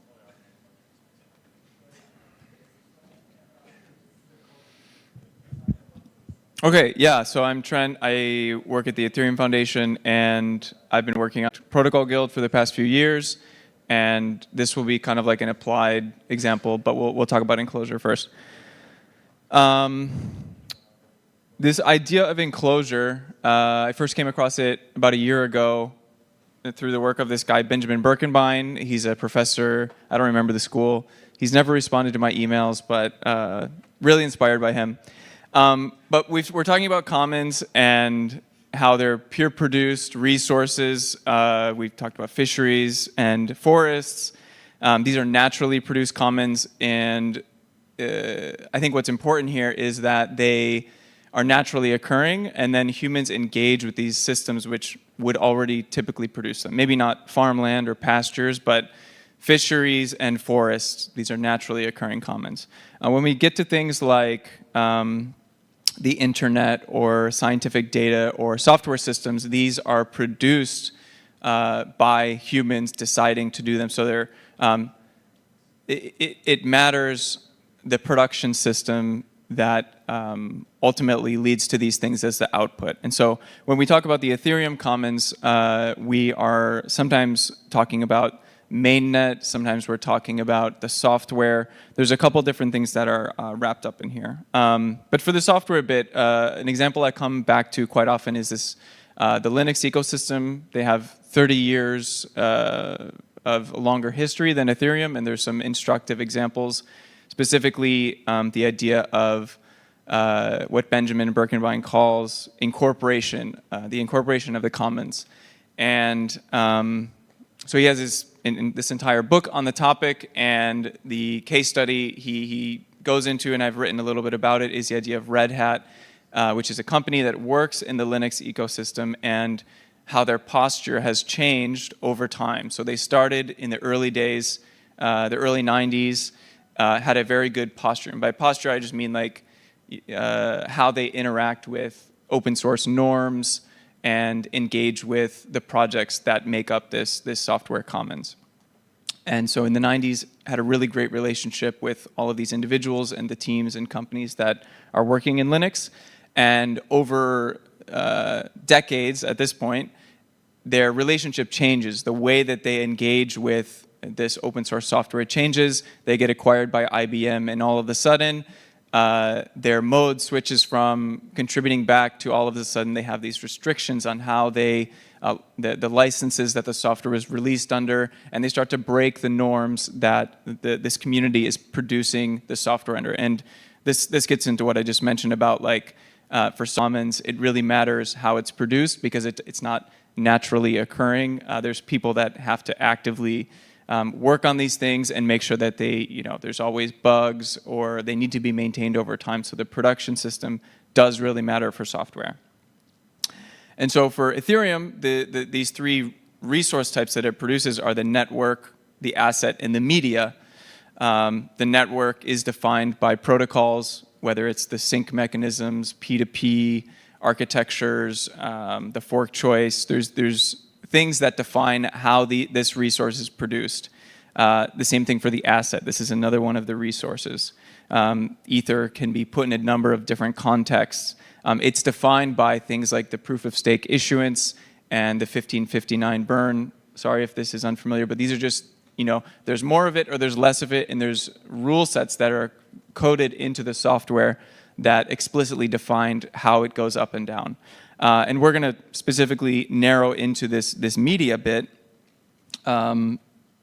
because this is the production system that these other two depend on, right? There's software which defines how the network acts, the way that peers send data to each other, the software defines also how the asset acts and how it interacts with the network, because it's an incentive for validators to participate in consensus. So all of these three things are interwoven in some way, and then they produce this thing that we call Ethereum mainnet. Right, so these are the common resources, and they are produced by, today, a pretty wide variety of entities. These are both commercial, for-profit, and non-profit, and they all take up a different slice of the mainnet commons. And they all have their own interests, their own tendencies towards extraction or enclosure, whatever term you want to use. They have incentives. So for example, Paradigm is a venture capital company. Their goal is to make money for their LPs or the entity itself. Most of the time, I'd say 99% of the time, or maybe all of the time, this interest is coincident or moving in the same direction as what the commons needs, or what is best for the Ethereum protocol and the people that use it, the companies that build on top of it. But there may be a case in the future where a venture capital company engages with this set of mainnet contributors, or let's say they purchase a company. If it's for sale, somebody might be interested. Google shows up with $20 million and says, look, I want to engage in this production, this system of production that's maintaining this software, and get some sort of political benefit. Because ultimately, Commons is, they're not just people showing up day after day, and it's released, again, this is an open source software, Commons. It's released without restrictions on how you can use it. This is kind of a core component about how this thing actually works and the guarantees that it has. So you can't necessarily make a claim on the output, but what you can make a claim on is the production process, and the way that you get exposure to that production process is by becoming active or having a voice. And so these for-profit entities, they may have external incentives to pull out from the commons, but you can also imagine a nonprofit entity like the Ethereum Foundation is there in the middle bottom. Let's imagine an evil version of the EF. They want to dominate and take control of this, this system of production, and they want to pull themselves into it.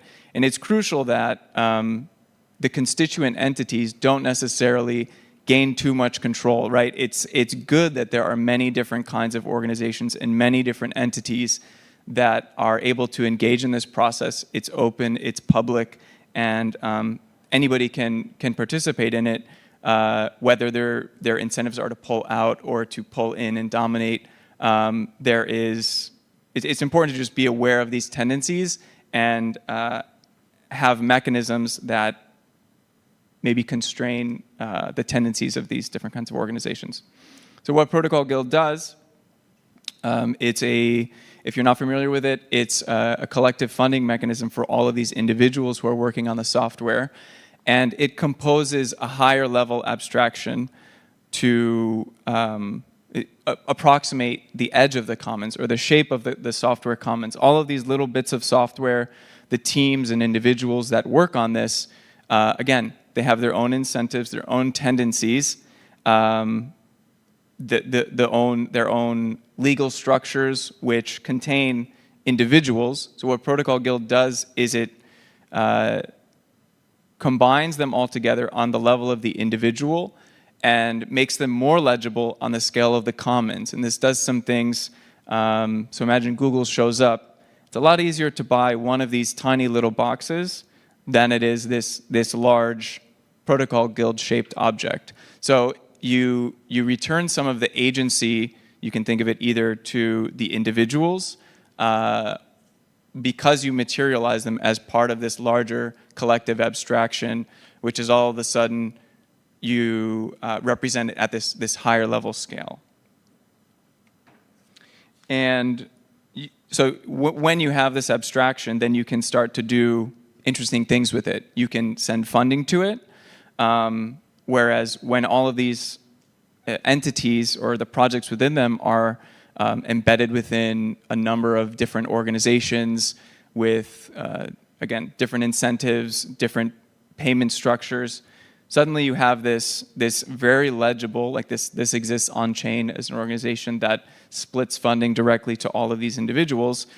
You can fund it if you want to think of this as like a core contributor, UBI, if that's useful to you. We send funding to the median contributor and they get US dollars to sustain their work. Alternatively, we also provide ecosystem exposure to these individuals, because one of the challenges with open source software is, especially in the crypto industry, is that you don't have exposure to the promise of venture capital funded projects. Like, you're never going to be able to match the massive pool of capital that's swirling around the edges on the outside. But what we can do is start to provide some material financial benefits for people who are still doing this important work. And so you're able to rebalance a little bit of the incentives to resist what might otherwise be this pull outwards to extract and avoid enclosure. So that's like the money aspect, but there's more subtle things. This is a solidarity mechanism that only comes from the output of people cooperating together and recognizing that, yes, they may be an employee or a member of a for-profit or non-profit, but what they really are a part of is this larger scale commons construction. And I could probably do a much more refined version of this, but then you start to think about, okay, we can provide these carrots to people to participate in this this higher level abstraction, which is the financial benefits. But the Ostrom definition would start to think about, okay, what are the penalties for defection? I mean, we can't really enforce a penalty because, again, the output of this commons or commoning process is free. The software is free for anybody to use already, so we can't cut off anybody's access. But what we can do is provide these positive incentives to make sure the level of workmanship, the kinds of ideals that are being baked into the software. We can have common standards. I should probably choose a different term than common standards, but shared realities for what kind of values should this software this software embody. And that's where the guild term is really descriptive, because guilds were important in the Middle Ages for setting these standards, and we imagine that this is a useful mechanism for championing credible neutrality, for ensuring that the software of the Ethereum Commons is credibly neutral, these kinds of things. Yeah, and then related to hardness, I think the one thing that you can do with these larger funding mechanisms relative to enclosure and where funding is coming in and out of a commons is that you can start to distribute funding over time. Whereas somebody might get fired or made redundant, all of a sudden they have this external source of funding that is not necessarily tied to the movements of markets and things like that. So you can start to layer in a ton of different things when you make these individuals legible outside of their immediate employment context and on the scale of the broader commons itself. So yeah.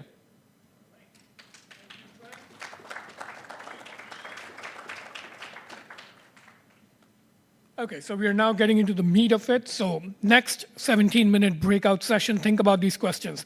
What are the enclosure and capture dynamics? Psychology of the people both inside and outside. Like, you identified a target group of stewards in the first breakout, but they all are not necessarily aligned. Some of them might defect and become the threats, right? So think about what Trent just said, and think about mechanisms like the protocol guild that can harden against those challenges, right? So 17 minutes, but at the end of this breakout, send one representative from your group over to those whiteboards. There's 9 columns there. You should have your list of level names identified. Maybe you can later edit them, 5 to 7 at most, and put them down there, right? So At the end of this breakout, those 3 whiteboards should be full. So 17 minutes, go.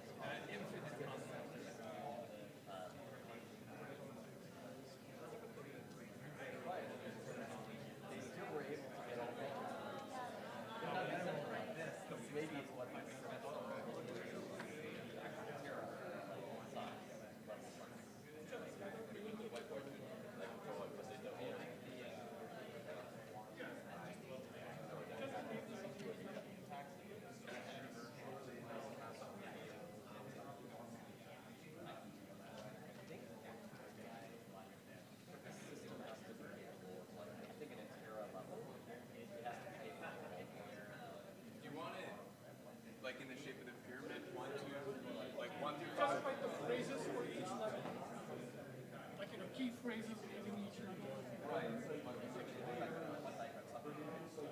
Those two high. So it should be obvious.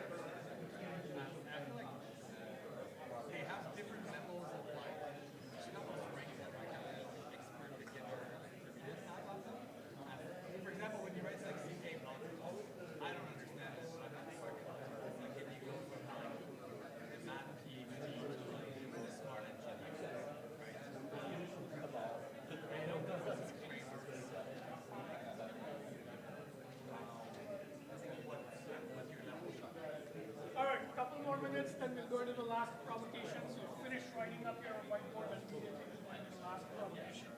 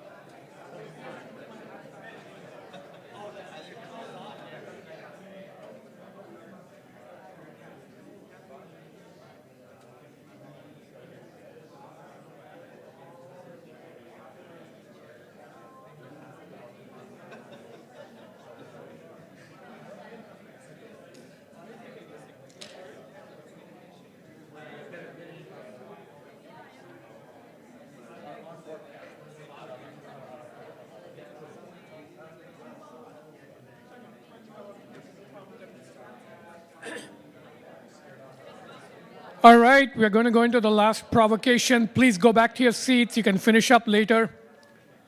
Back from the whiteboards. All right. Tim's going to now set you the hardest provocation, connecting this all up to Ethereum.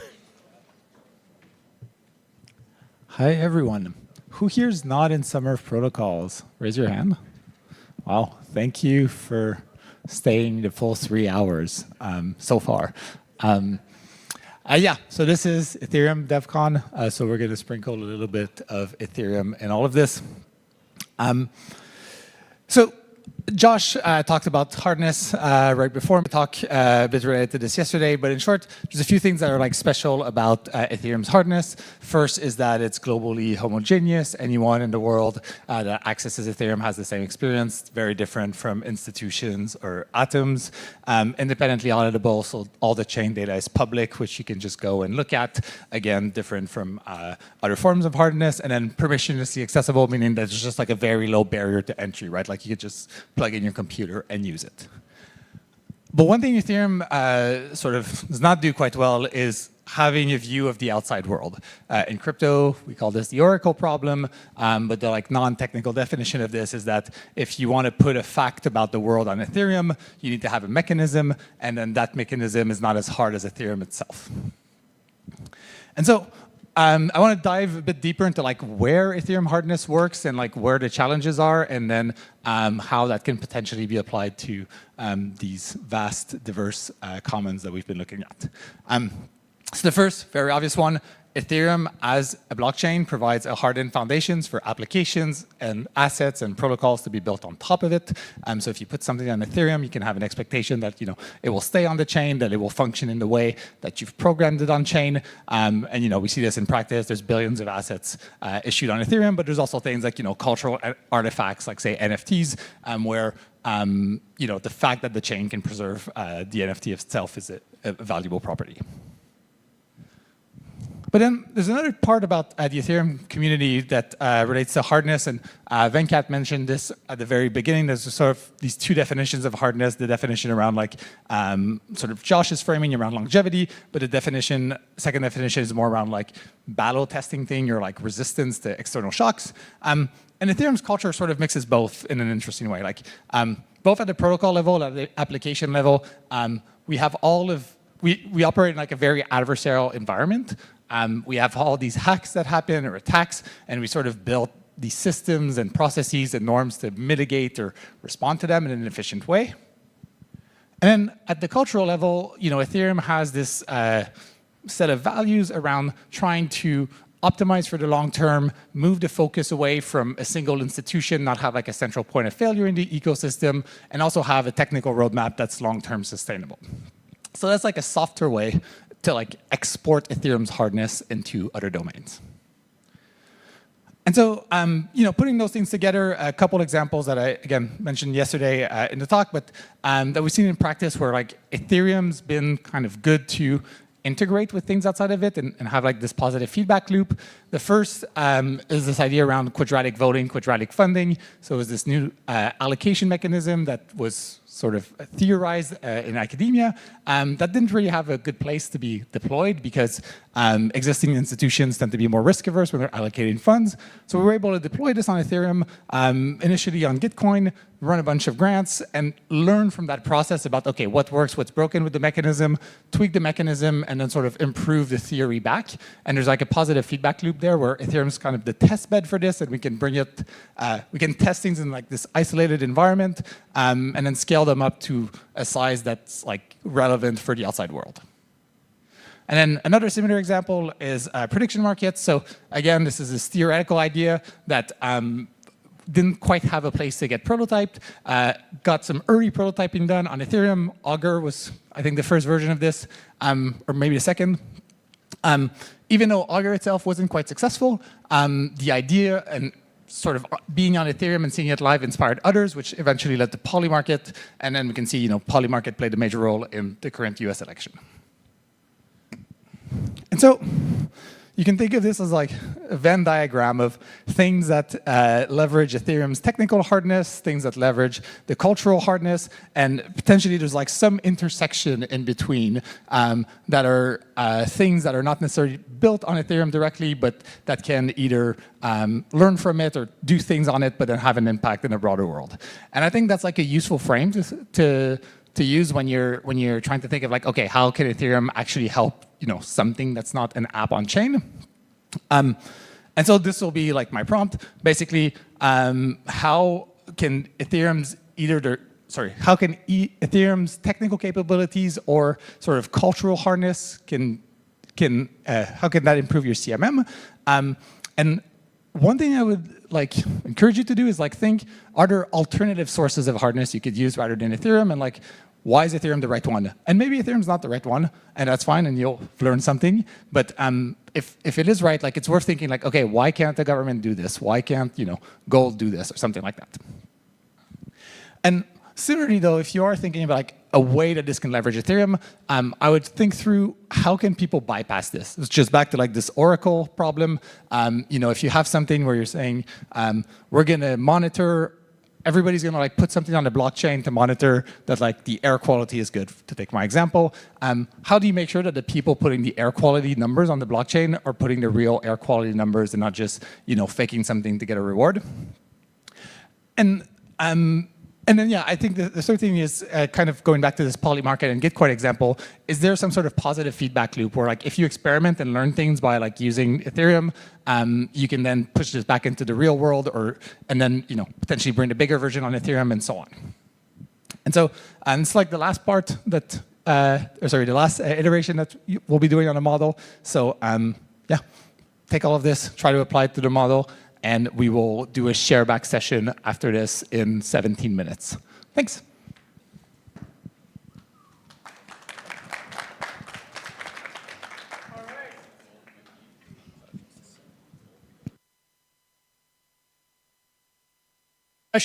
Remember, it's my 50th birthday, and this is your birthday gift to me. So I want 2 very clean sheets, like 2 max sheets with your complete model in like as cleaned up a form as you can make it.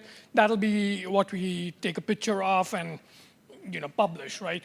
I'm sure you guys have like a lot of messy working notes. Let's make this breakout a little longer. So like 25 minutes. Think about Tim's prompts about Ethereum, but also like clean up your model and capture it in 1 or 2 sheets of paper. All right?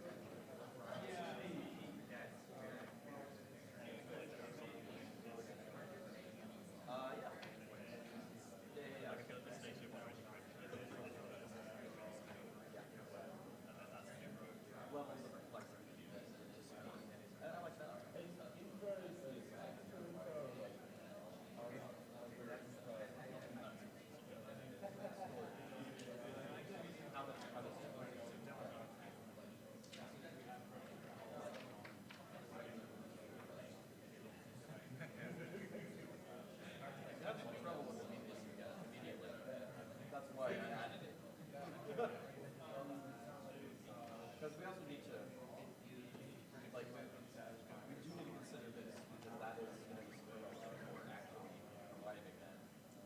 Yeah, it has to be the best user experience possible.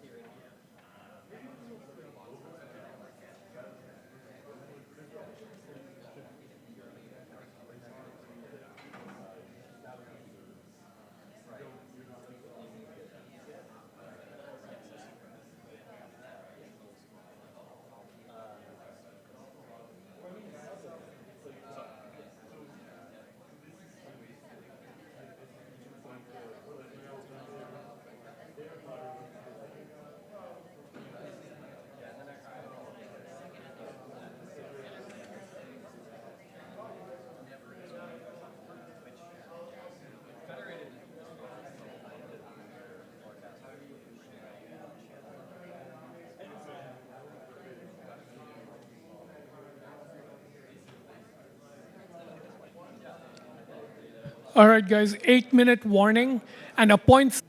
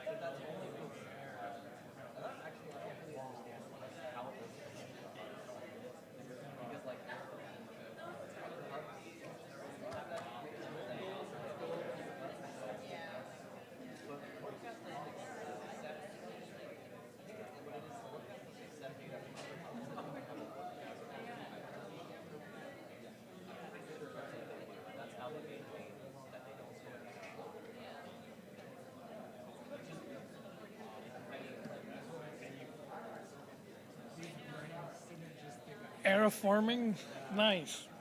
Terraforming.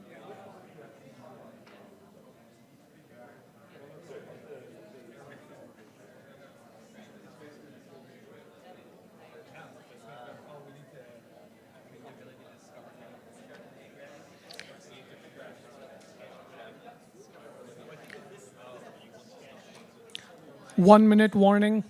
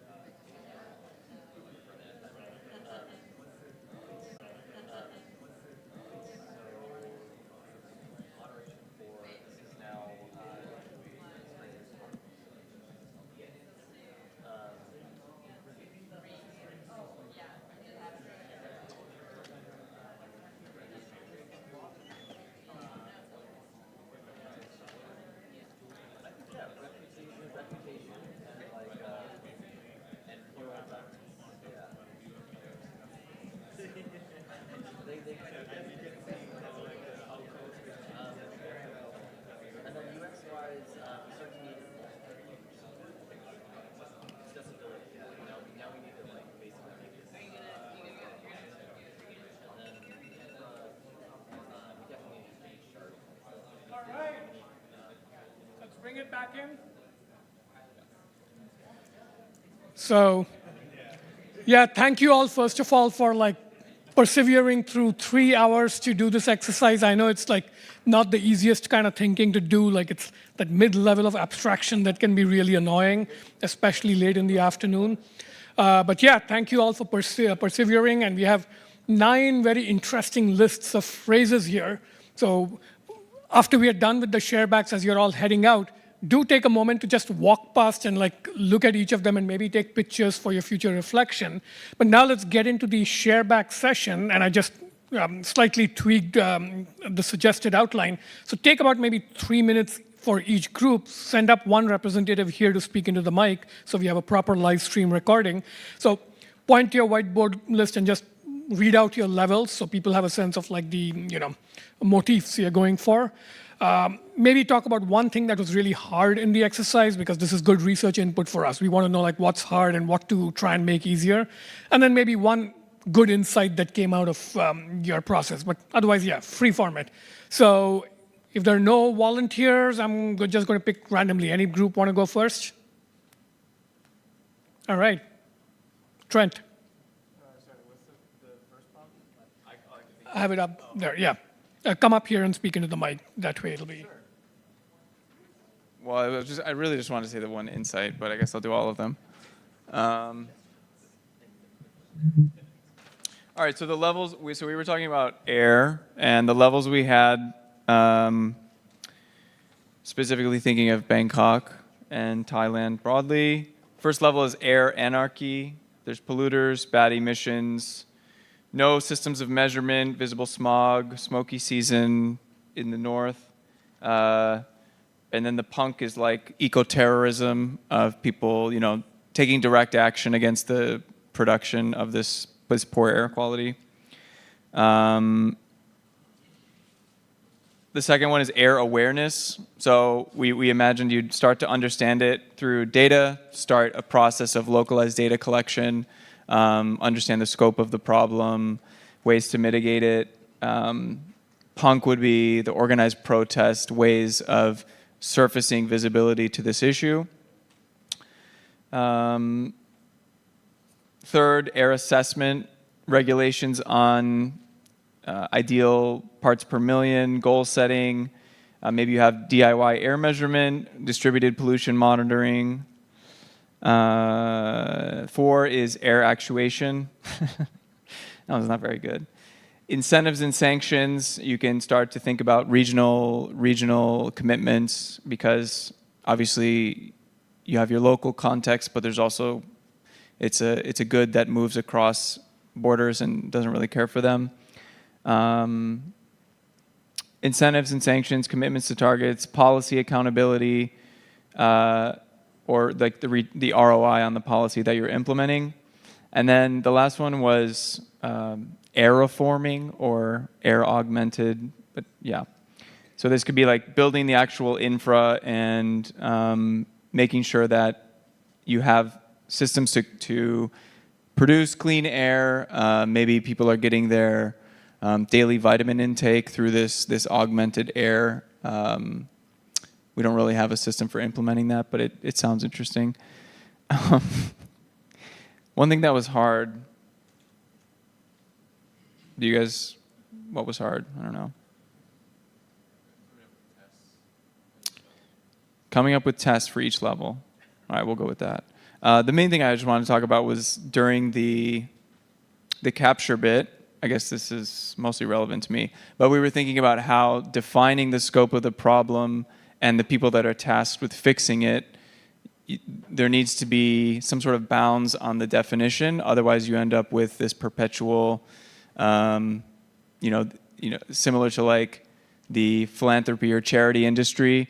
There's a vested interest for the people that are distributing aid to continue these distribution systems, regardless of whether there's more efficient or more,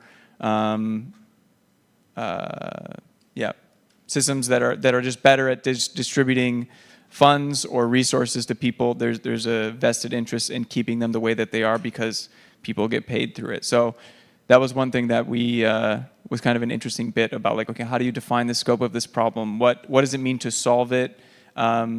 Because at a certain point, there will be the people that end up engaging with the production of a solution. You don't want it to get entrenched as the new status quo, even when there's improvement on it, and maybe there's a perverse incentive to maintain this over time. That's it.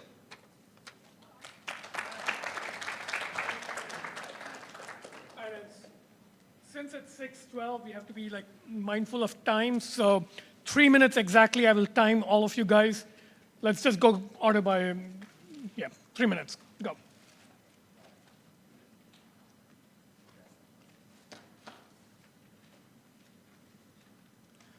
All right, everyone, my name is Daniel. Our topic was civic norms, which we were kind of proud of as like kind of a clever idea of culture itself as a resource, so that we ended up just kind of rediscovering kind of a whole sociological theory of history. So that was kind of funny. But our kind of phases were something kind of like the king, no real structure, very top-down, power-driven. And then we had the tribe, where we have kind of simple notion of order, kind of like a Ten Commandments society, very kind of shame, high control. And then something like the state, development of more institutions, a bit more personal freedom, a bit more regular, a bit more sophisticated law system. And then the culture, which was sort of the somewhat solar punk collective enlightenment, restorative justice, internal motivation all around. And then the last one we couldn't quite articulate, so we just kind of called it the Great Cosmic Ohm, which was a nod to Siddhartha.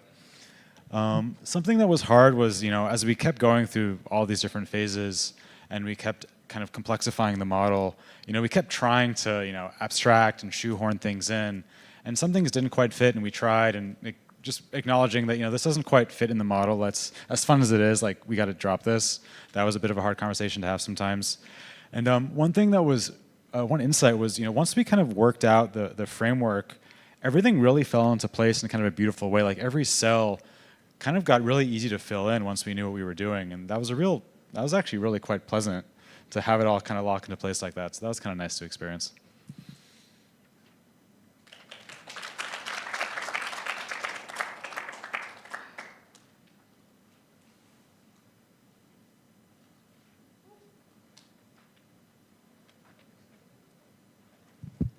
Hi, everyone. My name is Harith. So our topic was encryption schemes. And I'll start with the one thing that was hard, was that our one teammate that suggested this topic, who actually knew more about the subject, had to leave halfway. So the main learning was maybe to get enough team members who know what they're talking about when it comes to a particular topic. So for our levels, the first one is, we describe it as wilderness. So for encryption schemes where there's only academic research and there's minimal distribution of the research on the subject.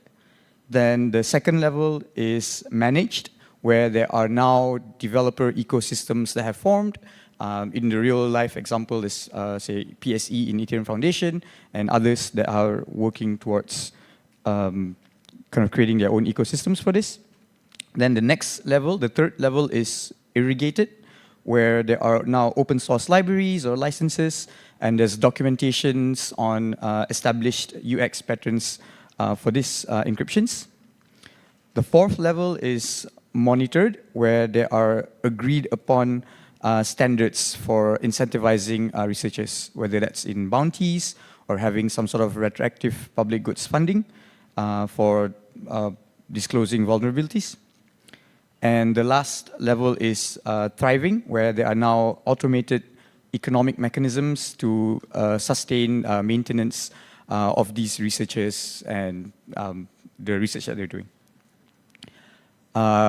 One big insight about the process was that, at least for this topic, it's multi-dimensional.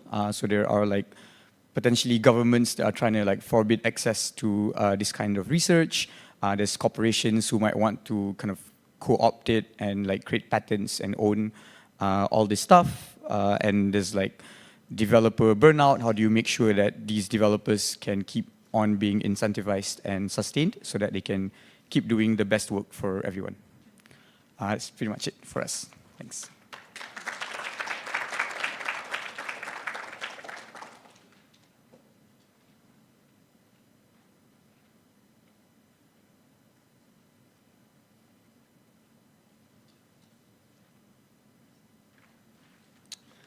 Okay, so we did Wikipedia as a kind of knowledge commons.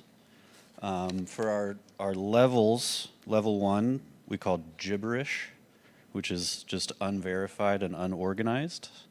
Level 2 is what we call propaganda, which is organized but very biased. Level 3 we called academia, which is manually verified but kind of closed and gate-kept, not open to everybody.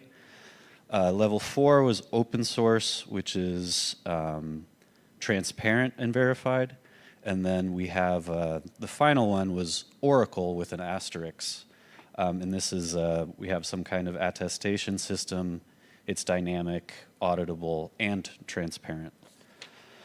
One thing that was hard, I mean, honestly, we kind of just knocked this out of the park right away. So I'm just kidding. I think what was hard, we had a good discussion about on the punk axis, total anonymity versus total transparency. What's the right level of anonymity versus transparency, and how to navigate that?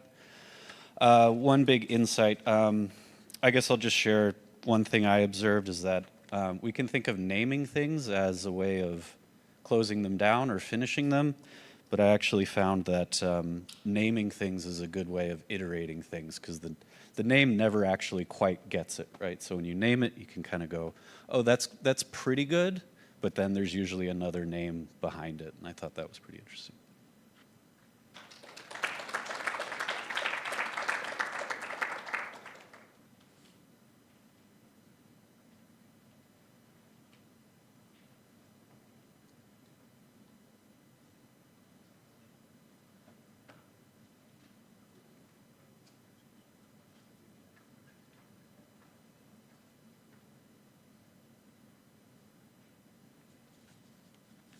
So we did evacuation routes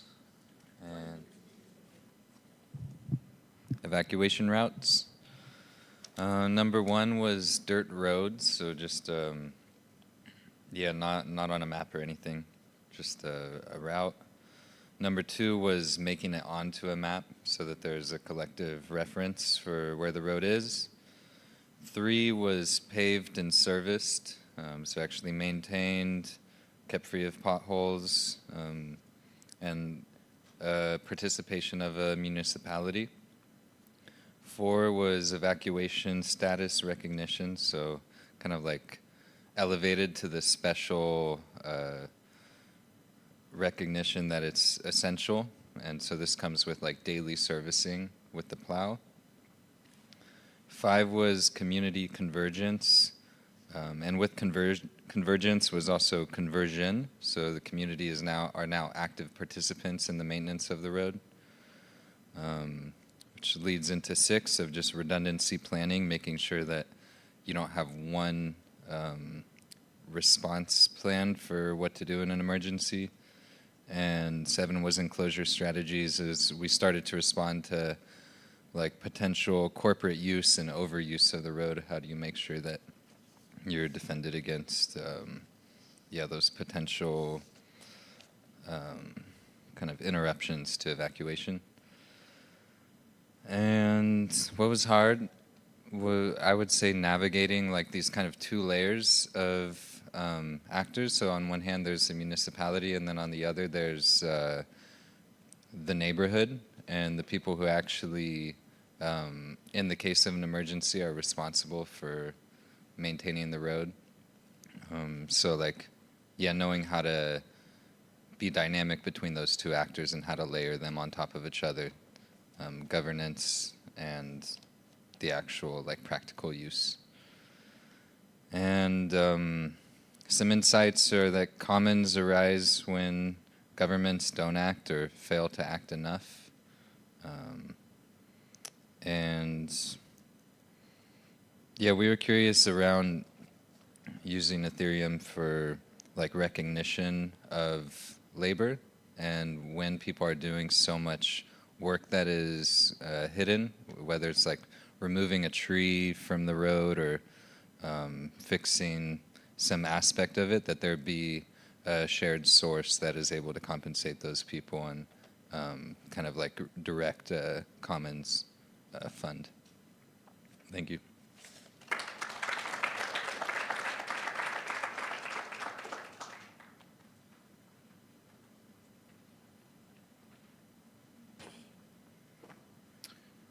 Yeah, ours was internet's memory. It was going well until somebody from the Internet Archive showed up. So,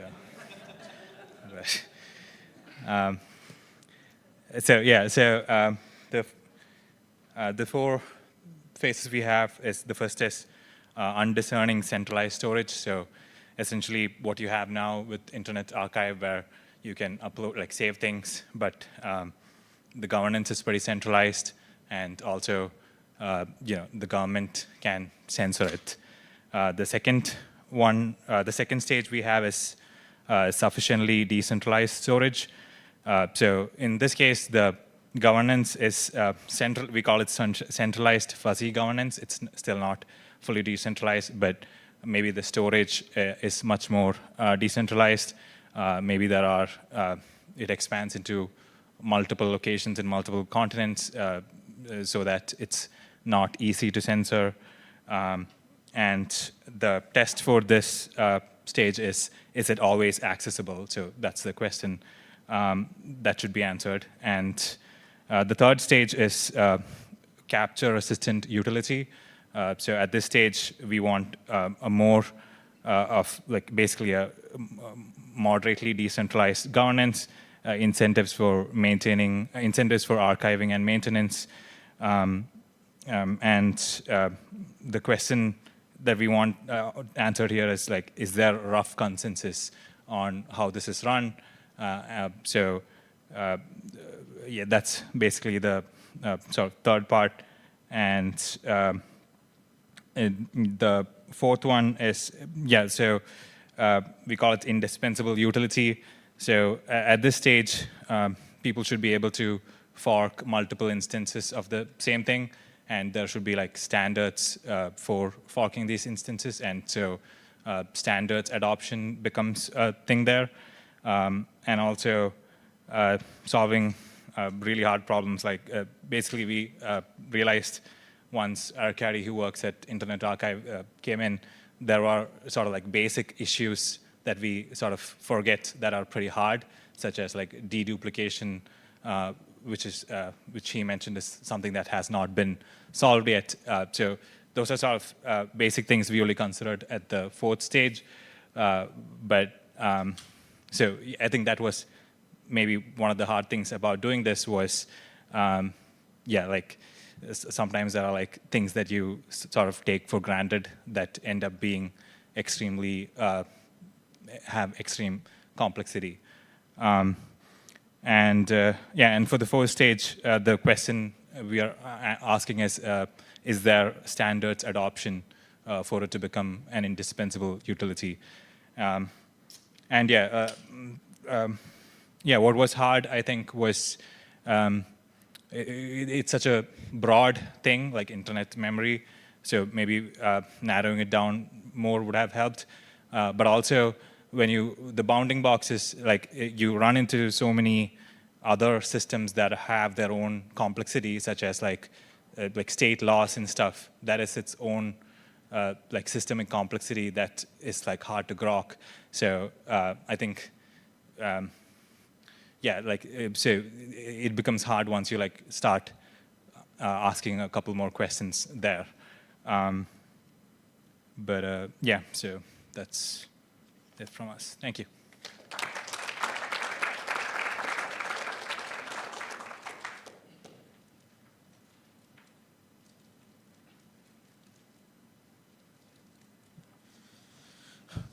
Right, so the commons that we ended up choosing was decentralized AI, of how exactly can commons based on AI actually be developed and then successively governed. Now, our CMM ended up taking the form of you can say a chronological evolution model. You can see that torpedo over there. It's supposed to be a pyramid, but if you squint just right enough, it looks like a pyramid.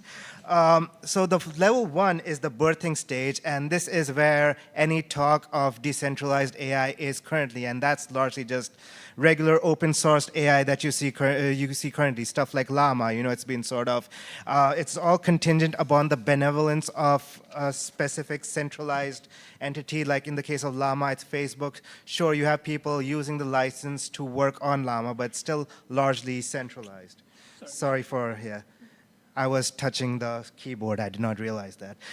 The second stage is the community capacity building stage. Now, the community capacity building stage, when it comes to commons governance, it should ideally follow the principles of progressive decentralization. So there's small aspects that you entrust to the community first, and then you follow it up with more important decisions. Ideally, this stage culminates with the exit to community stage, where the centralized intermediary which birthed the project no longer has any control or say over how it proceeds. Next up, we have the curation stage. So this is where the community working groups, hopefully of now there are many because of exit to community, they are actively developing, improving, and deploying this resource, the resource being the decentralized AI. The end result of this stage is the development of various use cases that DAI can be used for, integrations that it can be deployed with, users whose needs it can actually sort of cater to. And next up is the value generation stage. This is not exactly a final stage because the curation and value generation stage keep on shifting back and forth.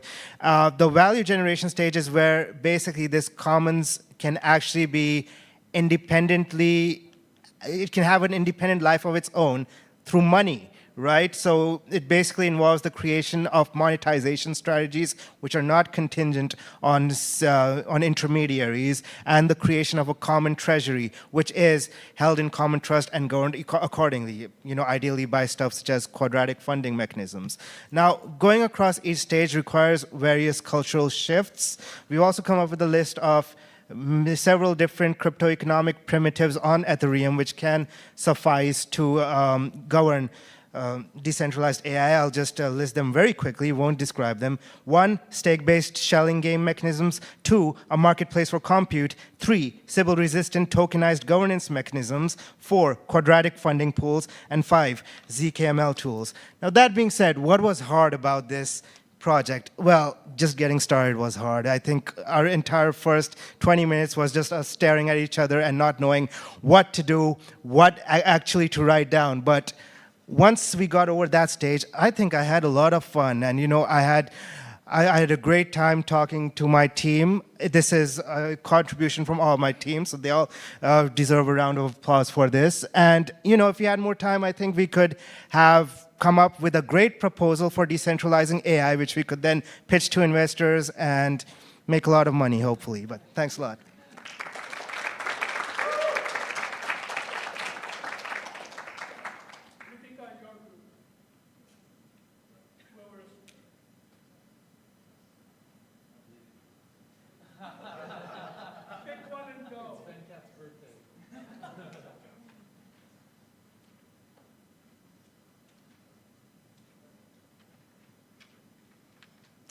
So we did a water reservoir, and the first layer was fully vulnerable / open / anarchy. So no institutional hardness. Second one was stewarded by one group. So one sort of institution decides to take care of the reservoir. So that would be allow medium punk, medium hard kind of, openness. And then the third level would be governed. So with some cultural expectation around how the reservoir should be managed. Having some level of policy, basically policy and culture around it. The fourth level, we called networked pluralist, which would have many overlapping structures managing the reservoir. And and then we made a comment about hardness being different from rigidity. And I think something difficult in the activity was that we were dealing with the natural resource type of thing that was very specific. So we were not talking about just water as a whole. We were talking about a water reservoir. And yeah, it was difficult to apply some of the frameworks to that. And yeah, just the difference in the vocabulary also of the challenges with Ethereum in comparison to that. So.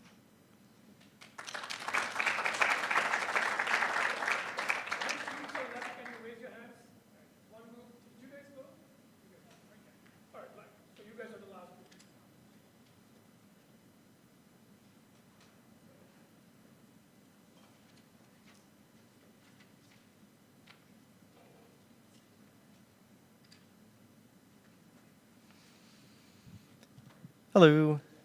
My group handled decentralized social media, and we split this into stages based on the size of the number of people that the social media could support. So we have friends, which you need like peer-to-peer connectivity, basically a group chat. You need to be able to do boundary definition and have like an immediacy to the user experience. We've got neighbors, where you start to need distributed storage and identity sovereignty. You need some form of administration, and then discoverability, so that you can navigate the network. We have strangers within a shared culture. And here you start to need composable privacy and anonymity, and federated domains of administration, as well as filtering as you start to need to adjust the content that you're seeing based on your sphere. Then we have strangers within different cultures, and we start to need sharding for the amount of information that you're storing, reputation, plural governance, and concentrated efforts at accessibility, so languages and other methods of providing access. And then finally, we have all beings, so a theoretical version of social media in which it encompasses all forms of human communication online. So we have human right, access to the network is ensured as a human right, network sovereignty, the network itself is completely self-sovereign, and multi-planetary connectivity. I think the biggest challenge in this was determining what our success criteria was, like how we defined hardness, because there's a lot of ways to define hardness for this particular subject area. And I think that we settled on the number of people just because social media becomes stickier and more entrenched by the number of people that are using it, which makes it harder as a system. Thank you.